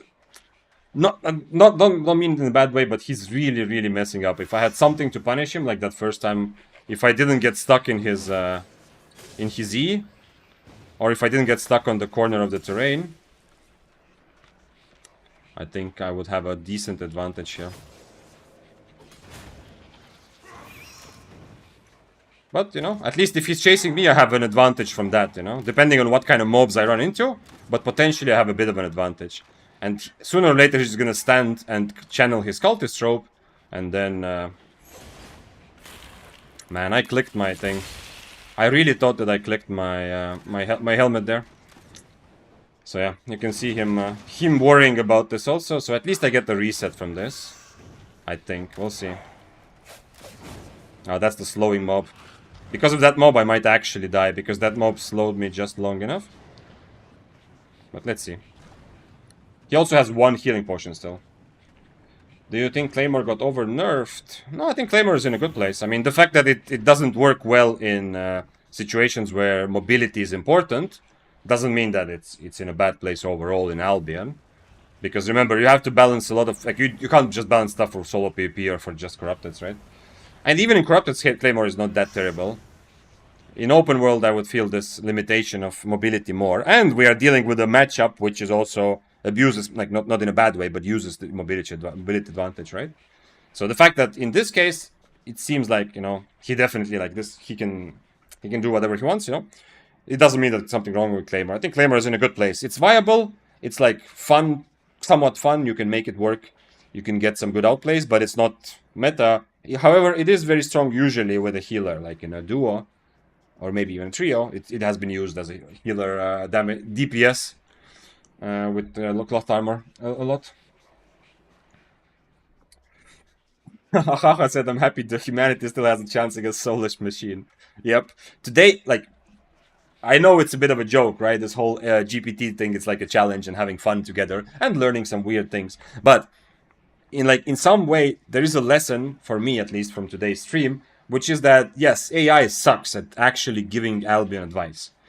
And I don't mean it's just. I mean, okay, in some ways, what Ahaha is saying that yeah, we know what it's nice because we are not losing to the soulless machine. But in some ways, it means that because AI is so popular right now, if your friends like try to play Albion, or if you're trying to learn about Albion, don't trust AI at all. Essentially, is the big conclusion. Maybe for some of you this is absolutely obvious, but for me, as someone who's only used AI as for creative endeavors, usually especially to help me brainstorm, I have really learned to trust it quite a bit. Not to trust its information necessarily, but to kind of have a good feeling about that it's very helpful.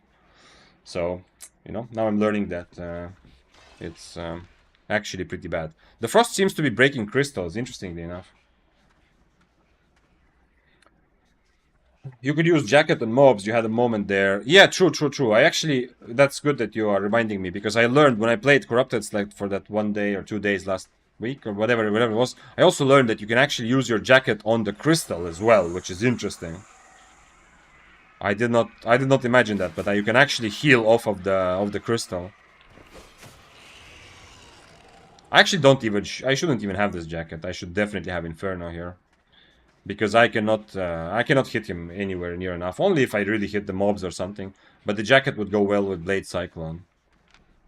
Let's see if he's gonna actually break crystals. At least we have something to do while we wait. And if he comes back, then we try the fight. I have 6 bats, so he has a bit of an advantage there.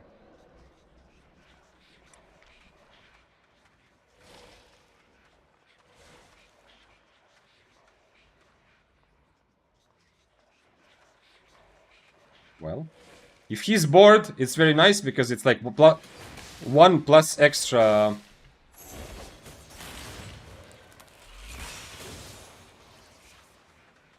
One plus extra, like, reason for him to not play as much Frost stuff, Oh, that's what he's doing.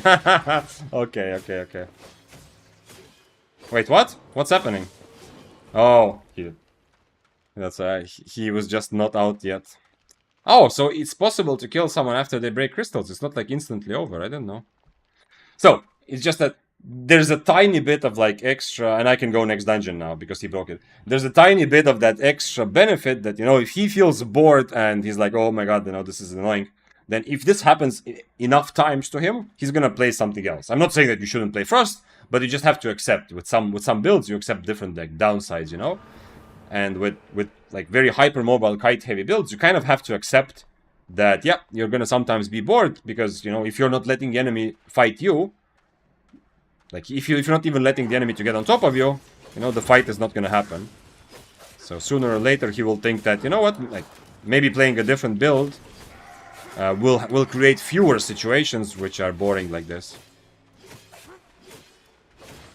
That was so weird though, yeah, the thing. I saw a Reddit post also where the person said that the enemy got stuck in their dungeon even after breaking crystals, but this was just for a couple seconds. On Reddit post, I think they legit just stayed there. I didn't see the actual post. I only saw the title because, my phone like gave me a Reddit notification, and the title was something like after breaking crystals, enemy didn't leave. Does it still work in crystals? I thought it doesn't. It worked like 2 weeks ago. Haha. It was used against me when I was like tryharding, or well, trying to learn corrupteds, but also kind of tryharding in Slayers. It definitely was used against me too. There was a Spear player who did it, who full charged his mercenary on the crystal. They got refreshed to full HP, but I guess you could technically still one-shot them, maybe. They didn't get refreshed to full HP, did they? Maybe someone has a clip or can clip it, but I don't think they got refreshed to full HP, Bovis. In fact, he started using his cultist rope to heal up. They were like 60% HP or something. But if he didn't break the 2 crystals, I mean, I was the one who went for reset, yeah, and he was afraid to follow me through mobs. He does have more mobility than me, very clearly, but you saw, like, even though I was like 40% HP, by the way, another thing that, you know, it's difficult for Frost. Like, for him, for that sort of build, it's difficult. He obviously had a big advantage there, but it's still kind of difficult for him to follow through, because if he uses too much mobility aggressively, like, he's still very much at risk of dying to me. So anyway, after I went through the mobs, he decided to play it safe, to not follow me, and went to break crystals. So it's kind of he kind of made his own life boring, if I'm being honest. But after he if he didn't break the crystals, the way that the last fight went, finally my E did not get cancelled by the Frost like the first time. I actually, obviously I should be able to E out, right? Because it's an iframe, immune to debuffs, damage, and crowd control. I don't know what happened the first time, but the second time where I was able to E out, I actually had a pretty big advantage. Like, I was on top of him, he was 50% HP, and he didn't have his spells. Although he did have cultist rope, so it was still very much a fight. Like, even after that, such a good start for me, it's still very, very possible that he's gonna win that by having so much more mobility. But at least it started pretty well. Thundercracker says that, well, the AI sucks because there are not many good builds online. That is a very logical and good point. I think you're right. I don't know exactly how AI learns and how much of it comes from online. Obviously, ChatGPT, if you were here earlier, after I told it, yo, kind of look it up online and then tell me, you know, something like that, it actually started adding references.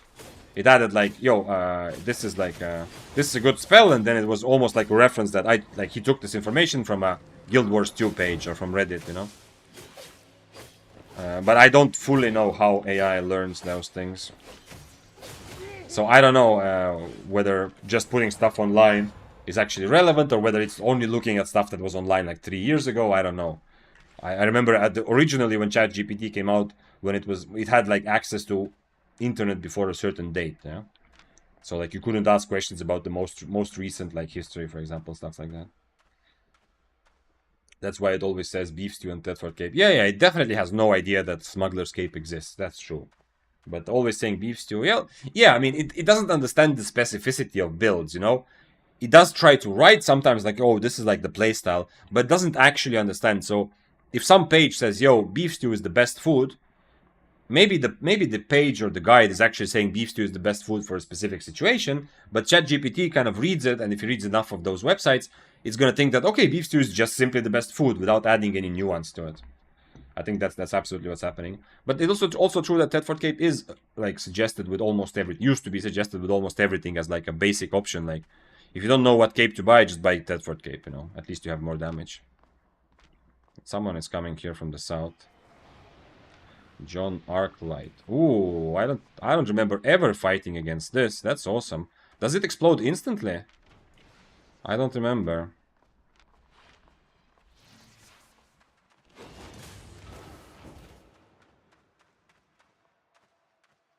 I really don't remember if it explodes instantly or not. I also kind of forgot that I changed my W, so I guess he's letting me get to full HP and start again.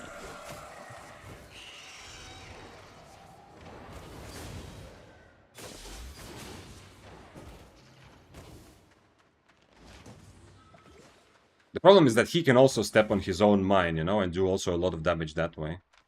He also has 2 healing potions because he's not playing an AI build. And I only have 2 poisons left, so if I let him fully reset, I might run into some trouble with potions, with running out of potions. Interestingly, the Watcher, the mob that kind of reveals where you are, right? It actually it doesn't give me a Q stack, but it gives me the movement, the new movement buff from all sorts. Okay, let me figure out. Is there any way for me to actually fight this? Like, the problem is, even if he doesn't hit his big E's, like, just the damage from the rest of his spells are almost enough.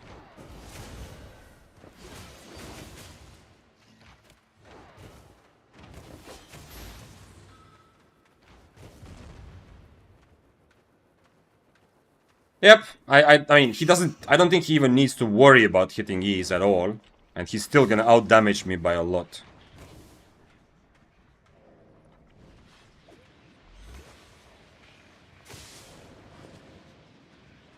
I only have one poison left, and he still has 2 spells.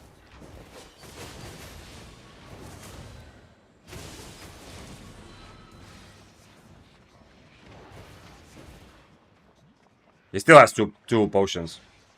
I don't think there's anything I can do for this. Is there anything else? Can I somehow parry? I can't parry it either, right? Is there anything I'm forgetting here? Okay, he drank a potion, actually. Nah, it's over. It's over.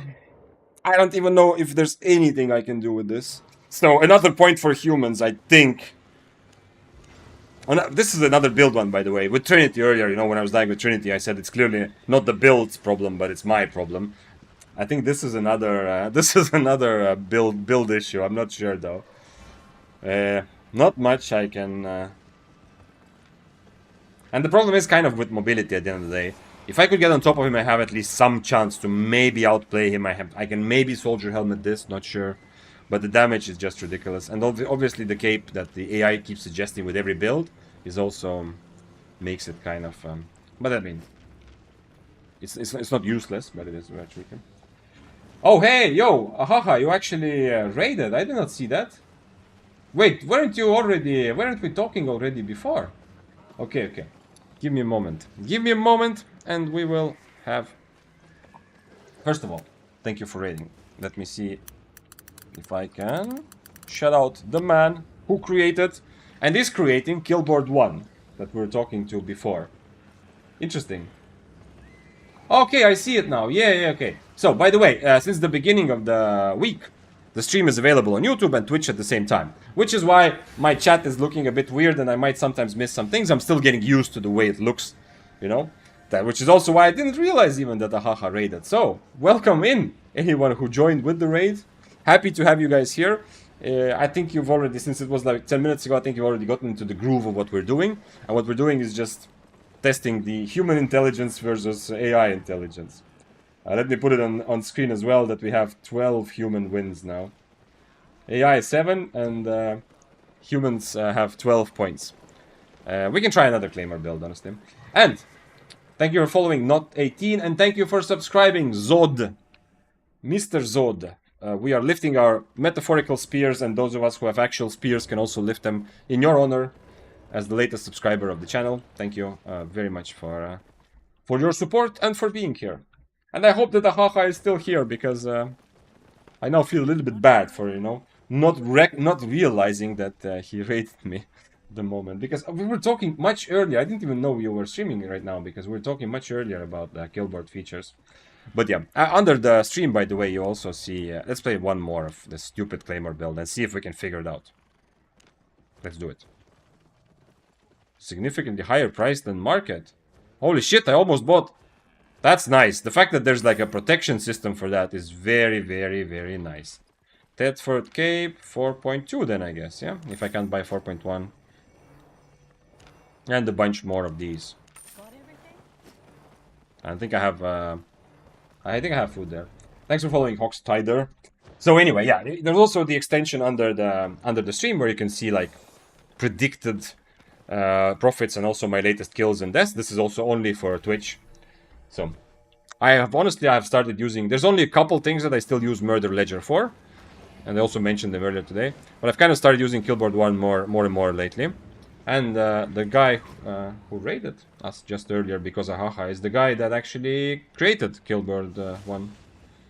What kind of food did the Grok tell us to use? Beef stew, yeah, like always, of course. What kind of stupid question. So yeah, so you might, if you're using Killboard 1, you might also be interested in. And Ahaha also streams, so you know. So if you have a problem, like if you open Killboard and there's like, oh my god, why does it show like I'm dying all the time? You can go to Ahaha stream and ask him, why is Killboard constantly saying that I'm dying 20 times a day? What is this? Weeping is just broken. You think weeping is OP? I mean, you're just saying that because every crossbow is broken, hamster. Yeah, in your experience. I don't know if yeah. The big problem is that I cannot dodge this when I'm close to him because he can step on it and it will do giga damage to me still. Otherwise, I would feel like I have some decent outplay potential close range. Like I didn't step on any of his mines, right? It's kind of like he has to hit it. But this way, he just puts it under him and then just stands on top of it, and that's it. Unfortunately. But I have not fought the Weeping Repeaters, I don't know for how long. Like a very, very long. I think it was never popular in Mists. And I have not seen it in Corrupted these last weeks when I've played Corrupted either. Why I have maintenance in play? I don't know, D-Boy. It's showing to you that the game is in maintenance. Like, I'm on EU and everything seems working. What was meta in April 2024? Interesting question, Hans. I have no idea. I mean, I can't... probably if we go back in time, I can remember, but I don't think I can... just like that, teleport myself back. But 2024... in general, was a year of hypermobility and mists. Maybe not the whole year, but it's very likely that April was also a time of bloodletters and double-bladeds and great hammers. But I don't remember exactly which month changes were made one way or the other. Some market flipper bought all Tether capes to abuse your AI. Yes, but luckily there's the system that tells me. I actually forgot that the system exists, but it saved me like 300k. The fact that there's this thing that actually tells me like, oh, you're about to make a mistake. Are you sure? Yeah, Claymore usually played with cloth armor in Mists as a kind of a pseudo one-shot type build. Not exactly one-shot. Obviously, there are no real solo one-shots. Maybe one-handed dagger, like old build, but I don't know. But it is usually played with cloth as a... the whole point is that your big E will kill the enemy. Usually this means cloth armor, stalker jacket, both of those helping a lot with the one-shot strategy. And oftentimes, it depends on the matchup, but oftentimes what I've seen those one-shot claymores do is they use their first E kind of just for mobility, you know, to get close, essentially. And then the whole fight is about, can you kill them before their second E gets ready? Because the second time they have their E, they're gonna Stalker Hood, 3-stack E, maybe even Cleric Robe, and just do a lot of damage at once. ChatGPT uses April 2024 data. Yeah, okay. What about Grok? Is it different for different AIs or no? Or should I just expect... because Grok is also started me off with E Beef Stew and Tedford Cape right away.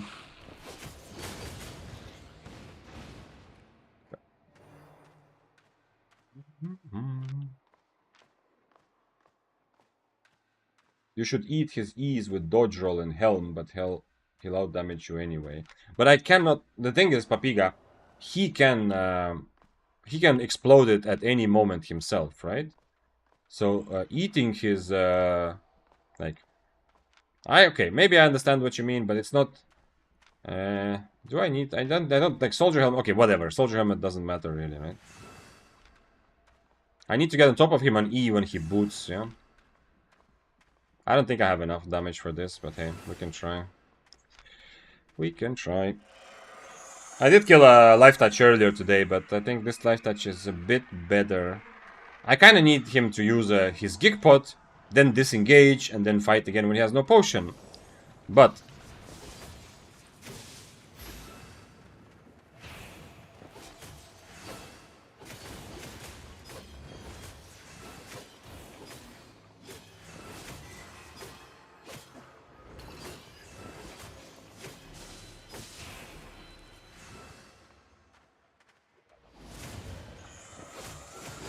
okay, never mind. Actually, somehow had enough damage. Okay, it looks like at least one thing AI is good at, and that is killing Life Touch. I mean, it's obviously not AI playing, but both Life Touches I found today, I was able to kill with AI-generated builds. So at least AI is countering Life Touch players too, so far. Last time it came a little bit in the way of kiting until he didn't have Gigpot and then winning the fight, but both times we had decent damage. I don't remember which one was. This was the first one, yeah. Had decent damage to kill as well, and this time it was. You see, so at least we're getting life touches out of corrupted. You know, life touches have to look at themselves and think again. Maybe they don't have the instant win just because they have a human brain.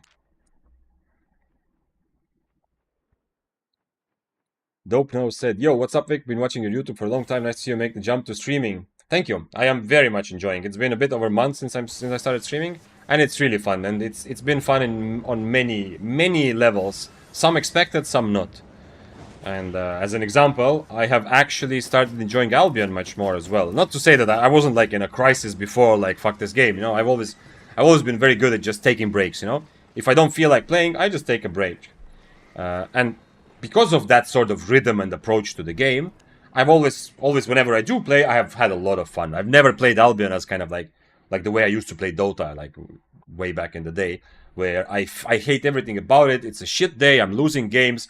Everything's going wrong, and I still play and play and play. You know, the game, like the balance is there's no balance. You know, teammates suck, I suck, and I still play. I've never had that relationship with Albion. I know what it's like with competitive gaming. I know very well what it's like because the more you play, the more you see everything that's wrong with the game. Yeah, but with Albion, it's always been like a happy part of my life. However, with streaming, it's like it's on another level. You know, I'm enjoying so much more. There's so much more meaning to. I mean, first of all, socially it's fun. It feels like spending time together, but also everything that I do in the game, I feel like I don't know. It gives me much more satisfaction.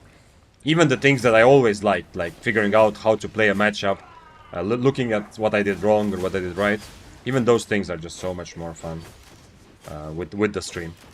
So I've said this many times, but you know, whoever you are, if you are here on the other side of the camera, I appreciate you. I'm very happy that you're here because you are making my Sunday a little bit better as well.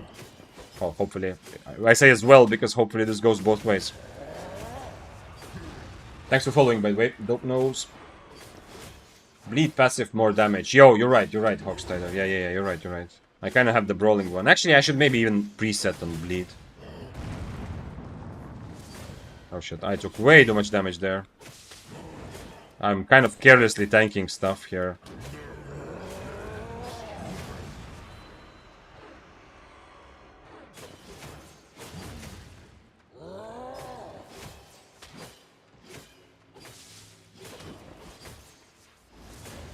Not even close! Oof. Oof. Is anyone here Asian server? I don't know. Shob, you might want to... If you're looking to know more, like to find someone to play with, it is the next channel I'm gonna make. I've been kind of putting it off to see kind of the interest and what kind of messages we have in that regard. But the next channel I'm gonna make to add to Discord is gonna be something like looking for a group. As long as you understand that just someone being part of the Discord doesn't mean that they're never gonna try to lure you and scam you, right? Obviously, active members will not, you know, because I mean, if others know your name. But I suggest that if you're asking whether someone is an Asian server because you're looking for people to discuss the Asian server economics or to play together with, then I suggest you join Discord instead. Shop. It is under the videos in descriptions on my channel, or if you come to Twitch, it's like there's a link in chat also. If somebody writes ! Discord. Okay, yeah, I will change to Bleed actually, just as a base as well. I think it makes sense. Yeah. Today I've decided that it's time to complete that quest to farm fame in quality 6 location. It is so stressing to go Portal City when there are 15 to 30 people in each location. I hope it's the good kind of stress. I know that open world, just like with any type of content, if you play it a lot, you know, the stress becomes very manageable. But for me, open world is still sometimes a little bit frustrating, the stress, because I don't fully understand, you know. I've been playing Myst for so long that the risks that I understand what kind of risk I'm taking when I dismount next to a fight or next to an objective. I can measure and predict in my head well enough. But in open world, so many things that I'm still not fully calculating, like the behavior of gang squads. Oftentimes, when I played open world, I tried to get into a fight, and I saw that someone actually wants to fight, and my Mist brain is telling me, "Oh, nice, you know, we are same tier. Of course, it's going to be a cool fight." But then it turns out pretty quickly that person who wants to fight is actually, you know, just baiting me into their friend group or something like that. Interesting, he's playing this full lockdown build here.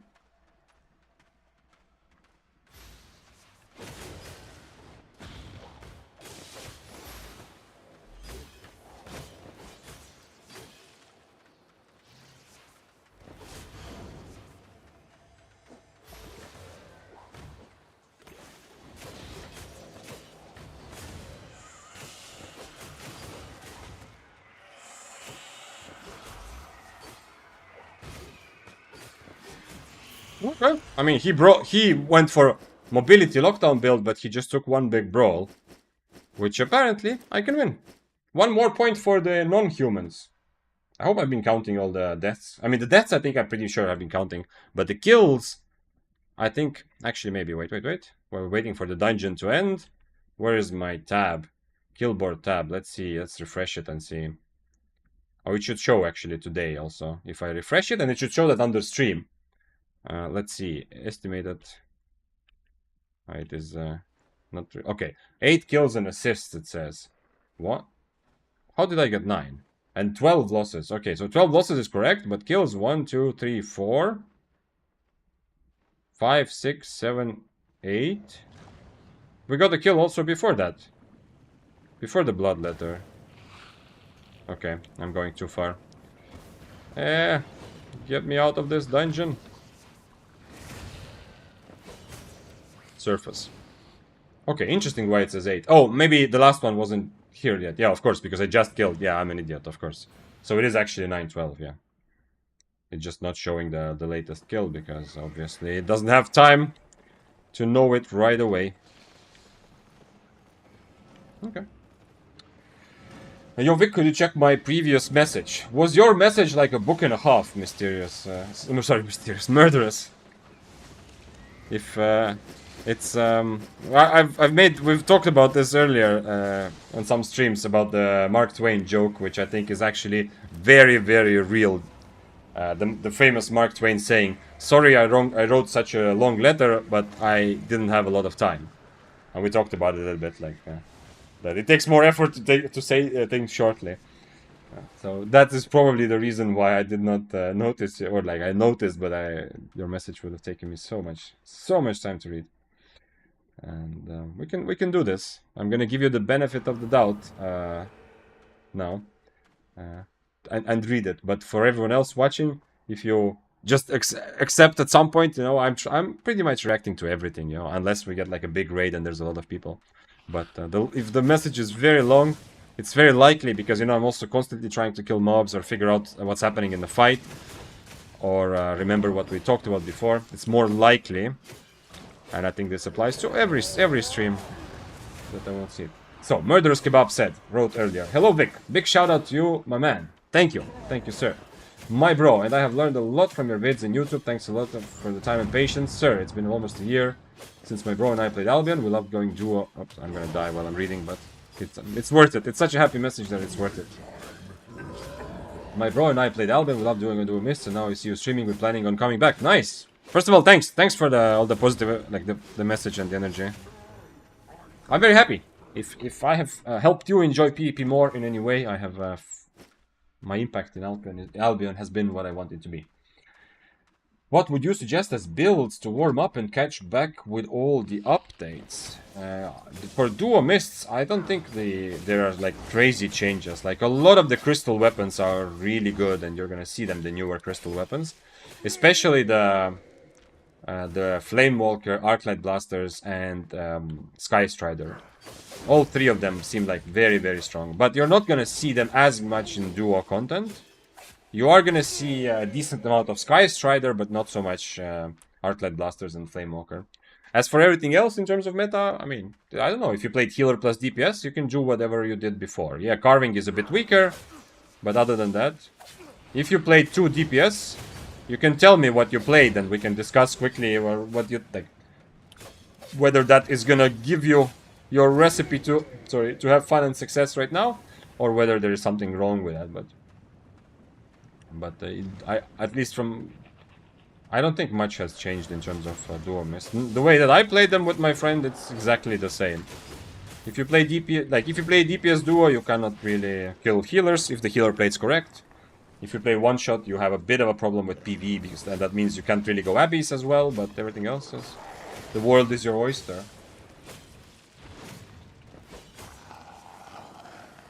Hawkstider said, "What would you change for this build if one was to use human intellect?" I would definitely go cloth armor and stalker hood. Yeah, I would just go the regular build for Claymore. If I could only change one thing, I would keep the soldier helmet, but I would still go cloth armor, so that I would have a bit more kill pressure. More like I would be more dangerous. If your enemy makes one mistake, I can maybe finish them off with cloth armor with the big damage E.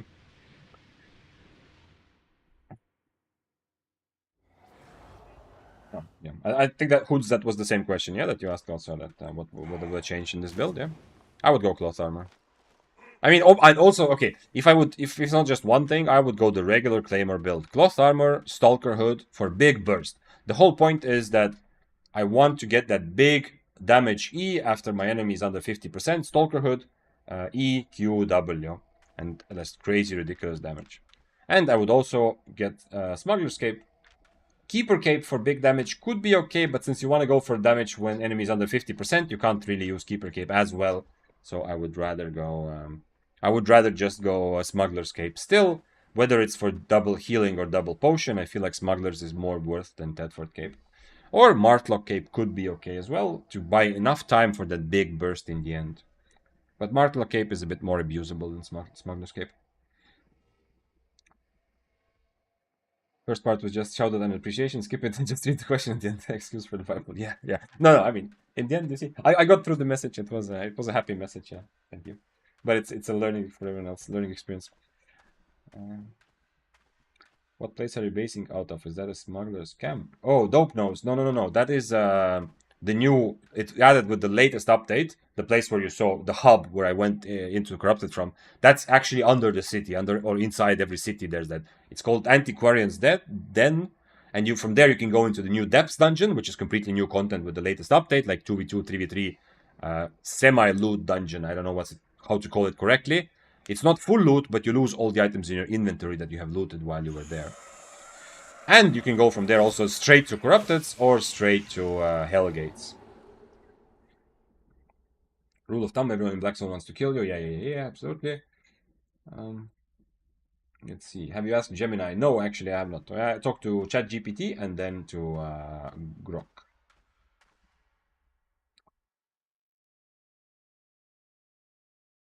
Hey Vic, in the leather chest and helmet, do you think it's better the attack speed passive or balanced mind for one-handed spear? I think it's better either balanced mind or cooldown reduction. I don't think you should take attack speed passive on one-handed spear. You can try with it, and I'm planning to try an attack speed spear build at some point next week. What is that? Fire stuff sounds. Okay, we go. There we go. Not a very good build for me to go up against. But can I do this? Can I parry, or is he going to actually react to my parry? No, wait, with parry I don't want this. Yeah.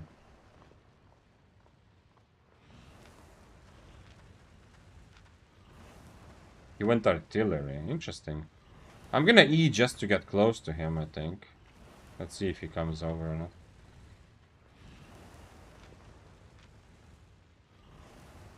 He's an omelet as well.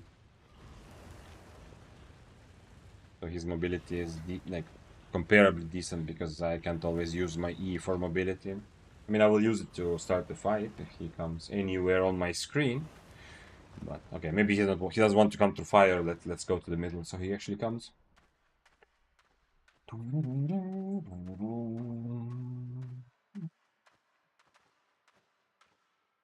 Your friend plays Claymore, uses Cleric Robe and Fiend Cowl. Yeah, kind of okay. I mean, the idea with Stalker Hood is the bigger gig damage in the end, and it really, really matters. Like when you have a weapon that does such a big burst of damage, Stalker Hood is the value is incredible. Of course, if you actually hit it, and if they don't use it defensive.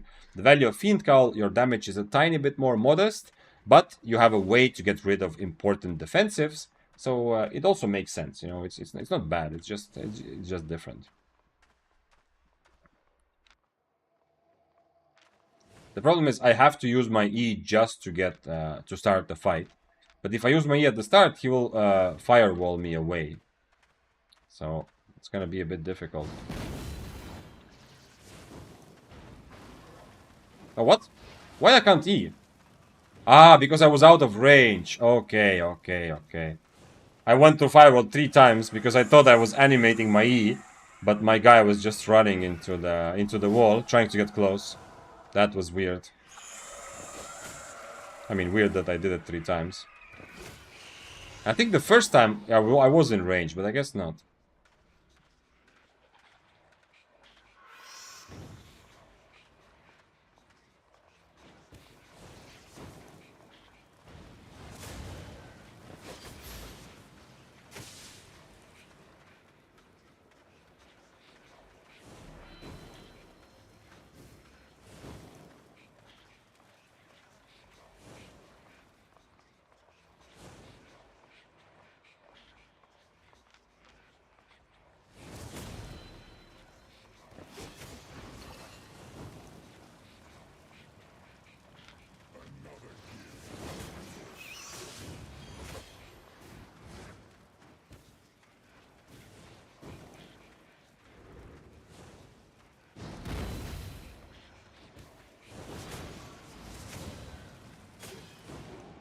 That was very close, though.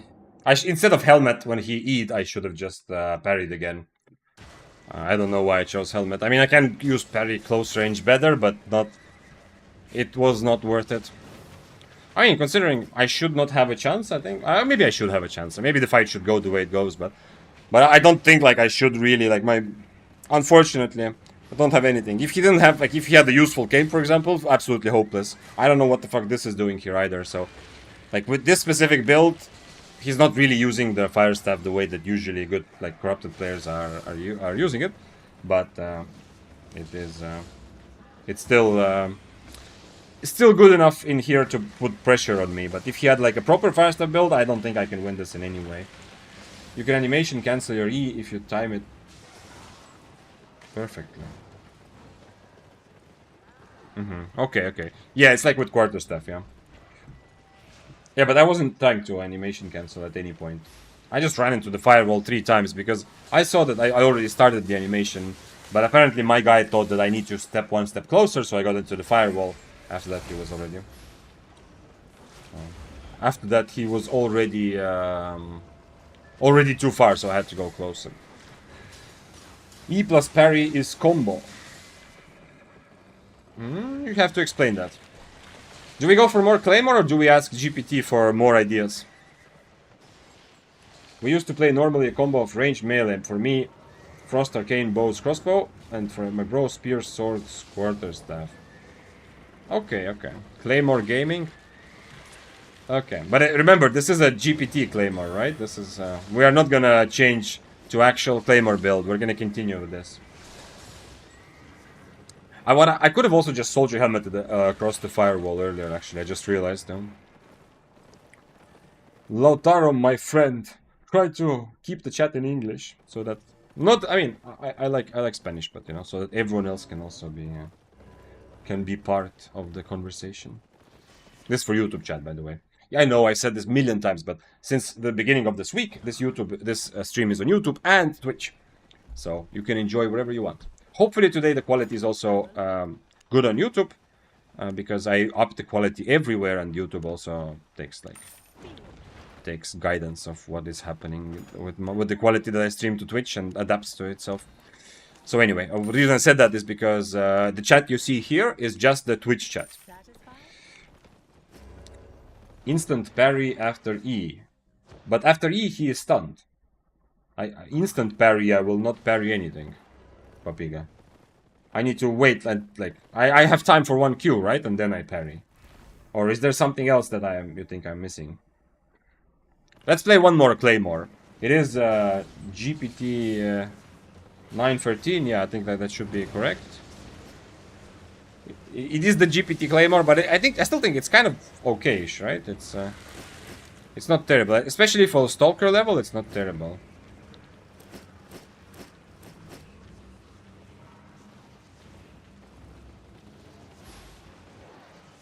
Your parry does do a little damage, but I think you can Q once and then parry. Yes. That's kind of what I wanted to do.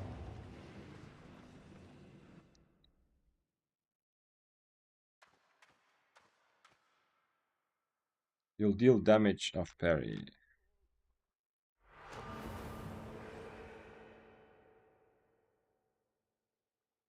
Okay, so you mean using parry just for close range? That okay, okay. What you mean is that not to try to reflect, but just use for the close range, for the damage at the end of the channel. Yeah, that thing. Okay, okay, okay. That's interesting. Yo, that's actually interesting. I played a bit of like I had a day this week when I played swords, just to feel how the new passive is. And I mean, normally the swords that I've actually played are claymore, carving, and dual swords. But I also during that day also played claymore and definitely felt much weaker than with carving and duels because of the mobility limitation. But I think it's one of those builds that if you play this for a little while, it is very viable. Maybe not as viable as one-handed spear right now, but it is very much a viable build. If you become a specialist, you can outplay a lot of things. Bring back pre-stack meta and use third passive on Crystal Spotter.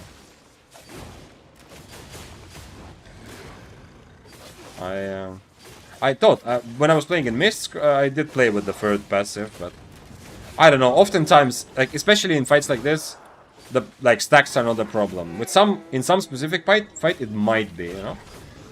But in fights like this, I use my E for mobility at the beginning of the fight, and then stacks are like anyway. By the time I have E ready again, I will have much more than 3 stacks. Well, potentially, you know. Obviously, can't actually have more than 3, but I would have stacked. I would have queued so many times by that time.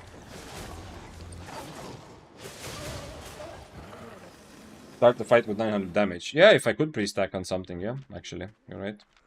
I mean, it's not 900 because it's very low AP, but... oh, it is 900 with 3 stacks, yeah, alright. That's nice.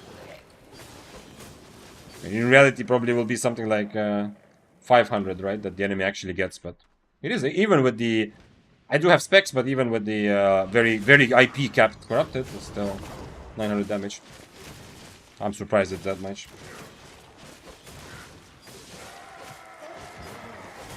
Lost move speed, you're pretty much turret. Yo, Bonsai, what's up, man? Nice spears. What about you ask AI for other claymore builds for corrupted like 25? Yeah, could, yeah. I don't know. Kamasi, are you saying this because you really enjoy claymore, yeah? And you would like me to play more claymore as well?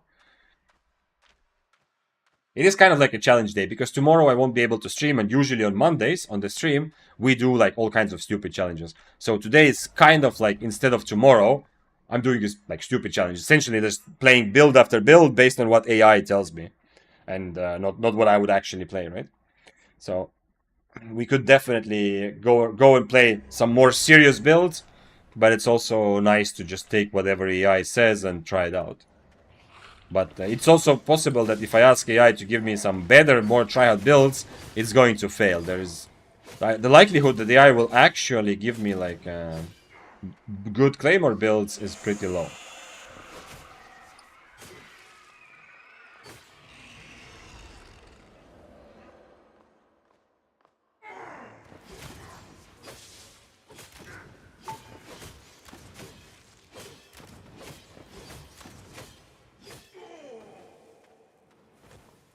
Claymore brings community together. Nothing unites people more than a big-ass sword. Well, carving is bigger, no? Carving looks bigger. But yeah, Claymore was cool. Last time when I played it a couple builds in the Mists during the sword day, I also really enjoyed it.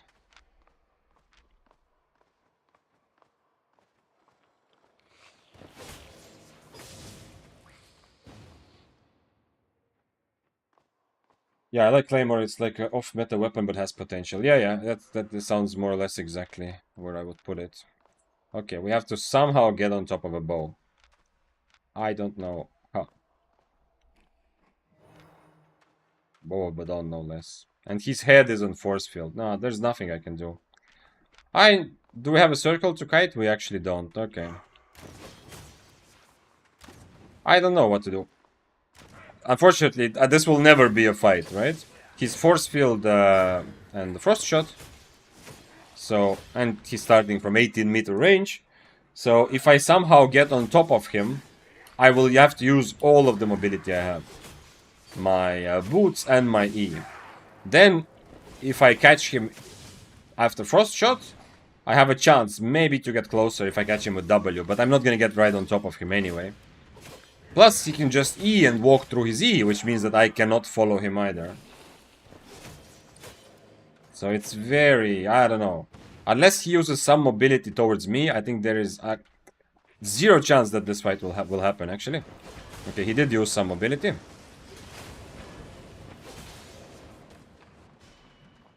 Okay, this is nice.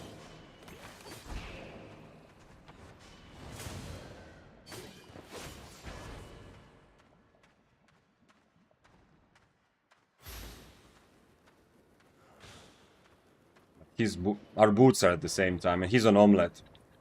Fuck. So he's actually still gonna get away.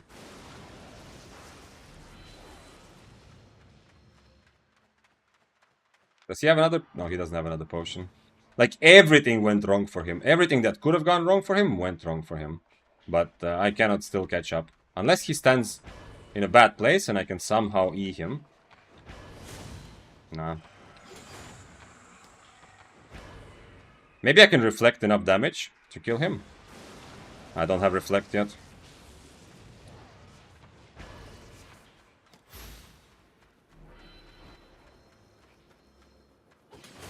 Ooh!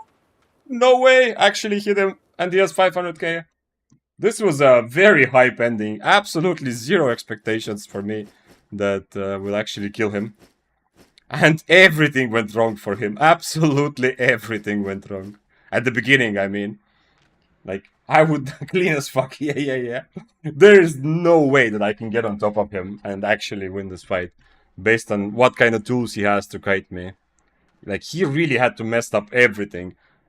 His random Frost Shot into the corner, he accidentally popped all the bats and slowed himself for a couple seconds, so he was, you know, standing in place. Then he, not only did he Frost Shot himself into the wall, but he Frost Shot himself into some sort of corner where he couldn't even get out of, right? So, it was, like, I could not possibly, it literally, like, from what happened to him just going full AFK or, you know, throwing his computer out of the window is just a tiny step forward from what actually happened. And still he was able to, like, create enough space with Omelette and his mobility, so I wasn't able. And I tried the E through the thing, I don't know.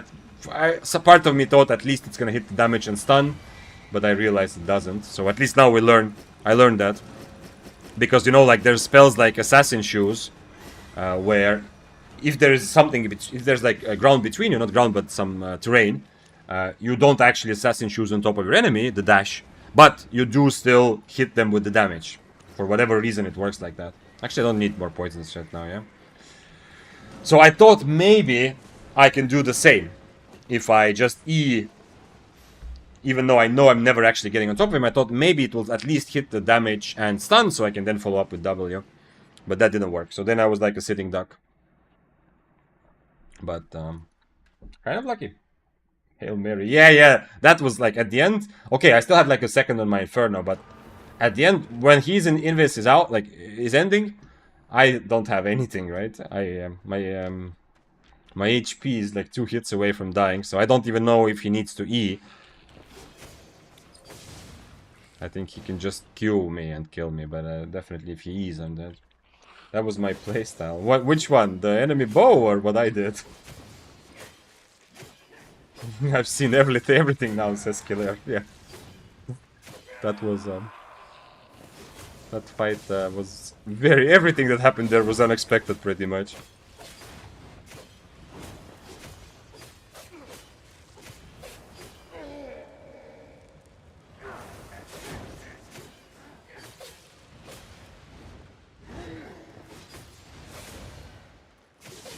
Wrong W for TV.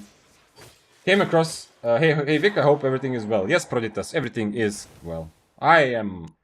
Brain is getting a bit tired, but I'm kind of doing the challenge stream on Sunday. I don't know, Proditas, if, I mean, probably if you're on YouTube, you haven't You haven't seen me that much on Twitch, but yeah, every Monday I do weird challenges. Tomorrow I'm not streaming, so today is kind of I'm doing it for tomorrow. So I'm just playing AI suggested builds.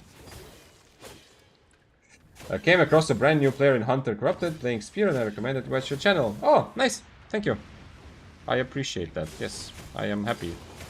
I am happy to be the guy that new players get exposed to, and I don't mean this necessarily just for Spear. Yeah, it's nice also to have more Spears, but I mean, I'm happy if someone who joins Albion gets exposed to not me personally, but the kind of thinking that I try to push out into the world, to get exposed to that a bit early, so they don't get like locked into somewhat bad habits about PvP, and especially kind of bad mindsets, because since it can be very competitive, there's a lot of potential to actually get into kind of a negative rhythm where you are much more dependent on winning, you are much more obsessed with meta or matchups, and ends up like you end up losing some of the, or a lot of the fun and value of the complex game, actually.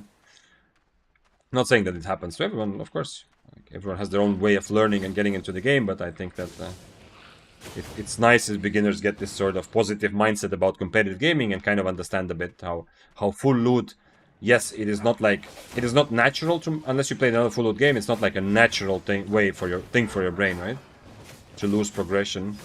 But it actually, you can get over it very quickly and start having fun without worrying too much. I feel like sword stack don't last long enough. I just disappear before you reach the next mob. I think the stacks are still like they were before. I don't think they changed anything about stacks. And I definitely don't think you should buff the sword stacks. Like, yeah, maybe when you're watching me play Claymore, it's an AI generated build, so the build is not amazing. I am not amazing because I don't really play Claymore, right? So there's a lot like, and this is a build where you need to be a bit of a specialist. Like, this is not like a Flame Walker where you just buy one and you are owning already, because it's so easy. You need to be a bit of a specialist with Claymore. So, based on what you are seeing here with this build, with me, also we're playing Corrupted specifically, it's, I wouldn't make too, at least, I wouldn't think that you need to buff Claymore or buff swords. And overall, swords are in a great place where I think the Q stacks should not last longer. It's already kind of oppressive that swords have, many swords that are popular, especially carving and dual swords, have such good tools to stick on their enemy, and essentially just stack up once, and then almost for the full fight, the weapon that is kind of supposed to be reliant on stacks is almost for the full fight has 2 or 3 stacks, which makes them into very strong brawlers. Vic, is it better to use auto respec or the bag with the fame? I don't remember. There is an answer to this, Eski. There is a very clear right answer to this that you need to calculate. I mean, it should be easy, right? You just open here and learn how much you actually pay there for silver, and then open the satchel. And one of them is going to be a bit faster, and the other one is going to be more expensive, I think. Or I mean, the other way around, probably. One is a bit faster, and the other one is a bit cheaper. Yeah. But yeah, I don't remember. I used to know this, but I haven't thought about those things for a while. There is definitely an answer. He's just breaking crystals. I don't know if you heard, but he's just breaking crystals. I don't know. I guess I just stand here and wait and see what happens. Main reason I recommended was your outlook on the game. Yeah, I'm very happy. Happy to hear that. Spear is just a bonus. Yep. They removed the movement speed it used to give. It's now separate from the stack. Yes. Stack is now for attack speed, yeah. The move speed you get from Q, yeah. I mean, just from hitting a Q. Vic, is it possible to import UI from you inside the game? Yes. Murderers, go to Discord. He just broke crystals. Okay, I guess we're going for next. I don't know why. Go to Discord and search general chat. Sorry, it's probably not general chat. It's the one under Albion. I don't have Discord open right now. Anyway, the number one channel, in Discord under the Albion category, you can search it. Search for HUD, like HUD, stuff like that, and you will find. If not, you can write there. You can write kebab there. Can you, like, if you really can't find the message, just write in the chat there. Yo, can you share your HUD again? I have it somewhere in my notepad, and I've shared it several times on Discord. So the message is like last message is probably like a couple weeks old if you can find it. and it is possible. It's like a text file, you know, like a notepad file, and once you get it, you can open your own game. So you just copy the text in the channel, and then you go here and interface. No, not here, not editor. Anyway, there's a place to interface. Do I just? Oh, I guess you just import here. Yeah, you can then import the one that you copied here. I don't know if you can do it. I think you can separately import also the HUD interface, like just the interface. Maybe here, editor. Oh, see, import layout. Okay, you have to separately import the heads-up display part, not the whole settings. Those are different things. So you do what I did, and then you can import, and then you can get the exact same if you want more. You can, of course, then you can play around with it which any way you want as well to change it.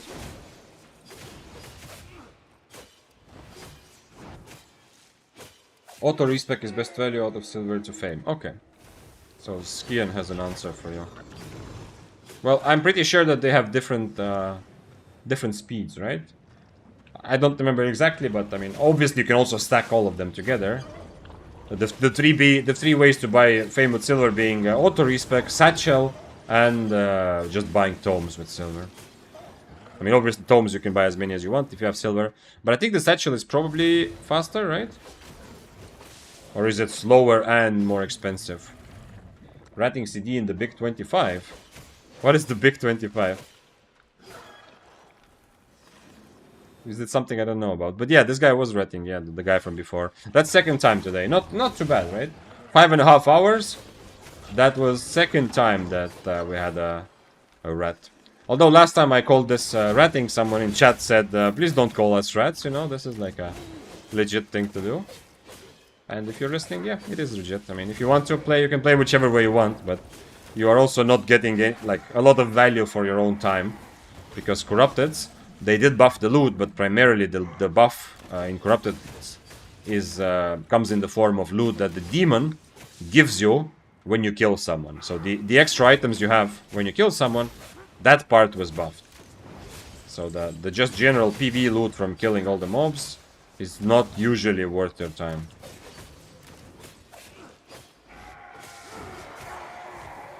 I mean, it is good fame, maybe that's the reason. Why do you keep saying that? I mean, not you personally, but it was also someone else also heard. Is it really good fame? I don't know. It doesn't feel very good to me. Like, you could get more from open world on mists. Okay, I understand it seems safer. If you always rat, then it kind of feels safe, yeah. Is it actually better than depths? Or are depths not considered safe for the purpose of this this sort of fame farm?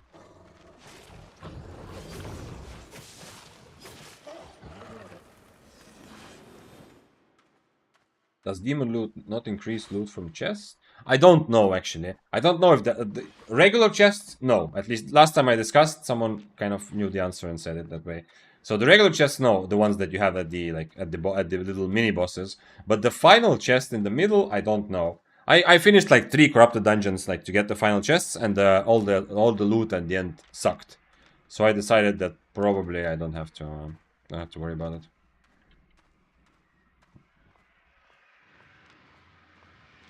It's a what?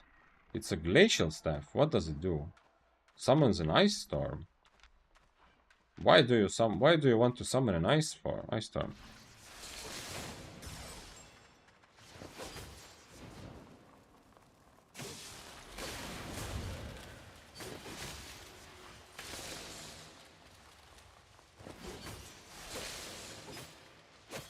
I don't even really need to drink potion, right? I mean, throw potion, not drink it. That is interesting. So this is the demon loot. What I meant. This is pretty good. When you kill people, this loot you get at the bottom is pretty good. But I don't know if my last chests were pretty bad when I cleared. I cleared only 3, so it's not a big sample size, but still.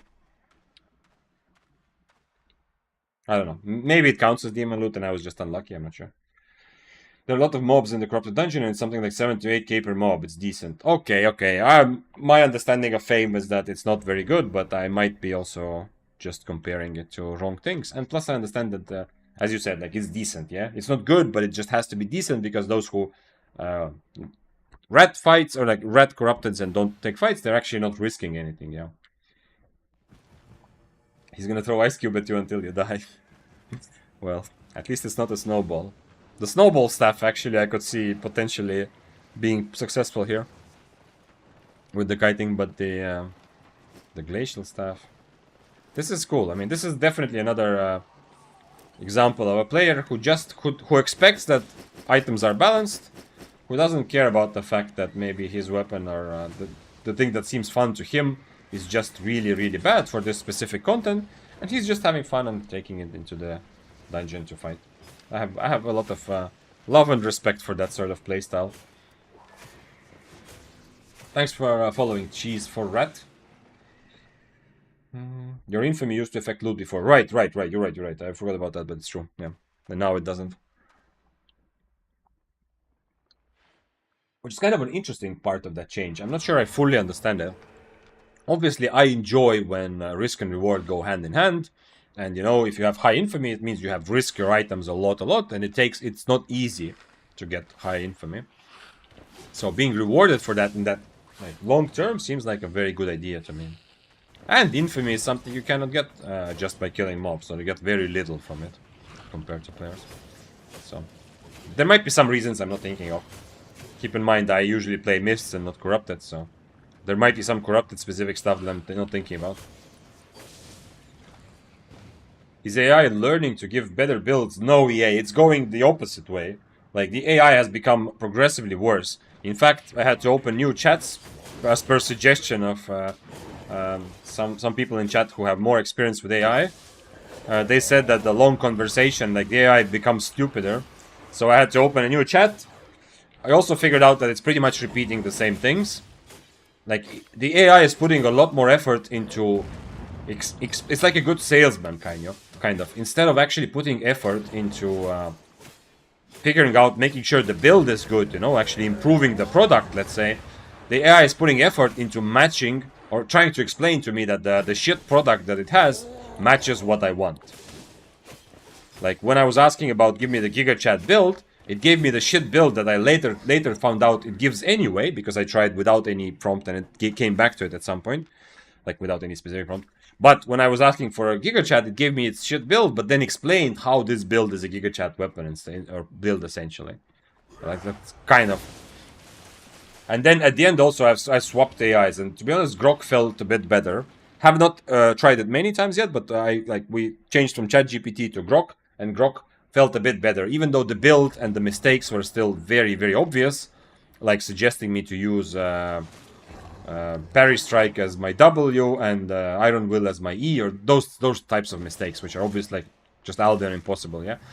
But it was doing a very good job introducing and saying the answer and kind of admitting that it doesn't know. Not with those words, but it kind of communicated pretty well what I felt was missing earlier.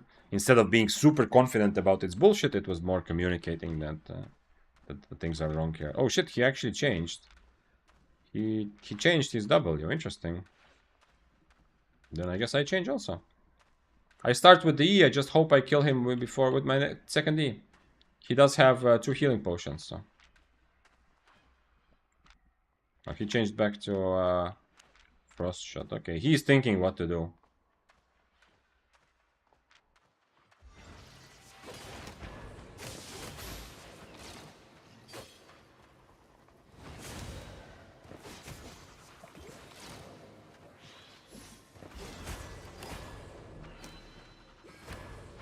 Oh shit, he has... I shouldn't have... he has another potion also.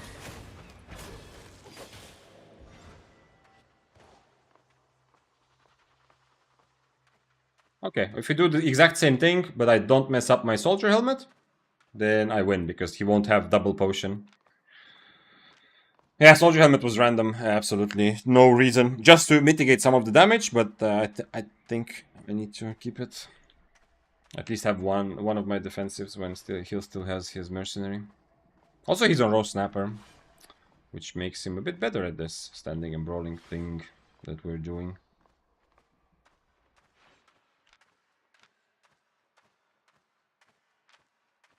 What is soldier helmet? Is 30 seconds, and I could get for 20 seconds. I could just get extra HP. Also seems kind of good, honestly. Oh, he swapped now. Interesting. Then I don't need my... Okay, what is he swapping things back and forth? Is there like... He thinks that... I mean, I do need splitting slash against his jump, but he thinks like it's so much of a counter that he keeps changing his spells somehow. The problem is I need to use everything to catch him once. Like, I need to boots, then W, and then E, pretty much. Or maybe I can boots E and then keep my W, but then he will just boots away and I will just die, so... Let's see. So it uses its wit to make you buy its limited knowledge on the subject. I feel like that kind of, yeah, I felt a little bit like that. Because, at first it was really cool. Like, the kind of... the kind of build it gave me for the Gigachad, then later it gave me a build for... where the strategy was... What was it? Something like destroying the meta nerds. Not exactly, but it was like it was cool. It was matching its description of the gameplay, of how it talked about items and weapons, matching it to the prompt. If I asked for a specific type of weapon, like I wanted a build that is like a hidden gem that will kill some meta weapons, but it's kind of people don't know about, it was matching the description. But then later, where I told it like this didn't work or that it worked, and asked for more builds and asked for like something that would be really safe, or just told him give me another one. I realized that it's actually regurgitating the same shit over and over again. It just took the builds that it likes to, or like I don't even know. Yeah, you should call them builds. Yeah, they are good enough to be called builds, but they're not good enough to actually be like meaningfully correct in many ways. So anyway, later I felt like I understood that it's actually telling me that same thing. It's just that it's no longer putting the extra spin to sell it to me, because I wasn't asking for a Gigachad build anymore. He changed to Gigpot now. So this is an actual proper corrupted player. Trying to confuse me. This guy on bow. Maybe, I don't know. I guess we just wait for bats at least. I mean, he's much more likely. I'm much more likely to be the one running away, but...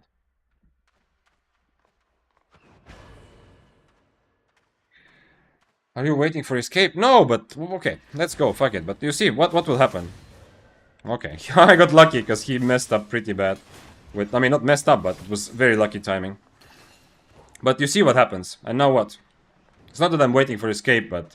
I mean, I got super lucky by catching his E, but I have to use everything just to get kind of close to him. And it's not good enough, and he's going to forever reset, so... Until he uses mobility towards me, I'm just standing in one place. I mean, now I can actually push him through bats. That is like the only positive about what's happening here. Oh no! Come on! This is bullshit. Okay, I have to keep forcing him through bats. I did not realize I could get stuck there. I could have taken a couple steps there. He's getting stacks. Yeah. That's the only thing. Let's see if he changes potion back. His cape is ready again. I need to use as... Okay, he's not changing. So if he's on 2 gig pots, he might not have time to use them, actually.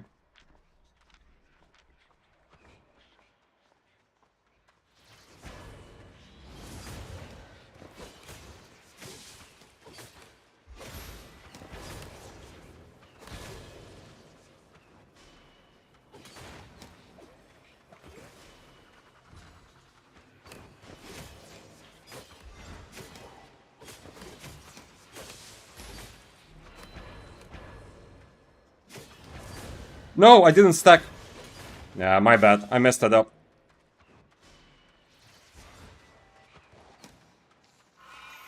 That was very much my bad.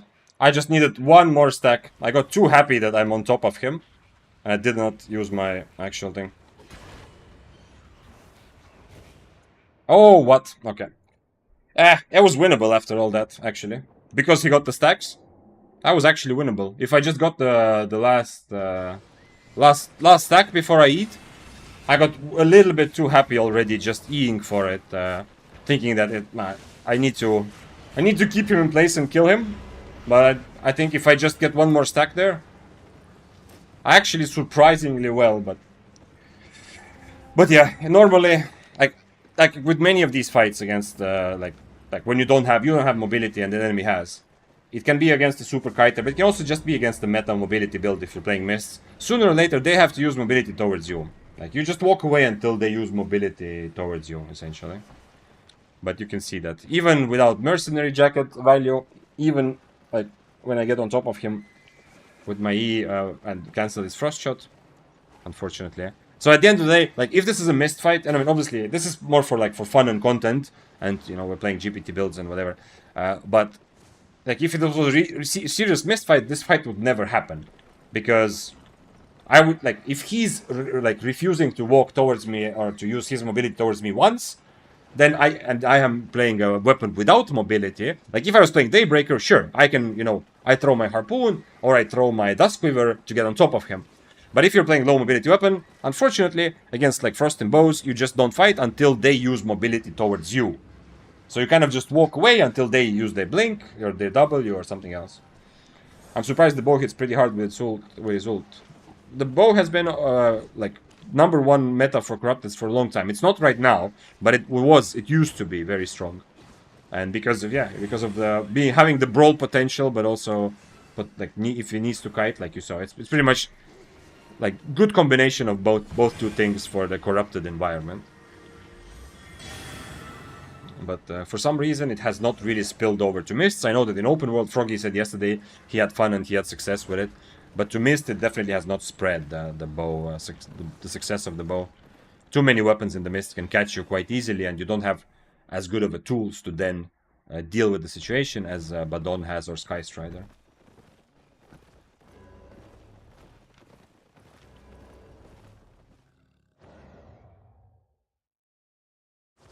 Okay, let's do one more GPT build.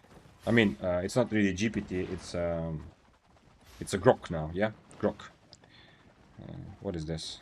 I opened Word, okay.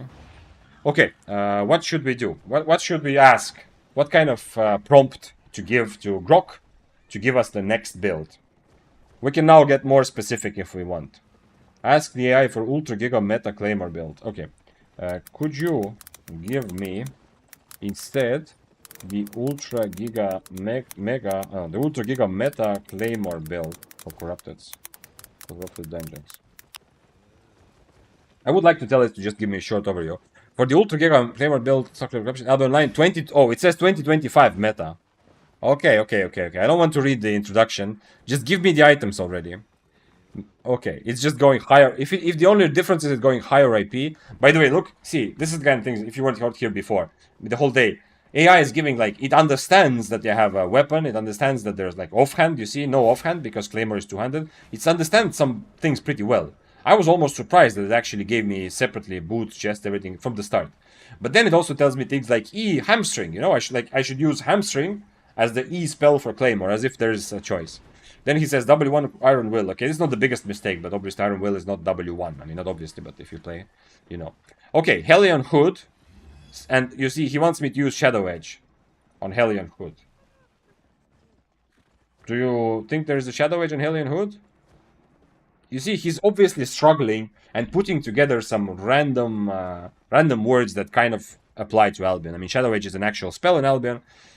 For chest, in the Hellion Jacket, I should use Infernal Sight.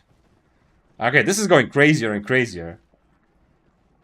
AI is more artificial than intelligent. This started off decently, and because it understands there's no offhand. But look at this. I'm supposed to use Claymore with my E being hamstring.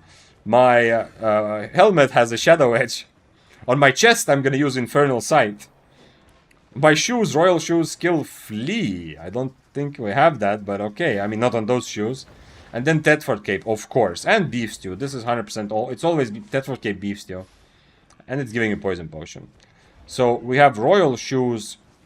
I don't even know. What is... I'm gonna use Hellion Jacket and it's gonna be the same, right? It's the same as Mercenary, just a bit more limited, so...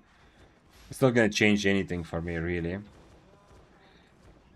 Double Hellion in CD is crazy. Well, but Hellion Hood, okay. It seems even worse than GPT. This actually, yeah, it started off well, because the first time I asked something from Grok, like this introduction made me instantly believe and trust it much more. But then where we got to now is a weird place. Let's see, playstyle, PvE, PvP, fighting invaders, pre-stack heroic charges and mobs. This is smart, thank you. Actually, I mean, legit smart. Use Iron Will to close the gaps. Holy shit, can I actually use Iron Will? I know it's an Wait. I know that it's AI, right? So it's he's just saying random things. But can I actually use Iron Will? Is that actually a possible thing? Let me see.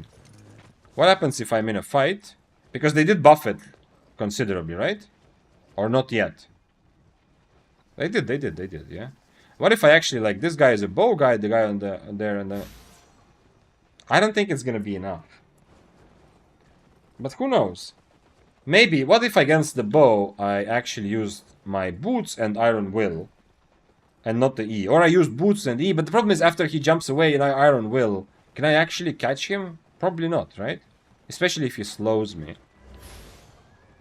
Nah, it doesn't seem very fast. I don't know if this is good enough.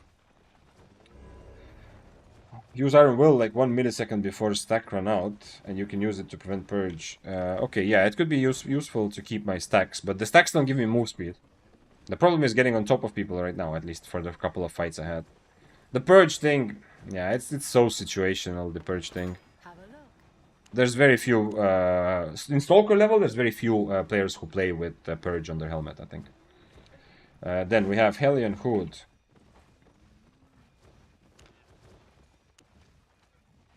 I can't even imagine what this will be like, but hey, at least we always have the shield that we can change to. Hellion Jacket.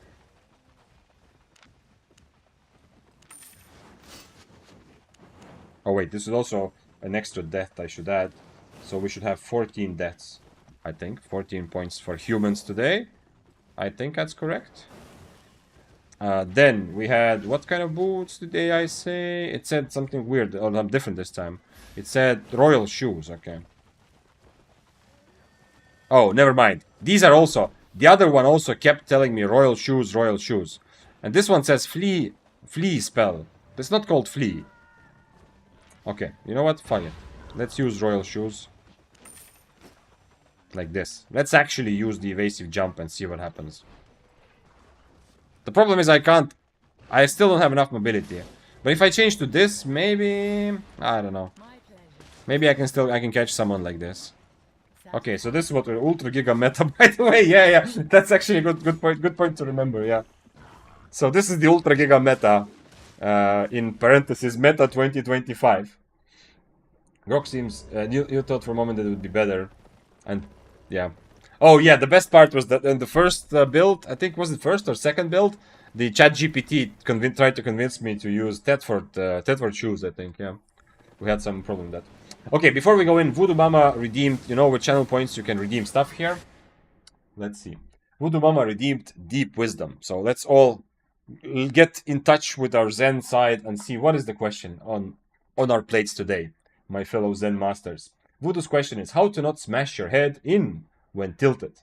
And then he ends the message by using the big sad emote. Maybe it is not bad to smash your head in when tilted. I mean, we can talk a lot of what I talk about and a lot of the kind of the mental game. For me, helps me and kind of keeps me untilted most of the time, right? I'm focusing on progress or what I can control over what I can't control.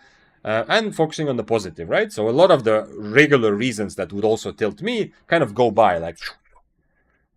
But, and I know you understand that, Voodoo. That's very obvious. But when you already achieve the point of being tilted, you know, for whatever reason, maybe it is good to smash your head in. Maybe you shouldn't be focused on, oh, what do I do now? Just be tilted. Like, if you already got there, yeah, sure, in the future you'd like to not get tilted about the game or whatever went wrong in your life. I don't know if this is a question about Albion or not.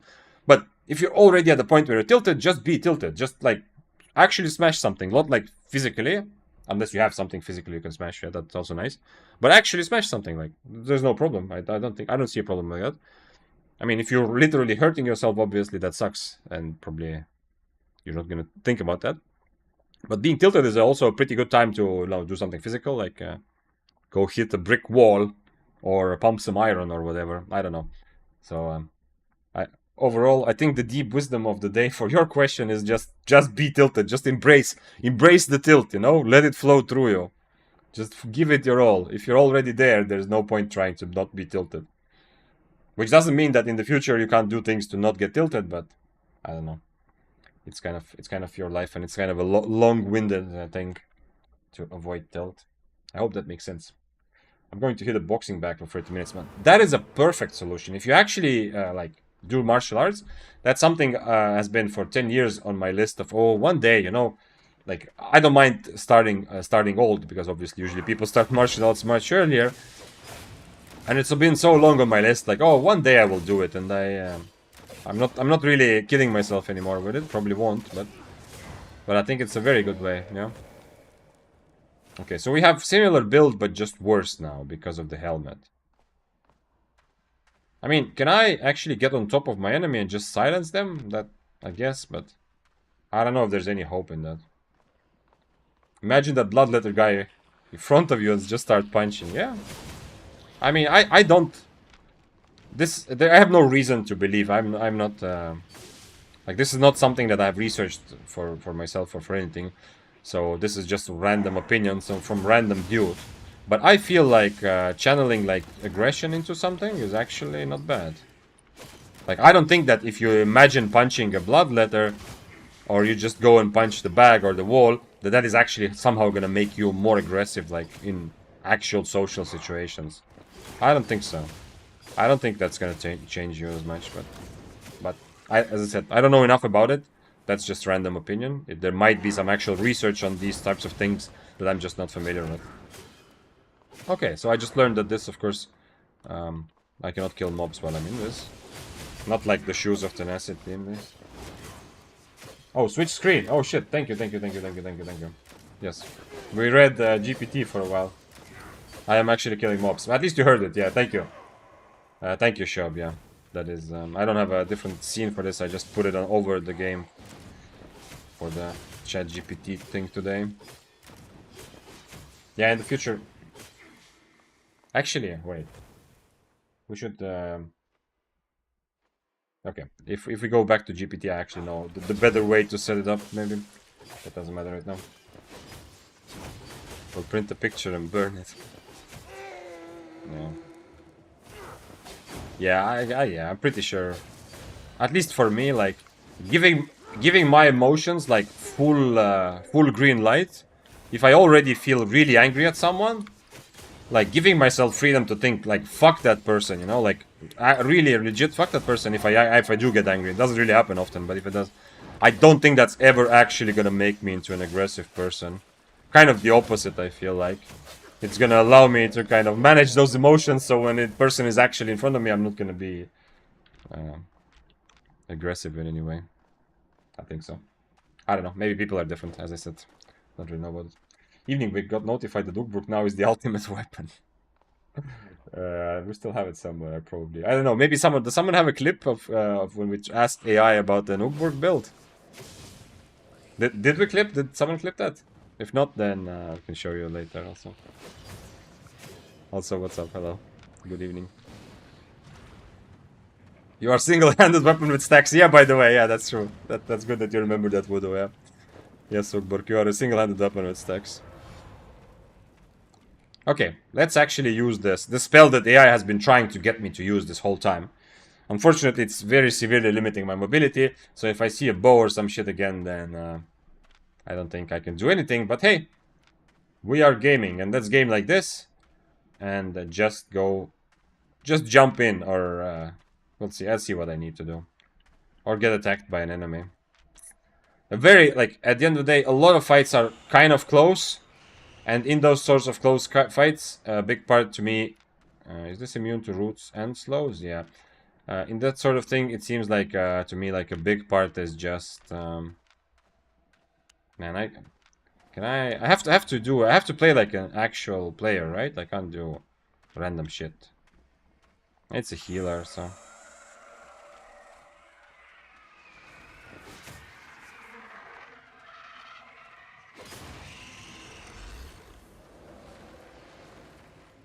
His W is healed, by the way.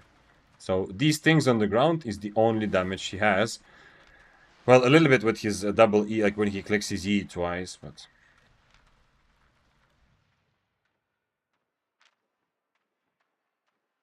I have an approximate timestamp. Well, then you can look it up like that. You can also clip it for yourself.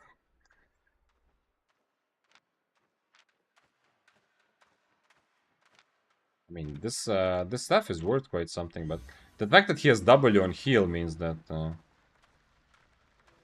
I don't know. He's not gonna kill me either, but I don't know what is the point of what he's doing, and I don't know what I can do against it. I cannot cancel his boots with anything other than my E, unfortunately.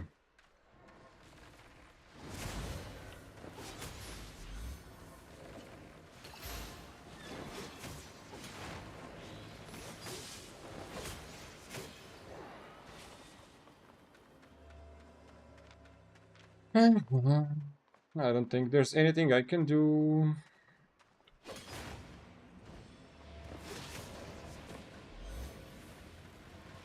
Oh, that's why those boots are so popular. I just realized. Because he can hover through the slows. I didn't realize that before. Yeah, absolutely pointless. And look at how this fight went. And with this sort of situation, his first instinct is to just stand there and wait. And absolutely the most hopeless fight. I mean, okay, he's probably just trying a new weapon, so maybe he didn't know that this is hopeless. But in retrospect, he can attack me. He doesn't have to worry, right? There's nothing I can unfortunately do to him. The Claymore is just I understand that the Claymore brings everyone happiness, but I don't think it's the way to go. I think we need to get AI involved again. Now the cheapest. Stop it with the Claymore builds. No more Claymore builds, please, guys. Spare me the Claymore. I am done with Claymore builds. It's just sadness. It's a big chunk of sadness, unless it's specifically played for the Claymore, for the light armor big damage burst. It's just sadness. The anger builds up when you keep it in. Oh yeah, that's kind of what I meant. Yeah. I mean, that's part of what I meant. Yeah. If you try to, if you're already tilted and you don't embrace that this is your life now for this evening or for today or for however long, then it's gonna actually, can actually lead to real life consequences and you being aggressive or fucking up something in your own life, like a social situation or something that happens later. But if you just embrace that, that's my life now. For the next 2 hours, I'm gonna have a shit time because I got really tilted because this bad thing happened to me or someone did something bad to me. If you kind of accept that, it's a shit evening. Because I'm tilted. I feel like then it will be very easy to move forward that, and it's not actually gonna affect like situations in life later. Astral staff. Never played that. I think I have never played that. Go for quarterstaff maybe. Quarterstaff would be fun and actually kind of potentially possible. Let's do quarterstaff. What kind of prompt? Give me instead a quarterstaff build. I want to build that. And now give me what to put here. What are the things that I'm going to put here? Give me a quarterstaff build that. What do I require from it? Is that the Ugbord clip? Vic's best performance. Oh shit. Prompt. In Albion corrupted dungeons. Short answer. Don't elaborate. Oh, okay, wait. Short answer. Don't elaborate. Give me the name of... No, but we already tried that kind of gem build. I like the short answer, don't elaborate, but I want a quarterstaff build. Quarterstaff which improve my pole test. Okay. Give me the names of hidden gem build. Rare but still killed the meta. I mean, we already tried ChatGPT and it fully failed. The word meta just breaks the AI because it has no idea what is meta.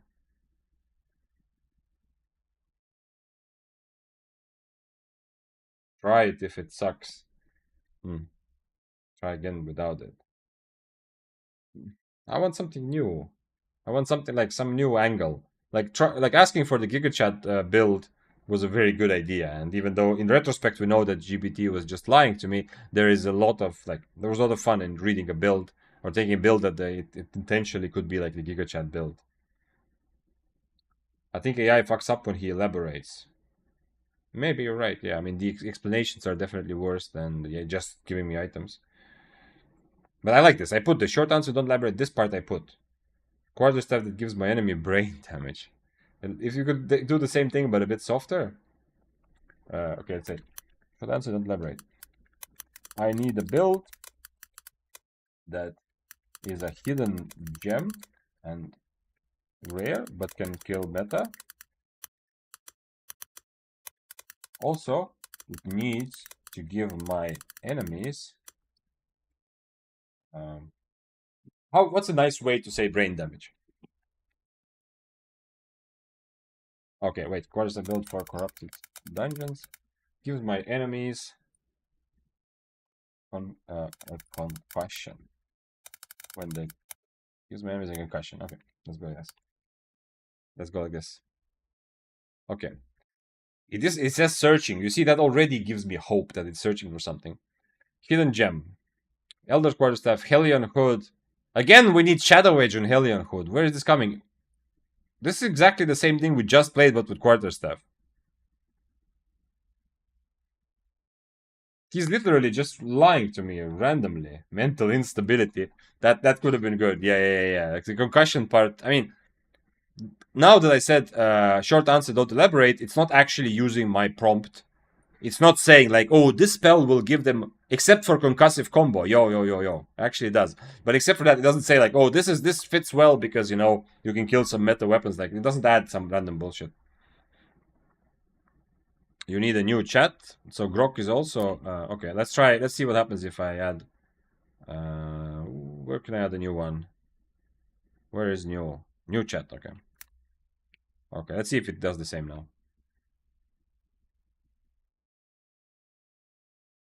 Now he wants Black Monk Staff, Hunter Hood, Assassin Jacket, Soldier Boots, Deadford Cape, Deadwater Eel Stew. We have an innovation, guys. AI has moved forward from the beef stew that we've been eating the whole day. Much more sane. Yeah, but I don't want. We wanted the quarterstaff build. Okay, but brain go boom boom. Can I use this build with the regular quarterstaff instead of the black monk staff? Yes, you can use the regular quarterstaff instead of black monk staff. Swap Confessing Flash for mystic staff's forceful swing. Eh? The rest of the build stun run remains the same. Oh, this is a smart sentence. Yo, these are actually smart sentences. Swap your E, but the rest of the build remains the same. This is what the person would say. Slightly less concussion focus, but still effective against meta with stun and mobility. This is like, this answer is one of the best answers I've had today. I mean, I understand it's just one short question, but it's one of the best answers so far. Like, it has given. Now I just need to check the spells. Concussive Flash for Mystic Staffs. This is the only weird part. Forceful Swing. Mystic Staff. Obviously, there's no such thing, but Forceful Swing. What is the name of the quarterstaff spells? Volt Leap, and the other one. Where are you? Oh, it's this weird one. Yeah. Fatal Blade. Okay, so he's making up the names of E spells, but other than that, it's very reasonable. Forceful Swing is Q1, you're saying. Is it? Concussive Combo, Whirling Strikes, Cartwheel. Vanish, explain.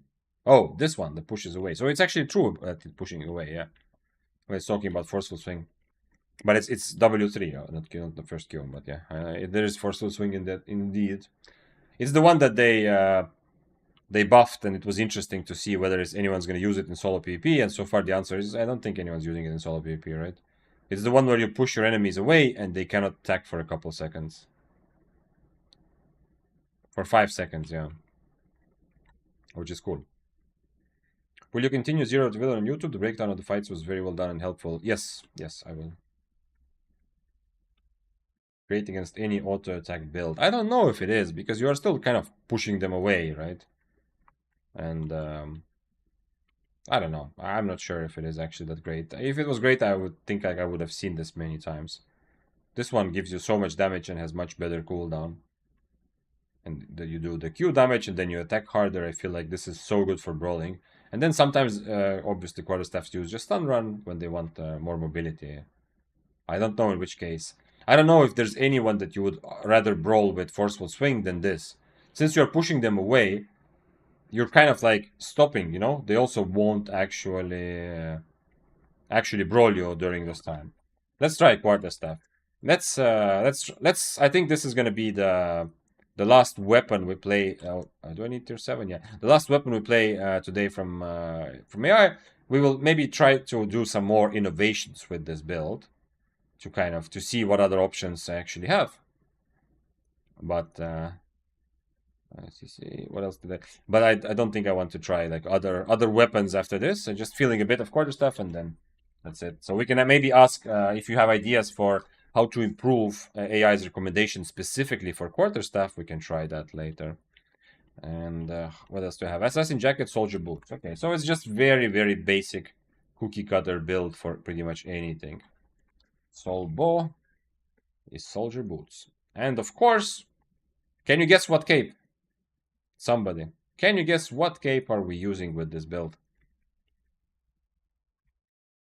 Because AI does only knows one cape in the game, and that is the cape from Deadford. Martlock cape.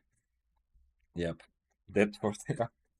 Yeah, I would like to use the demon cape maybe, but unfortunately AI doesn't know any of that.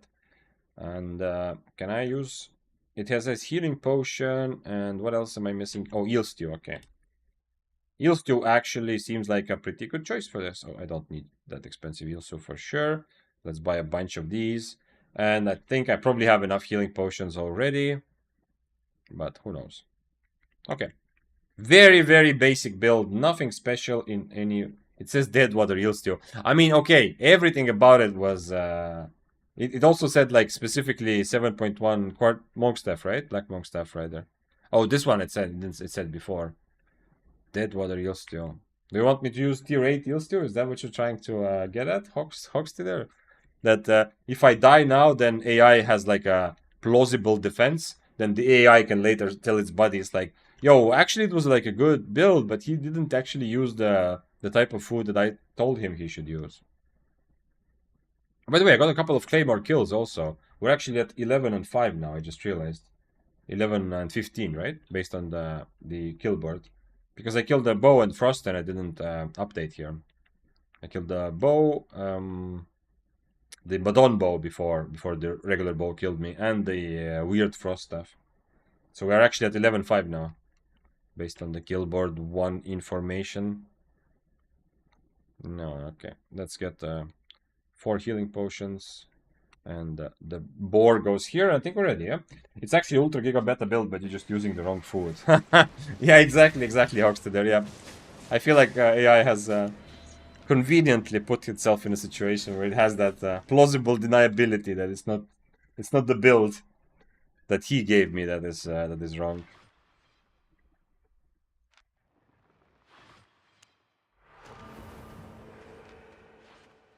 Very interesting though. I mean, this is just very generic. This is not. I was hoping to see something a bit more special from AI, like something random and interesting. This is a very basic quarterstaff build. The auto attacks feel good though. Yeah, I hope that what we discovered earlier, I actually never tested it, but the idea that quarterstaff just hits harder than double-bladed, I hope that's true now, because quarterstaff also feels really good to use. Like, it's very satisfying.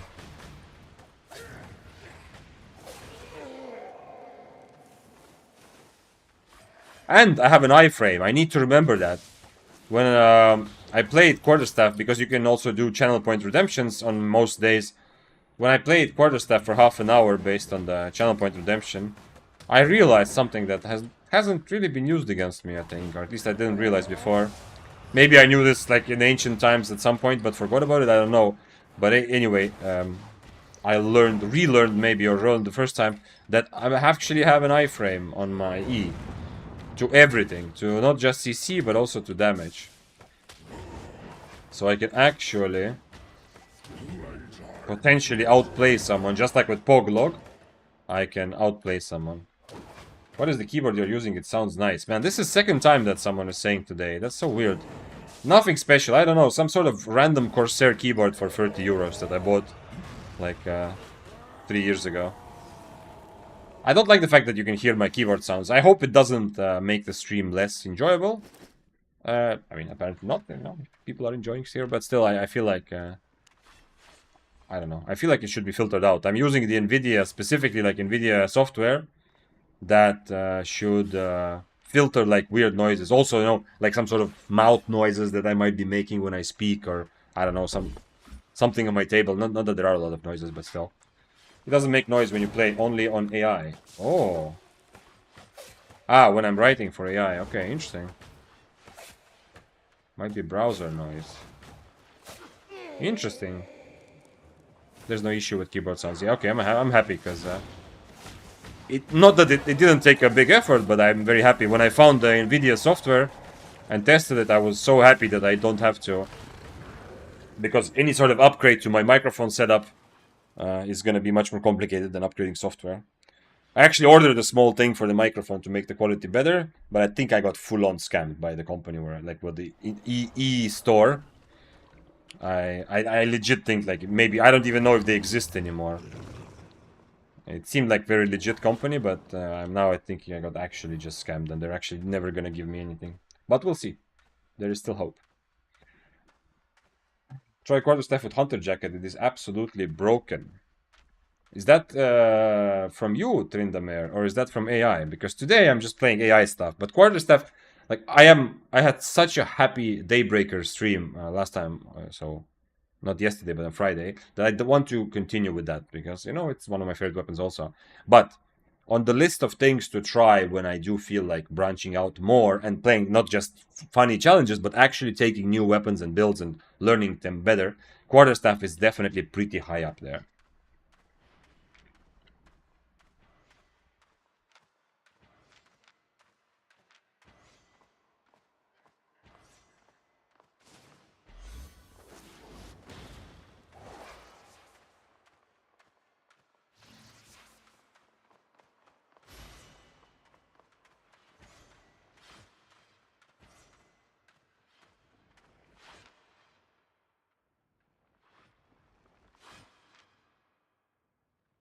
Terla, thank you for both following and subbing with Prime. Welcome to the stream, or if you're not new, then welcome back. I raised my spear in your honor, my newest subscriber. Thanks for being here and for your support.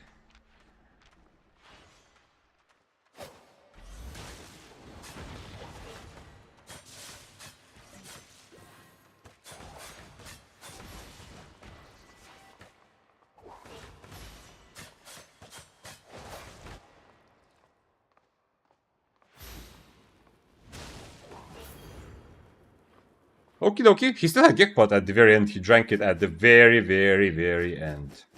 But yes, quarterstaff is definitely on the short list of when I want to play something new and not like a challenge like today, like weird shit, but actually play something newer and have like legit fun with it, but also have legit fights where I'm not trolling. Like Grovekeeper was super fun and surprisingly actually felt like a real weapon. I've played a lot of Arclight blasters, so I feel like I've been learning more than I used to. Also because of stream. That's also an extra reason why streaming is so much fun. Albion is more fun because I feel like it's pushing me a bit out of the comfort zone. Obviously, also when I'm with chat, you know, my brain is also more occupied with other things, so learning is even more intense. But quarterstaff is like, it's kind of there on the list for things to definitely do, but I keep pushing it forward a bit. This time you can maybe change the idea. Instead of asking of weapon-specific builds, you can ask with other item-specific builds. Like, give me a build that can use torch as my offhand. That would have been actually a pretty cool idea. I think for today, I'm getting very tired anyway, so I think for today we're not going to do anything other than just a couple of quarterstaff builds. But that would have been actually a good idea, Pindamir, yeah. Earlier when I was asking for prompts, man, that would have been a good thing to... a good idea to give me. I really like that, yeah. Give me a build that uses this specific item.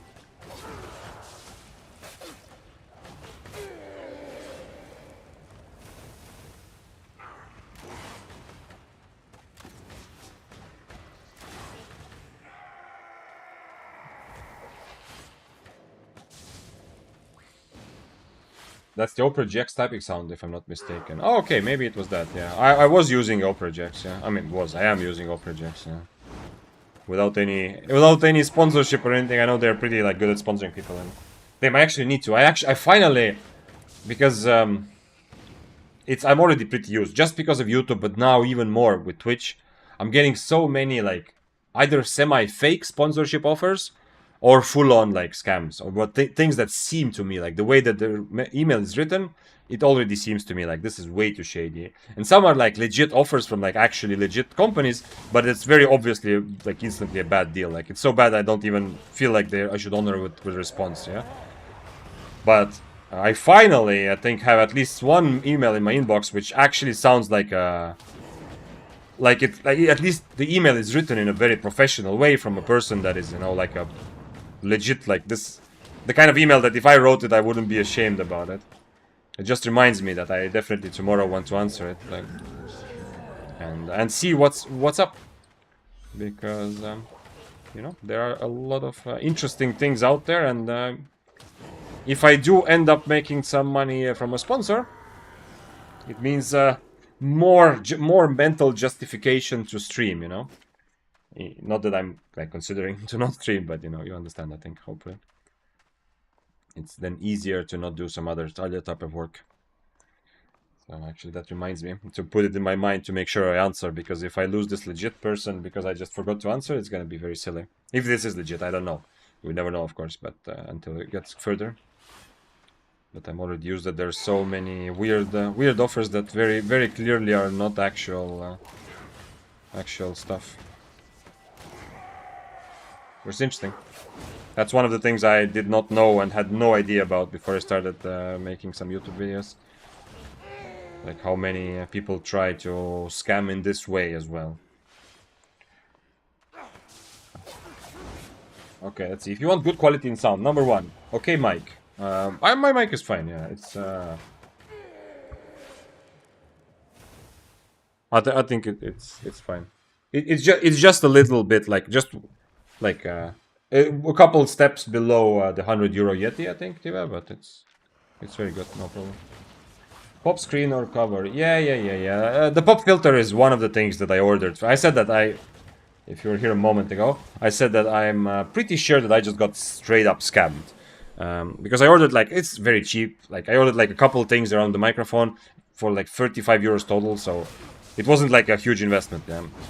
Obviously, €35 is important, but it's not like oh my god, the scam is gonna ruin my life. However, anyway, I ordered, and they kept sending me, like, every couple of days they sent me like update messages, like, oh, the thing you ordered is currently, you know, being shipped from China to this place. Then it's being shipped from here to here. Oh, it's in like a place near you, you know. They kept updating me, and then suddenly I got an email like, sorry, your thing cannot be delivered until the end of September. You know, the new date for delivery is actually, because it was supposed to be like 2 weeks, it's actually gonna be like, how am I ever like 2.5 months, you know, which already seems very iffy. And they have so many like scummy things on top of that. Like they said, like, oh, but you can get 10% off, but you have to use your 10% off coupon like right now, you know, kind of like during this week, kind of. So it seemed like they're just trying to get me to scam even more money out of me.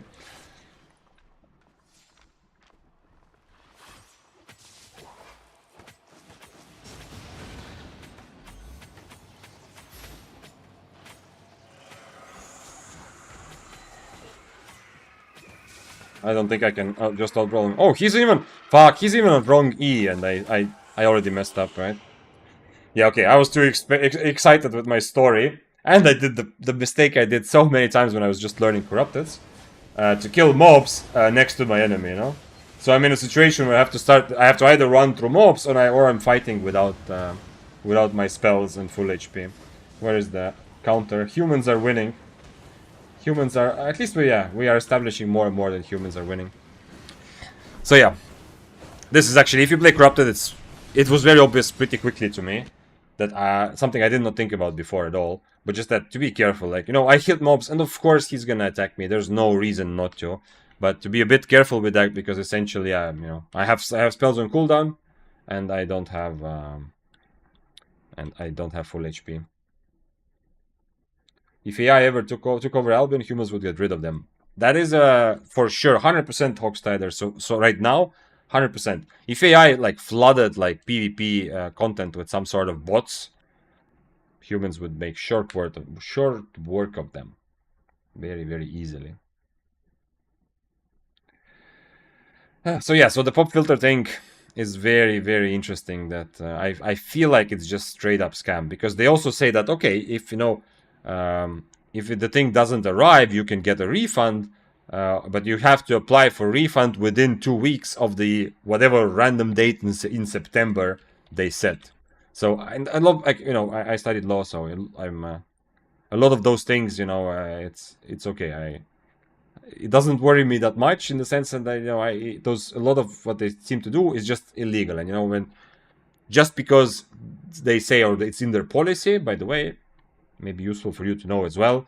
If you make, like, if you sign contracts, essentially, when you're buying something, you sign contract with the company, just because their policy says, like, oh, you know what, if you don't send us your phone in 2 weeks, then we have the right to kill your mother. It does not mean that it actually, like, a legally enforceable part of the contract, right? There's a lot of regulations about that. So just so you know, it's not just, oh my god, anything you agree to can be done. Okay, I hope that's kind of obvious for a lot of people. So anyway, I think the policy already is very weird and probably illegal, but it feels like the way it's set up, like the way they send me on which dates I have to apply for a refund, the coupon they try to get me to use. Do I have yield still? Yeah, I do. The coupon they try to get me to use, within the next 2 weeks, it seems like it's just a straight up scam. I started even doubting in this if this store exists, but there's so many people, like so many reviews that seem like a genuine good reviews, that I thought, I don't know. Is this build also from AI? Yes, Stacy, it is. It is. It is. I mean, there's nothing special about this build. Well, we've kind of exhausted AI's crazy creativity with random items that don't even exist. And the last prompt that I gave AI was exactly like this. It was, give me instead, so instead of a previous build, give me a quarterstaff build for corrupted dungeons. Short answer, don't elaborate, to avoid, like, the text of all, because when it starts explaining, it does make a lot of mistake. That was correct, whoever said that earlier. And then I said, I need a build that is hidden gem and rare, but can kill meta. Also, it needs to give my enemies a concussion. This was just kind of a joke that someone added. So essentially, yeah, this is AI build, but there's nothing super special about this build. It's not great, there's nothing super amazing, but it's also not like a troll build, It's definitely possible to play with this. But I'm getting a bit tired and distracted, so I don't know if it's possible for me to kill the Trinity. Why did I had some stuff on me? Oh, so I actually killed someone also with it, right? Yeah, so we have, instead of 11 kills and 16 deaths, we have 12, 16, I think, yeah? So anyway, I don't know if that matchup is actually doable. Trinity is one of the best corrupted dungeon weapons, but definitely this was not even a fight,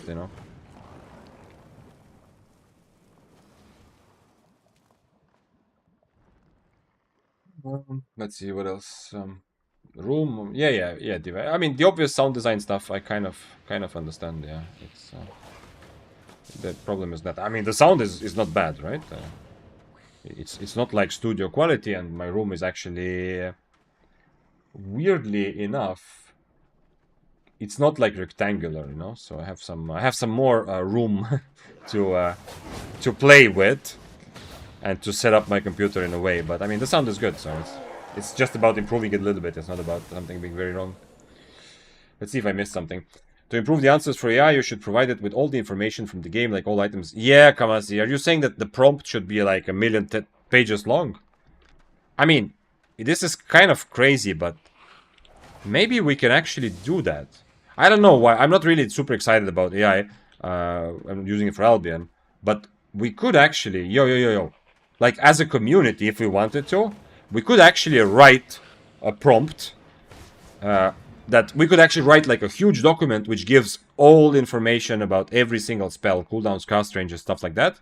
Explains how they work. This would be a long project. And then you would copy it at the beginning. Whenever you give a prompt to ChatGPT, you would say, like, this is the information about Albion. Based on this information, give me, and it would be obviously a huge file, give me a good build for that sort of content, or give me a good build how to use Claymore. That would be actually interesting. But it would take so much actual work, and not necessarily the fun creative work. I mean, it would be fun for a while, but I'm definitely too lazy to write it all down. Someone would have, because Albion Wiki, first of all, is not that good, because, it's very outdated in a lot of things. But secondly, it is not in a way, like, you cannot export from the wiki into one big text to dump it into the prompt. That could be very cool though.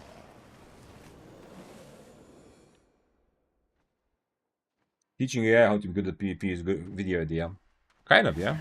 It could be, but it's more like one where it take, as I said, it would take so much effort.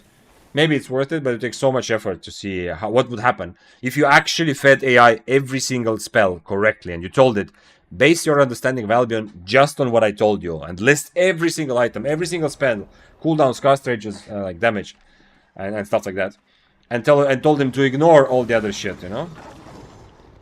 What would it actually give us something useful or not? I'm very curious now. I think it would still hallucinate and make stuff even if you did. Maybe, but I am curious to find out, but not curious enough to actually go through the crazy work of codifying and writing down everything about Albion. Where are you based at the moment, Chief? Dario, you mean in real life or in Albion? In Albion, I was going from Limhurst Antiquariat then, under the city, on EU server. I'm a swamp dweller, beep boop. Okay, wait, I need to focus on the fight. Because I'm having a lot of trouble with everything, essentially. Chill Howl. Can I Hunter Hood the Chill Howl? Can we try that, actually? I don't know if I can fight him with... but I'm gonna go full mobility and see what happens.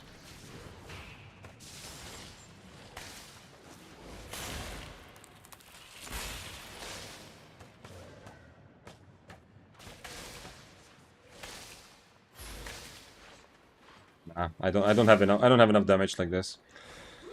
I need at least one spell. I need my Q on... not on mobility to fight this.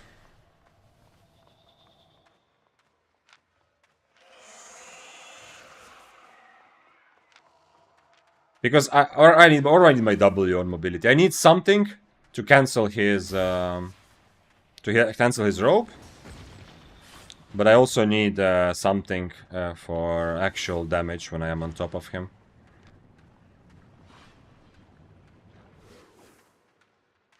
I don't know which to keep. To keep my Q for damage or...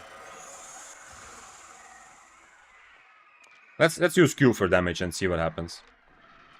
I need something to cancel his robe as well.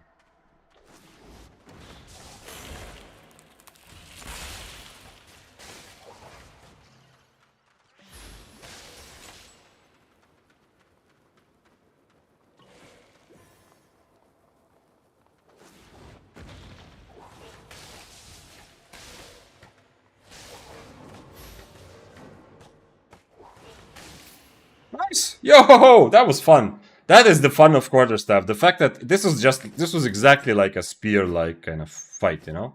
For my brain, this was like playing a spear. Luckily, I was able to reset and not actually die the first time.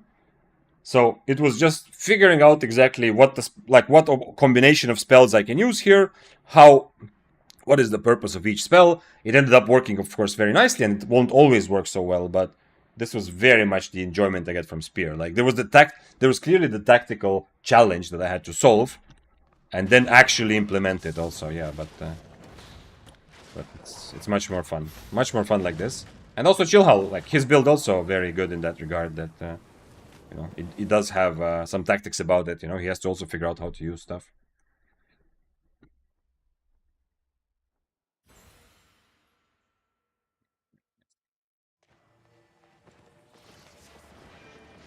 And I think, did he actually have some decent infamy or no? Because his build is okay. Okay, yeah, at least he's not like very new. Yeah, he's playing corrupted as much as I am playing them.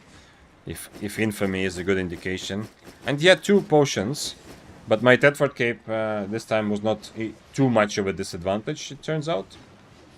Do I need other food? I don't. I can just go. Yeah.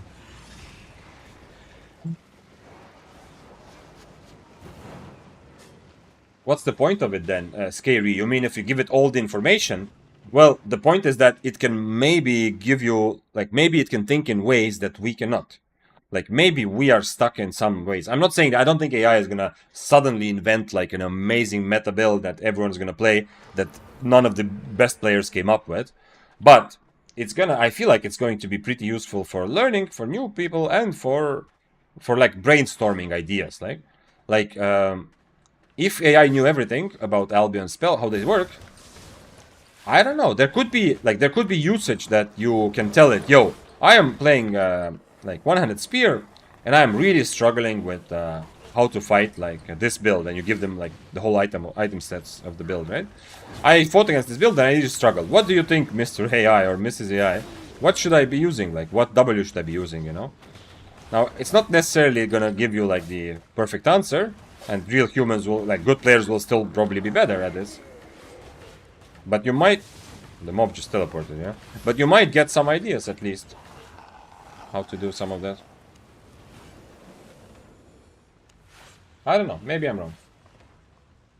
50k silver builds killing 500k ones. Am I using a 50k build? I'm not, yeah? I'm using a 3... Okay, wait. It's 200. Okay, so it's about 250k if I don't have too many potions like I do right now. I don't know if you're talking about this, but yeah. Quarterstaff Q damage is nuts. Yeah, I'm happy. I wasn't sure which way to take Q for damage and W to cancel his rope, or W for damage and Q to have mobility and cancel rope. But I'm happy I did it this way, because if I use W for damage, I have to stand in one place for a while, which is gonna really make it more difficult. While I'm charging 3 hits, he's just gonna run out of them, and I might feel sad about losing some of like, I already caught him and then I kind of let him go. And quarterstaff is definitely very, very satisfying in terms of how it feels. I have lag spikes too. Maybe the servers are wonky again. I didn't have a lag spike, but the mob teleported, right? You saw it. Like the way that my spells were landing, I didn't feel like this wasn't like that a couple weeks ago where it was actually broken. But the mob just randomly teleported. My home is built, printed, and ungodly. Oh, okay. You're talking about what you... yeah, see, I'm reading one message at a time in the wrong direction. Nice. Okay, that's awesome. That's a great feeling. So you actually were playing a 50k silver build, and you're like killing tier 500k is like a cheap tier 7 or an expensive tier 6 usually. Nice. And your 50k build, I'm assuming, is 4.1, right? Dopenos. Or I missed out on the Thetford Cape propaganda. Let's see. Oh, you are crafting Thetford capes or what? Never met anyone who has their portal bound to Thetford. That's a different thing. The seed of Thetford Cape propaganda. Guys, maybe the people of Thetford are actually bots. They mean supplying AI fight. Okay. That's actually... Yo, that's pretty good. That's pretty good, yeah. I mean, I don't know where people's portals are bound, you know? That's too personal to just... You can't just go up to a person and ask, yo, which portal are you bound to, yeah? But, yeah, this is pretty cool, yeah? What if that's true? You know, it's among the great conspiracies of the internet, like that birds are actually like government machines to spy on you, right? And there's also... Is there a conspiracy that Austria doesn't exist? Is that like a thing? Do I remember correctly? Like that's kind of an internet meme for a while was. That Austria actually is like a made-up place and doesn't exist. I'm not sure. But anyway, it's online with that. What if actually people from Thetford are actually all robots and machines and AI? It might be true. And they are putting Thetford capes... Yo!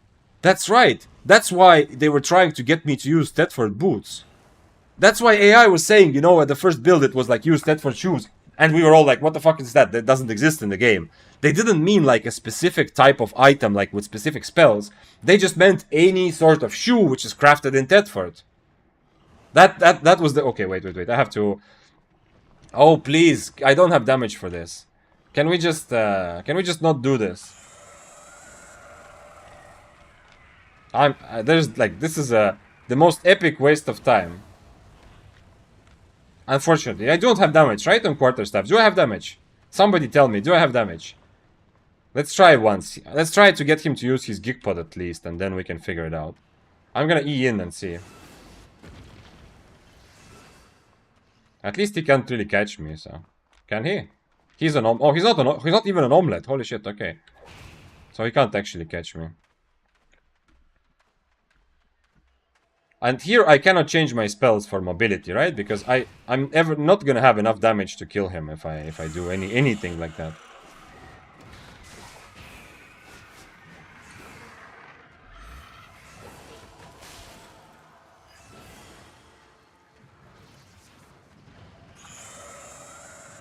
I need to somehow get him to use his Gigpot. I don't think there's anything else I can do here.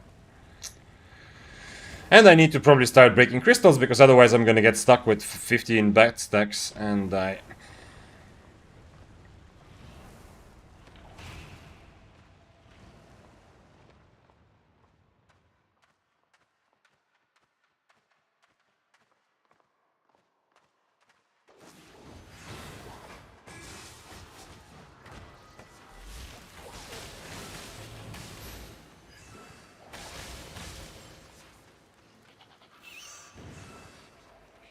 Okay. He used Gigpot at least.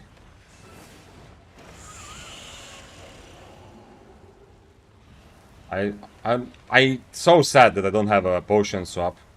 That is such a sad part of this fight. But like tanking a lot of bats here is not really that big of a problem, except for that I can no longer reset, you know, and kill the crystals if I want to. But now I do exactly the same thing, and he doesn't have Gigpot, and there's like a little bit of extra chance that I can actually kill him. If he uses boots now, I'm going for it.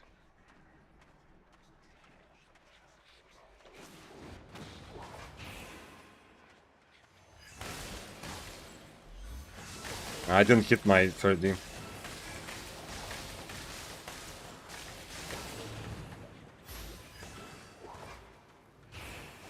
Oh no, okay.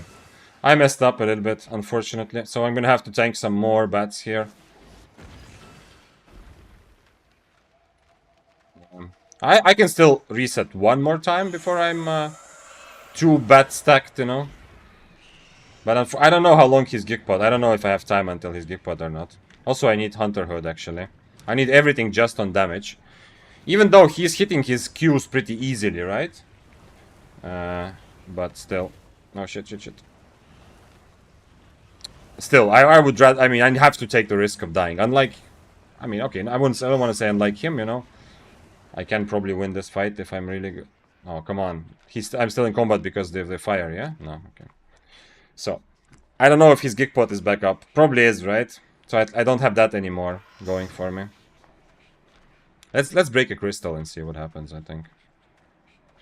Although he is close, not this crystal.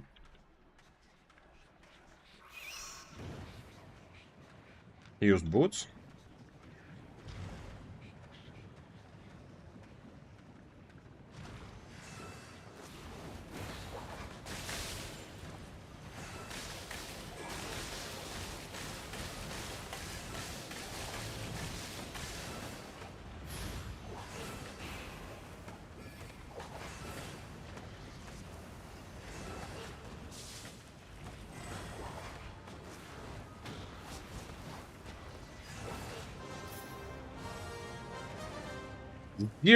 Zero risk against, not even worried against life touches. Today, life touches are too easy.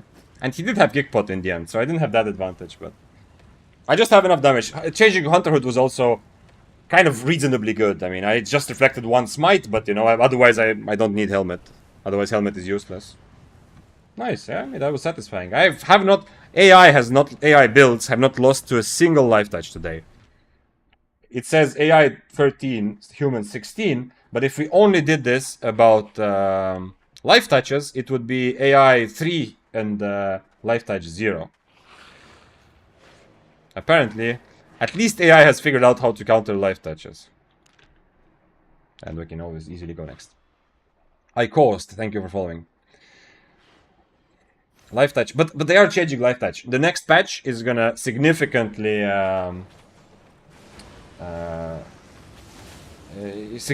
going to increase the way that, like, make it more difficult, increase the cooldown of the life touch.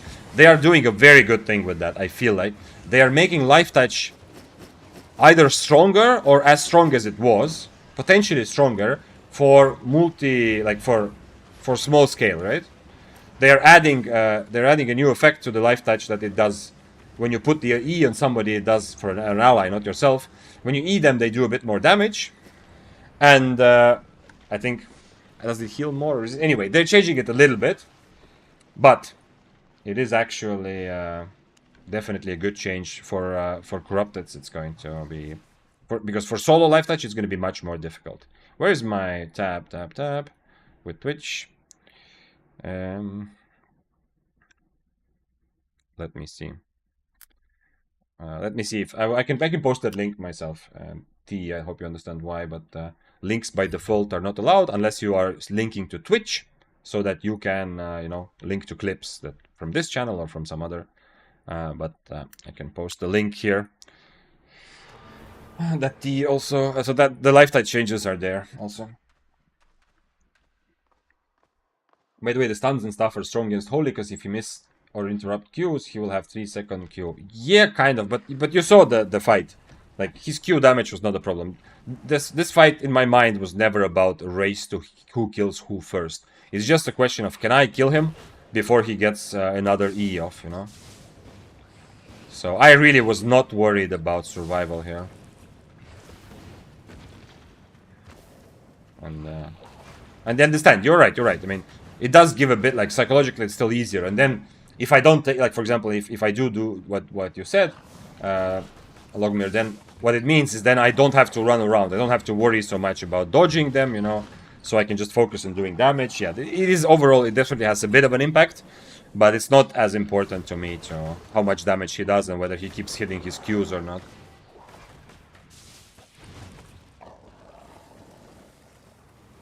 10% smite damage nerf. Yeah, also that. But the biggest thing is just the cooldown. Because it's just a lot of builds. And definitely, like, good players with decent builds are just can't kill the life touch. It's just a little bit missing, you know? So having that extra cooldown is going to be the biggest thing of all of it. But, I mean, also the fact that you are channeling it for longer to get almost the same heal, it's kind of also means that you are doing less damage, right? Because, like, during the same length fight, the life touch will be just healing for longer. Plus, you can interrupt some of the healing now. So if you do have an interrupt in your build, you can actually interrupt not the whole heal, but like, I don't know, like 30% of it, something like that. Thetford has all refining bonus. Thetford chooses actually any plate boots. Man, you are Hochsteider, and I understand that you have been hired by the bots, yeah? Be boop. You are the AI that is, I feel like you are the human that AI has realized that in order to further its agenda among humans, to make Thetford the wealthiest place in Albion, it has figured out that it has to somehow make money and then hire humans to stand for its cause. I was paid by Thetford, yeah, I'm not surprised. I am surprised you are so willing to just come out with this information, but I was, yeah. I'm not surprised that that's the case.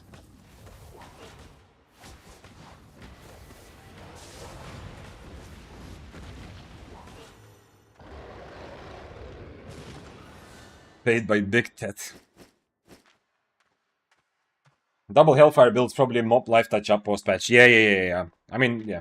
Hellfire's already like many builds, like you saw also me with blasters, although I did start losing, and of course like the top life touch player that I had to face 2 or 3 times last time I played, I didn't have enough. I didn't have enough to overcome his awakened weapon, and of course the what's it called? The Fate Scale robe was very good for him, and he used it very well also.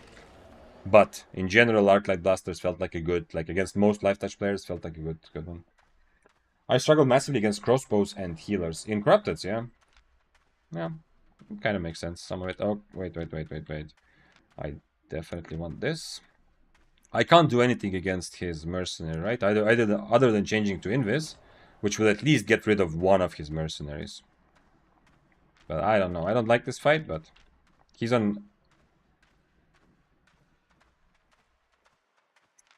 I don't have enough mobility, I'm afraid.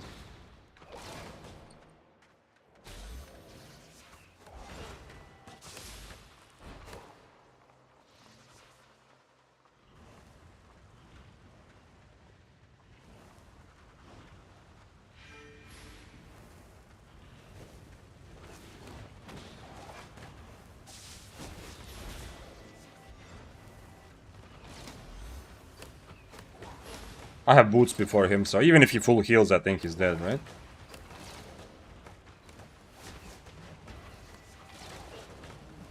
Okay. I didn't want to use my E not to risk it. 1.2 million? What is this? Oh shit, what happened? Oh, he was actually full tier 8, yeah, true, but... I did not expect to make money. This guy is definitely a bit lost in the Corrupted. Or he's doing some sort of challenge. Yo, AI is starting to take over the world. By the way, one thing I asked at the beginning... I actually sent that guy, so please don't tell the Tedford team.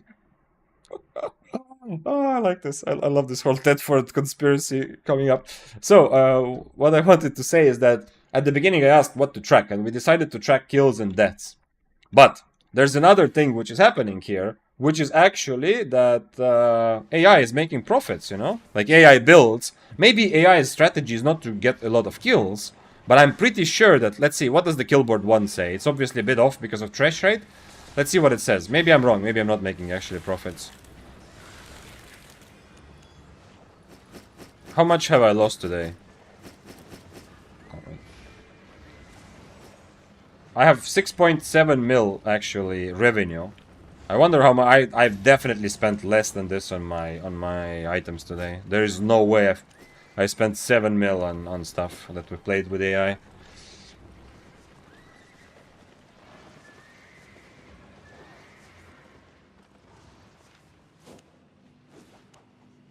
To prove AI is sentient, it has to earn 1 billion. I mean, yes, okay. If we're going that far, then let the AI do it without me. I'm not gonna be the middleman, you know. Or maybe Hochsteider can do it, you know. The confirmed AI agent that we have in chat, checking and making sure that people buy items from Tedford. Then AI controls and lives in Tedford. I mean, I don't know if it lives there. I don't know if it's possible for AI to live, but it controls Tedford. Just in case you didn't know. AI on AI hate crime. Tedford AI. That sounds like an actual thing. Like it could actually be a thing. When you call it Tedford AI, that's pretty cool.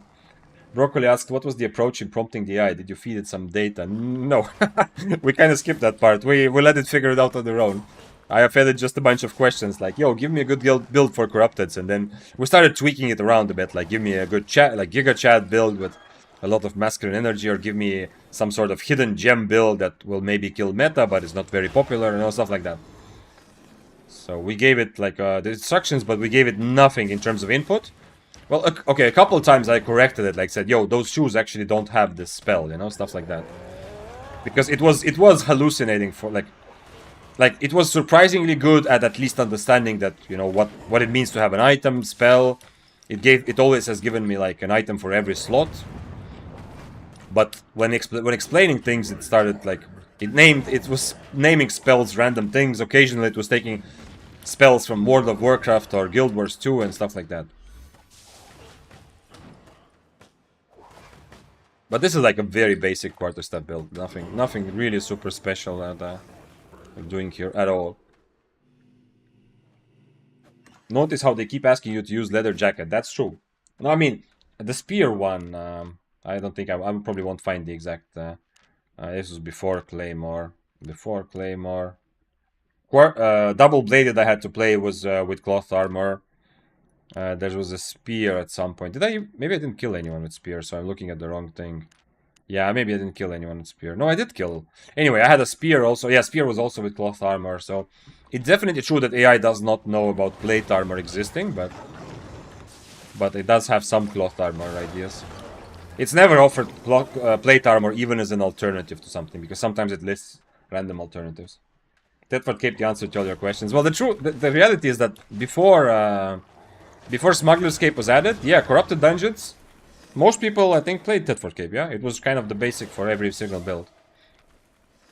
And even though for us, like if you play Albion, for you, adding Smuggler's Cape was like 20 years ago, if you play a lot. It feels like it's been a while. I kind of understand that AI has not had time to play since then.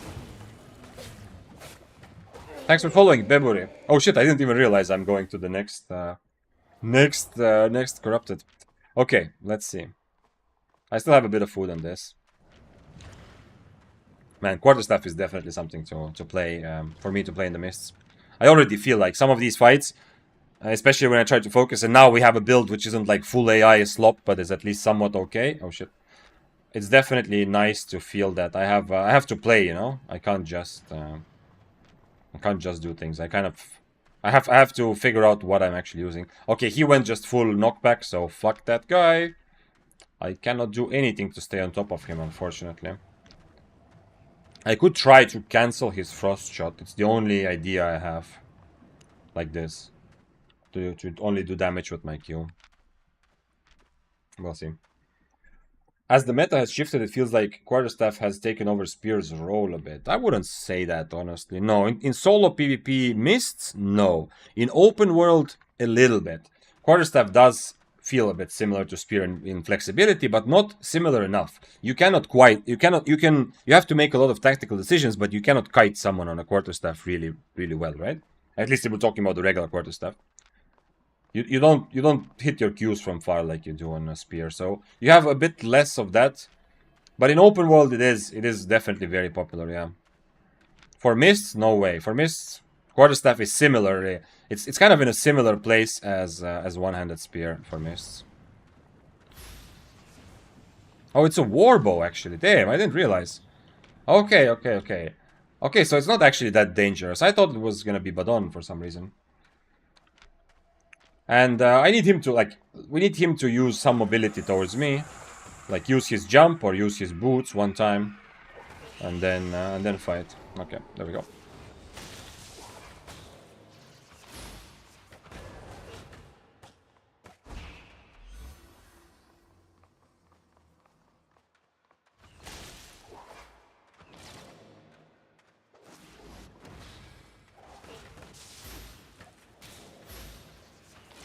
His boots almost ready. Oh, never mind. I got the hit. I can actually kill him. Boots almost ready. Nice.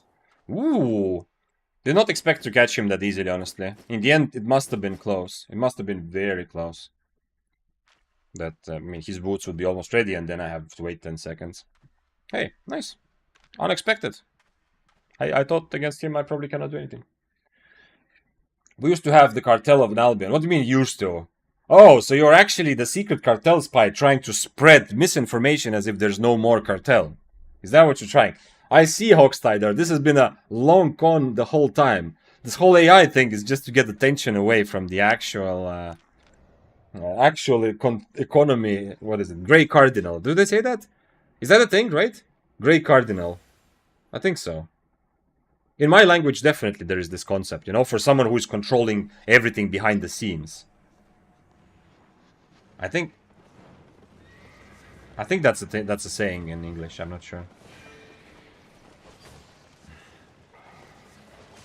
Okay. Some more monies in the banks. We go. What gear are you using? I'm using the build that I've been using a lot of stupid things that AI has suggested, and some non-stupid things actually. The funny thing, if you were not here before, the one time we specifically, because we created different prompts together on stream as well, but the one time we specifically asked AI, please give me something that is not popular, that is not meta, that can still, it's like a hidden gem that is still strong enough to maybe compete with the meta. The one time we specifically wanted something not popular, it gave me a proper build for Trinity Spear. So it has absolutely, it had the audacity to say that this is very unpopular and it's not played right now. So AI completely fumbled that. But other than that Trinity Spear build, with which I kind of colossally failed, because I haven't really ever played Trinity Spear, other than that, all the other builds have been very funky, weird, and have some like elements that don't really make that much sense. But of course, this one is very basic. It's not like super good for Corrupted, from what I think. But it's very basic, so it's also not bad. And this is what I'm playing right now. It's grayed out right now, obviously, because I can't change it, but it's a Quarterstaff, Assassin Jacket, Hunter Hood, and Soldier Boots. Trinity is still here ever since I play. Yeah, Trinity is so popular. And I'm so happy, because Trinity is, interestingly enough, like, it found its place in Corrupted, and I don't think it's being used anywhere else. I have seen maybe 2 Trinities played, like, seriously played in Mists. I've never really heard of it being a legit small-scale weapon, although it seems like it should be okay, I don't know. Maybe I just haven't seen it, but... Imagine the AI asking you to play Black Hands. I would be not surprised. I mean, it would make more sense than some of the things he's saying. Like, he's been telling me to use Shadow Age on my helmet for the last 2 or 3 builds. It's asking me to equip Hellion Hood and use Shadow Age on my helmet. Last time, the Grok AI, I was supposed to use... What was the weapon? I don't remember. Anyway, you're supposed to use some sort of weapon. Was it Quarterstaff? Then on my helmet I had to use Shadow Age, and on my chest I had to use another weapon. So it was completely confused with what item goes where and what they do. But, I mean, sometimes it has also been okay. That was Claymore. Yeah, okay. You're right. It was Claymore. I had to use Hamstring for my E, Shadow Edge in my helmet, and then... I don't remember which... Oh, and so... Sight. The Infernal Sight in my chest. Chest piece, essentially. It told me to equip Hellion Jacket and then use Infernal Sight as the spell. So it completely started like... It's kind of like when I have a fever. I'm kind of like that when I have a fever. I think most of us are.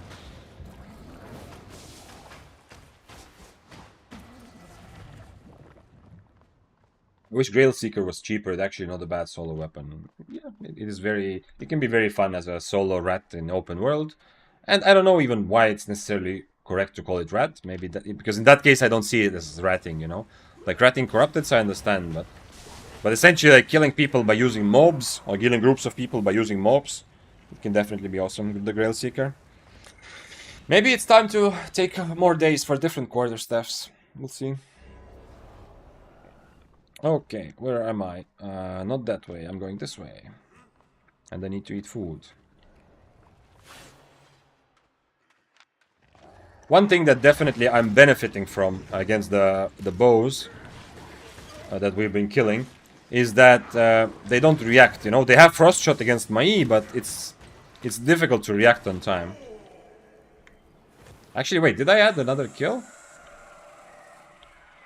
We have 15 kills at 16, yeah. Based on the kill board also, we have 15, 16 right now. So AI is actually coming back. Yo, I thought this is already completely hopeless for AI. Humans went ahead by like 7 points today. And now AI is like coming back strong with the quarterstaff. Grok is making up. Even though Grok also gave absolutely random shit descriptions, Grok is kind of making up for the failure of the... Ooh, he has interesting boots.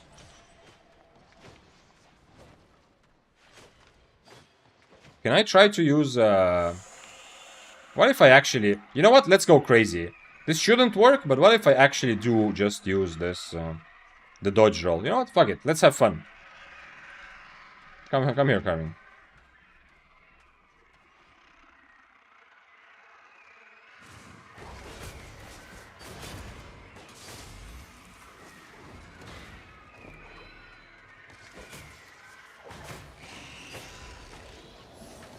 Unfortunately, I only have one...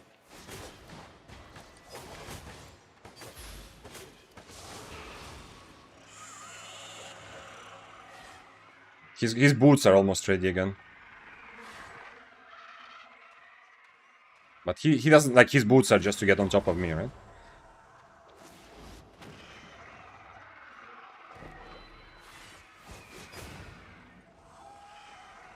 Okay, he's trying some sort of funky build himself, interestingly enough.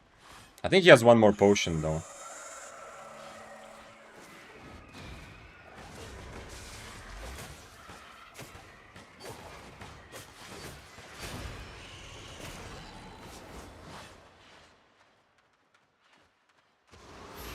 Oh shit, I actually used it just in time. I actually purged my own Inferno there.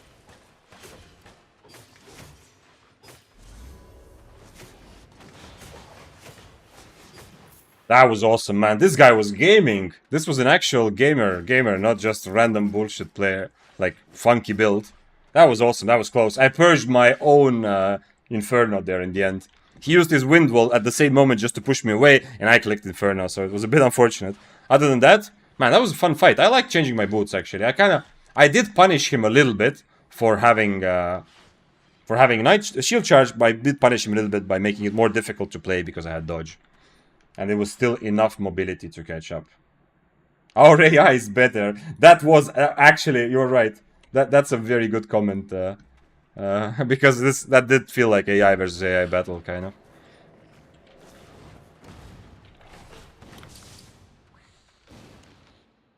Maybe I should bring him back. I mean, doesn't matter. It's very close, but sword with heavy armor makes no sense. Heavy armor gives so much CC duration, and he has no CC. I don't. Yes, okay. Heavy armor is not just for CC, and it's a bit of a benefit. But heavy armor gives you better, like it plays into if you want to just brawl more, because brawling will mean that you are essentially doing all your damage and tanking all of your enemies' damage. Then heavy armor is good, and also heavy armor, like it's decent at least, yeah. It's not like amazingly much better, but it's decent. And heavy armor always gives you more time to play. So if you have some spells or some, if you think you're good enough to outplay your enemy, then it gives both of you more time. So every mistake is not punished as hard. This is also why you see often very high IP players play heavy armor, even on like Death Givers and stuff like that, or one of the reasons at least. Because, you know, if they fuck up, they're not going to lose their 8.3 set just because of one fuck up, because they are so tanky. But, of course, it also means that if your enemy fucks up, you know, like in this case, if I make a big mistake, the carving also cannot really punish it as well. But still, it's... I don't think it's, like, necessary. The CC argument is kind of random. It's just one of the things that the plate armor gives. Which, yeah, you're right, but I mean... Okay, he has, like, a root on his W, so would you say then that it's still... It's not a bad choice then? Like, definitely, one thing you can always think is, the more heavy armors, like, the heavier the armors in the fight from both players, the longer the fight is. So, if you want a long fight, for whatever reason, then you can contribute to it by having heavy armor. If you have light armor, and if both players have light armor, the fight usually will be very quick. If both players have light armor, it's very likely that one big mistake, like one person fucks up, and the fight is just over off the top of that.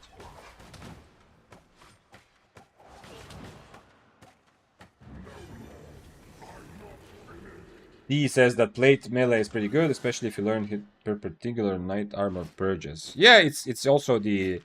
So, the difference between plate and leather is not like that crazy, you know? Yes, of course, as I said, the fight will just be longer, but as in terms of getting an advantage over me, he does less damage, he takes less damage, right? So he doesn't give him some big advantage or disadvantage against me or against the regular fight. But there are some other things, and yeah, you have a... Like, if he just wants a purge, and he doesn't want to put it in his helmet for whatever reason, don't hold yourself back from using knight armor just because it's heavy.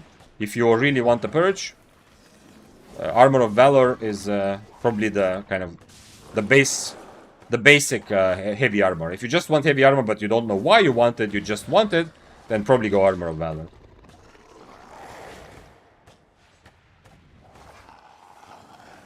Plate does take like 45% less CC duration than cloth. Okay, good point. Yeah, I don't know the exact numbers. I'm gonna kind of trust you on that, D, but I really don't remember. And you also said like 45, but yeah, the fact that you are CC'd for less is also one thing to consider. And all of these things just to say that you can use plate armor. Yeah, it's not gonna ruin your day.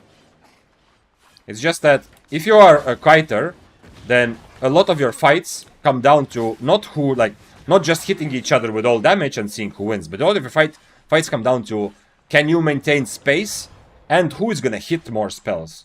And for that, it doesn't really make sense, because if your ideal playstyle is to be away from your enemy, hitting spells while dodging some of theirs, then gimping your own damage for the sake of extra survivability sucks.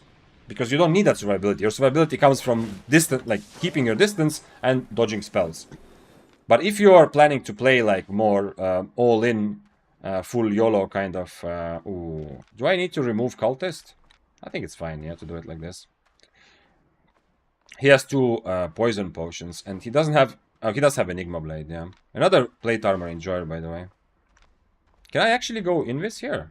He's gonna purge my jacket anyway. Let's go Invis. He might miss. If I go Invis, he might miss my the jacket purge.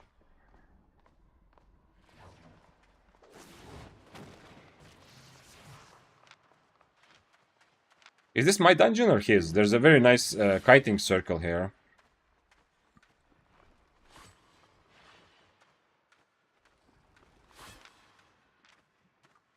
So the Invis might be purged, but Inferno will be purged just as much. I can maybe potentially like get rid of his soldier armor with my Invis. Well, I mean, like deny him the soldier armor time, you know.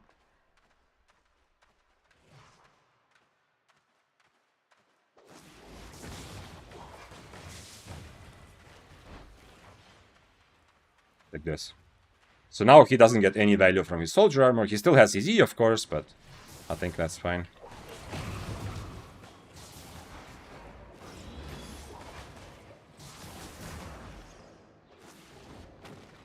Oh, that was nice. That was the winning moment. I mean, I'm probably dead anyway because he has 2 potions, but that was nice. If I hit that E, I don't think I'm killing him anyway, but I have a chance. The fact that he came back after running away, cherry on top. Very, very well played, that part. I don't think I'm winning anyway, right? Because he has 2 poisons. I don't think I make up for it with my Thetford Cave. Anyway. And for spells, I don't have a lot of choice. He ended up dodging everything, and he did very, very well, right? My W, and I don't think, well, I mean, I need it for damage, but my W, he just Enigma Bladed. Very well played, you know? He has the counter for that. He Enigma Blades away before my first hits, and then he dodged my E. So this was a big victory for the humans, I feel like, because this guy actually played well. And didn't. It's not just that I had some troll build. In this case, I had decent build, but he actually played very well. Very happy for him to win that. Nice chest. Did I have something nice in the chest? Is that why I lost more than I usually do? What is that clip? AI versus different AI. Oh, that is good. That is very. I love Voodoo. I love your clip names are somehow pretty good. You must make more Thetford merch. Man, this could actually become a meme, you know. This could actually become a real meme that there's only bots in Thetford, but like bot sounds like a negative thing, but I mean like there's only AI in Thetford. Yeah, it prolongs fights with all the brawler gloves running around. It's pretty nice to be beefy. Yeah, that's also an example. Yeah, it also prevents being bursted very quickly, and you have more time to react and use your ways of win the fight in different ways if you have plate armor. In what situation would you use Invis over Infernal Shield on your jacket? Okay, so you just saw one of the situations. Usually, like Inferno in general is much better. It's lower cooldown and it's super, super strong, especially when I'm trying to brawl, which is what I'm trying to do with Quarterstaff, you know. But there are some cases where the enemy not being able to hit me, or, you know, like just waiting out and not interacting with my enemy is going to be better. One very clear case is Mercenary Jacket. If the enemy has Mercenary Jacket, I'd rather go Invis to completely deny him Mercenary, even though it means that I also don't get Inferno. If I stand next to him and I Inferno and they just hit me with full Mercenary for free, I feel like they get a bit of an advantage from that. Another reason, like what you saw just now, this was a combination of... Ooh, this is very expensive. This was a combination of 2 things why I used Invis here. Number 1, he has Soldier Armor, which is once again... If I use Inferno and Brawl, I'm gonna fully charge his Soldier Armor. By using Invis, I can completely deny him his Soldier Armor, right? So essentially, if I Inferno, yes, I get my Inferno and he gets his Soldier Armor, but then I feel like he gets more value, or I have to not hit him somehow. However, the big second reason is because Arcane, if I use Inferno, he will instantly purge it anyway. He's gonna Soldier Armor, he's gonna purge my Inferno, and he's gonna be very, very, very happy with his life. Whereas Invis, as you saw, he didn't go for the gamble. When I went Invis, he decided not to E. So the value of denying his Soldier Armor with my... oh, come on. Do I not have enough again? I forgot I need Thetford Cape level 2, or 4.2. Do I have one here? Do I have some Thetford Capes here? 4.2. Yes, I do. Nice. So he didn't even go to... He didn't even try to purge my Invis because he didn't want to risk losing his E, and you see it worked out. Whereas if I used Inferno here, first of all, it's not that good against Soldier Armor, but it's okay. It's still fine, you know, Inferno is very useful still. But then he would just instantly purge it easily. I love seeing 2 8.4s brawl in play. They both have 5k HP and only deal 28. Yeah. I mean, that's, I think, the biggest reason why 8.4, in this, like in general, higher IP, a lot of people use plate armor is because it just makes you safer, you know? You can get into a very bad situation, you can get into a fight and completely fuck up, and you have time to, if you have mobility, you know, you have time to make up for it. Either you come back by, you know, the next trade the enemy loses because they fuck up, or you just disengage and reset. Both of those are more possible. I think that's a big reason why you see. But there's also a bit of like, there's also a bit of extra fun to have longer fights. Like I played for Spear, I also played now Daybreaker on stream, like a little bit, a couple hours with plate armor. But for when making the Spear meta video, I played Spear with Armor of Valor, one-handed Spear. And kind of, like, we're talking about tier 7, tier 8 here. And I actually kind of liked it. A lot of fights. Okay, it was true that oftentimes I felt like, okay, I should have already won this fight, but I have to win it again because my enemy got away, because I didn't do enough damage. But there was also a lot of, like, there was also a lot of enjoyment from having a longer fight. Like, just more gaming, more PvP, more gaming. Like, let's say I'm playing against another Spear, I have to dodge their Impalers, you know.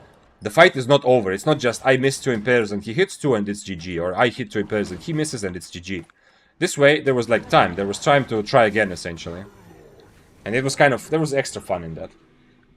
Can we rename Mercenary Jacket to Thetford Jacket? Because I'm sending mercenaries to kill Vic right now. Well, they're not doing a very good job. I've been having a pretty good run here with the quarterstaff. And this was like, I'm so happy that he won because he played very well. This wasn't even a fight. I don't know. My deaths are, I don't know. I feel like with this stuff I am actually doing pretty well. But I am, every time I win a fight you should be happy because I'm winning fights with the Thetford Cape.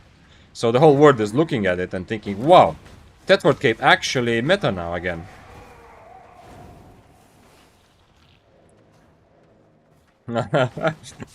Nice voodoo, I like that. When Vic goes open world, we will all pull up with full merc sets with Urgburg as our weapons. Oh.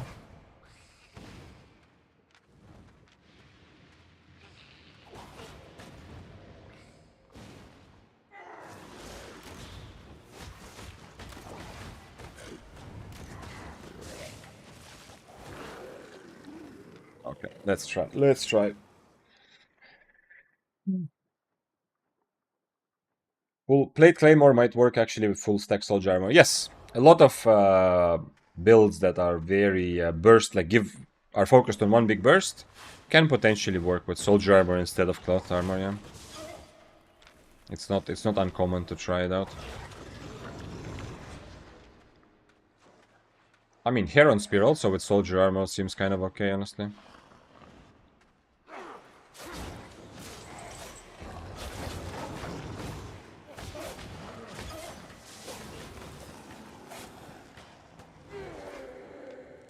He was up there somewhere, so he's probably going like this from the cleared part. I need to be a bit careful, because he can be kind of close in front of me.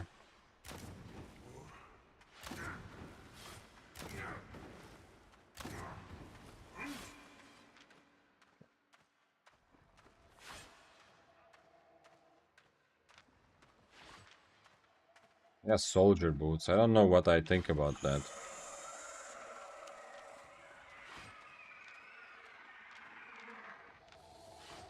Yeah, I can actually use Hunter Hood also here, kind of.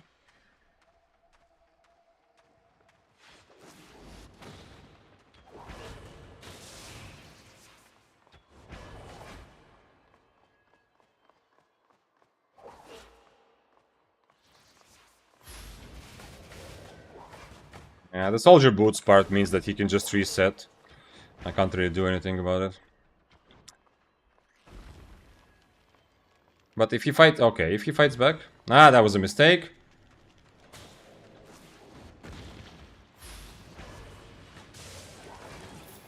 Okay.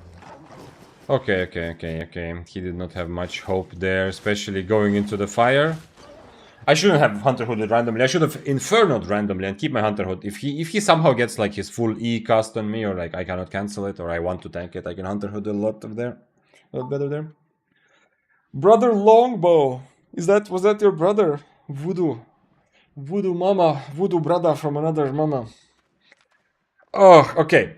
What is the result of AI Day? We have 17 deaths for sure, that I remember, and we have 18 kills, right? I did not count the carving. The website says 17, and now I just killed. So we have actually 18, 17 now with this bow. So I think AI has won, actually. Guys, the future of Albion, you can stop playing. You can go outside and enjoy other parts of life, because I think AI is winning and has taken over Albion. That's it. GG. Yeah, because I didn't count carving. I'm looking at the killboard website. It says 17 kills, 17 deaths. And it's not counting the last kill that I just got. So together with the longbow, let's see, did we actually make money? I've lost about, based on the website, I've spent about 6.5 million. And estimated profit is 7.4. So we made about 1 million total using AI builds. Admittedly, much of it was actually using builds that were not terrible, but we also got some nice kills, or like some loot from the demon before that. My brain is not braining. I think it is time to call it a week. I hope that your Monday is gonna be more relaxed. May I be in your battle plans as an ally? You are allying with AI, Voodoo. You are afraid that AI will actually, otherwise you will be victim, yeah? So you're trying to ally early. Is that what's happening? Everyone that wears the cape is an ally. I mean, once they nerf Smuggler's Cape, a lot of people will wear other capes again, but not right now. Yes, it is time to call it a day and raid some amazing creator who creates interesting streams in English. Of course, if you're on Twitch, you can come along with the raid and you can get points to then redeem for cool stuff. If you're on YouTube, happy to have you here. I'm glad that it's now available on both platforms. There is a Derek player. Ooh. We can, but he's saying he's doing Crucible, so it's not going to be like straight up PvP probably, but he's in English. Ooh, Martin, thank you for subbing for 2 months in a row. Thank you for your prime, sir. Wait. You are like 1 month away from the upgraded spear. I don't know, it doesn't show there yet, but I am gonna put an upgraded spear for when for anyone who reaches 3 months. I appreciate you. Raise your spears for the extended subscriber because Martin already part of the spear club, now extending his stay. And by the way, I really appreciate so many clips today, Voodoo. That's very awesome to have it. I don't know what exactly will happen of them, but it's so nice, especially with all the funny names. It's nice to have it. And who knows, potentially we might find more people who will join the community this way. What would be your spear build for open world? Assassin jacket, any sort of plate boots, spear, torch. For open world, if you go tier 7 or higher, get undead cape. If you go lower, then get no cape at all. And for your helmet, get either a stalker hood or a guardian helmet. Easy. Okay, I clip only deaths and will continue to. Really? You are clipping only deaths? Oh no. You're supposed to clip the big brain moments where I outplay 8.3 geniuses. And everyone sees that holy shit, this guy is just simply the best at everything. And probably has hair. That's what you're supposed to clip. Those moments. Let's see. Is there something else or someone else who is doing some PvP related stuff? Man, there's a lot of like. I would love to. Dos Santos is online, but it says English Portuguese. Maybe he does actually speak in English also on streams. Do you guys know? Have you watched Dos Santos? Anyone? Is he actually like? Is it legit that his English is part of his stream or no? Like anyone has any interest in Badon is man. This is the man. He speaks a little English. Because I know, like for example, Dante. I often read Dante, and I know that his way of streaming is that he answers whatever language is asked. If people speak in Turkish, that he answers in Turkish. Whenever people speak English to him, he's answering in English. And I don't know if Dos Santos' approach is the same or not. Little English doesn't sound like very satisfying, like very reassuring. Nino and Pew Pew are on. Okay, let's go for... is Pew Pew on? Yeah, let's go for Pew Pew then. If he's already... Let's see how long he streamed. He has 8 hours though. We have Zoaxo also. I don't know. What was it like Last time, okay, he's doing some sort of challenge. Last time I raided him. Ooh.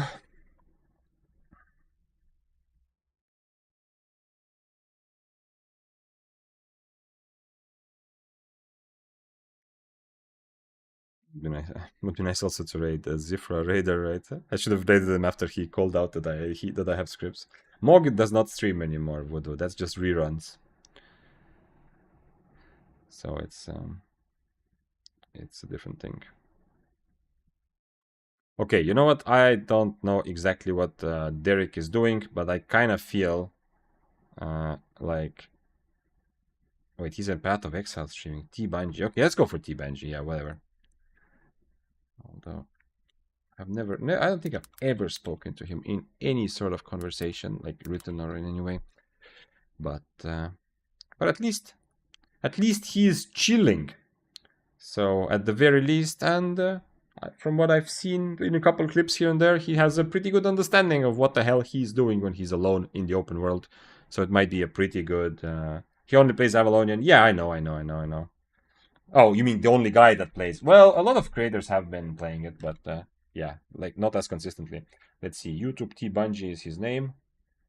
Let's go. Let's see if I can read straight from the chat. YouTube Bungie. Is it happening? Is it happening? Yes, it's happening. Okay, guys. Thank you for being here. Tomorrow I cannot stream. I have to do some stuff. On Tuesday I'll be back as always on Discord. I will update the schedule as soon as it's kind of clear for the week. Thank you for being here. Don't forget that Thetford is run by AI and there's no humans that actually live or play in Thetford. But if you're from any other city, then you can continue existing. And be careful because AI has already enough knowledge of the builds to be able to at least go toe for toe with actual human beings in Stalker level. Goodbye, everyone. Thanks for being here. Ciao, ciao, ciao, ciao, ciao.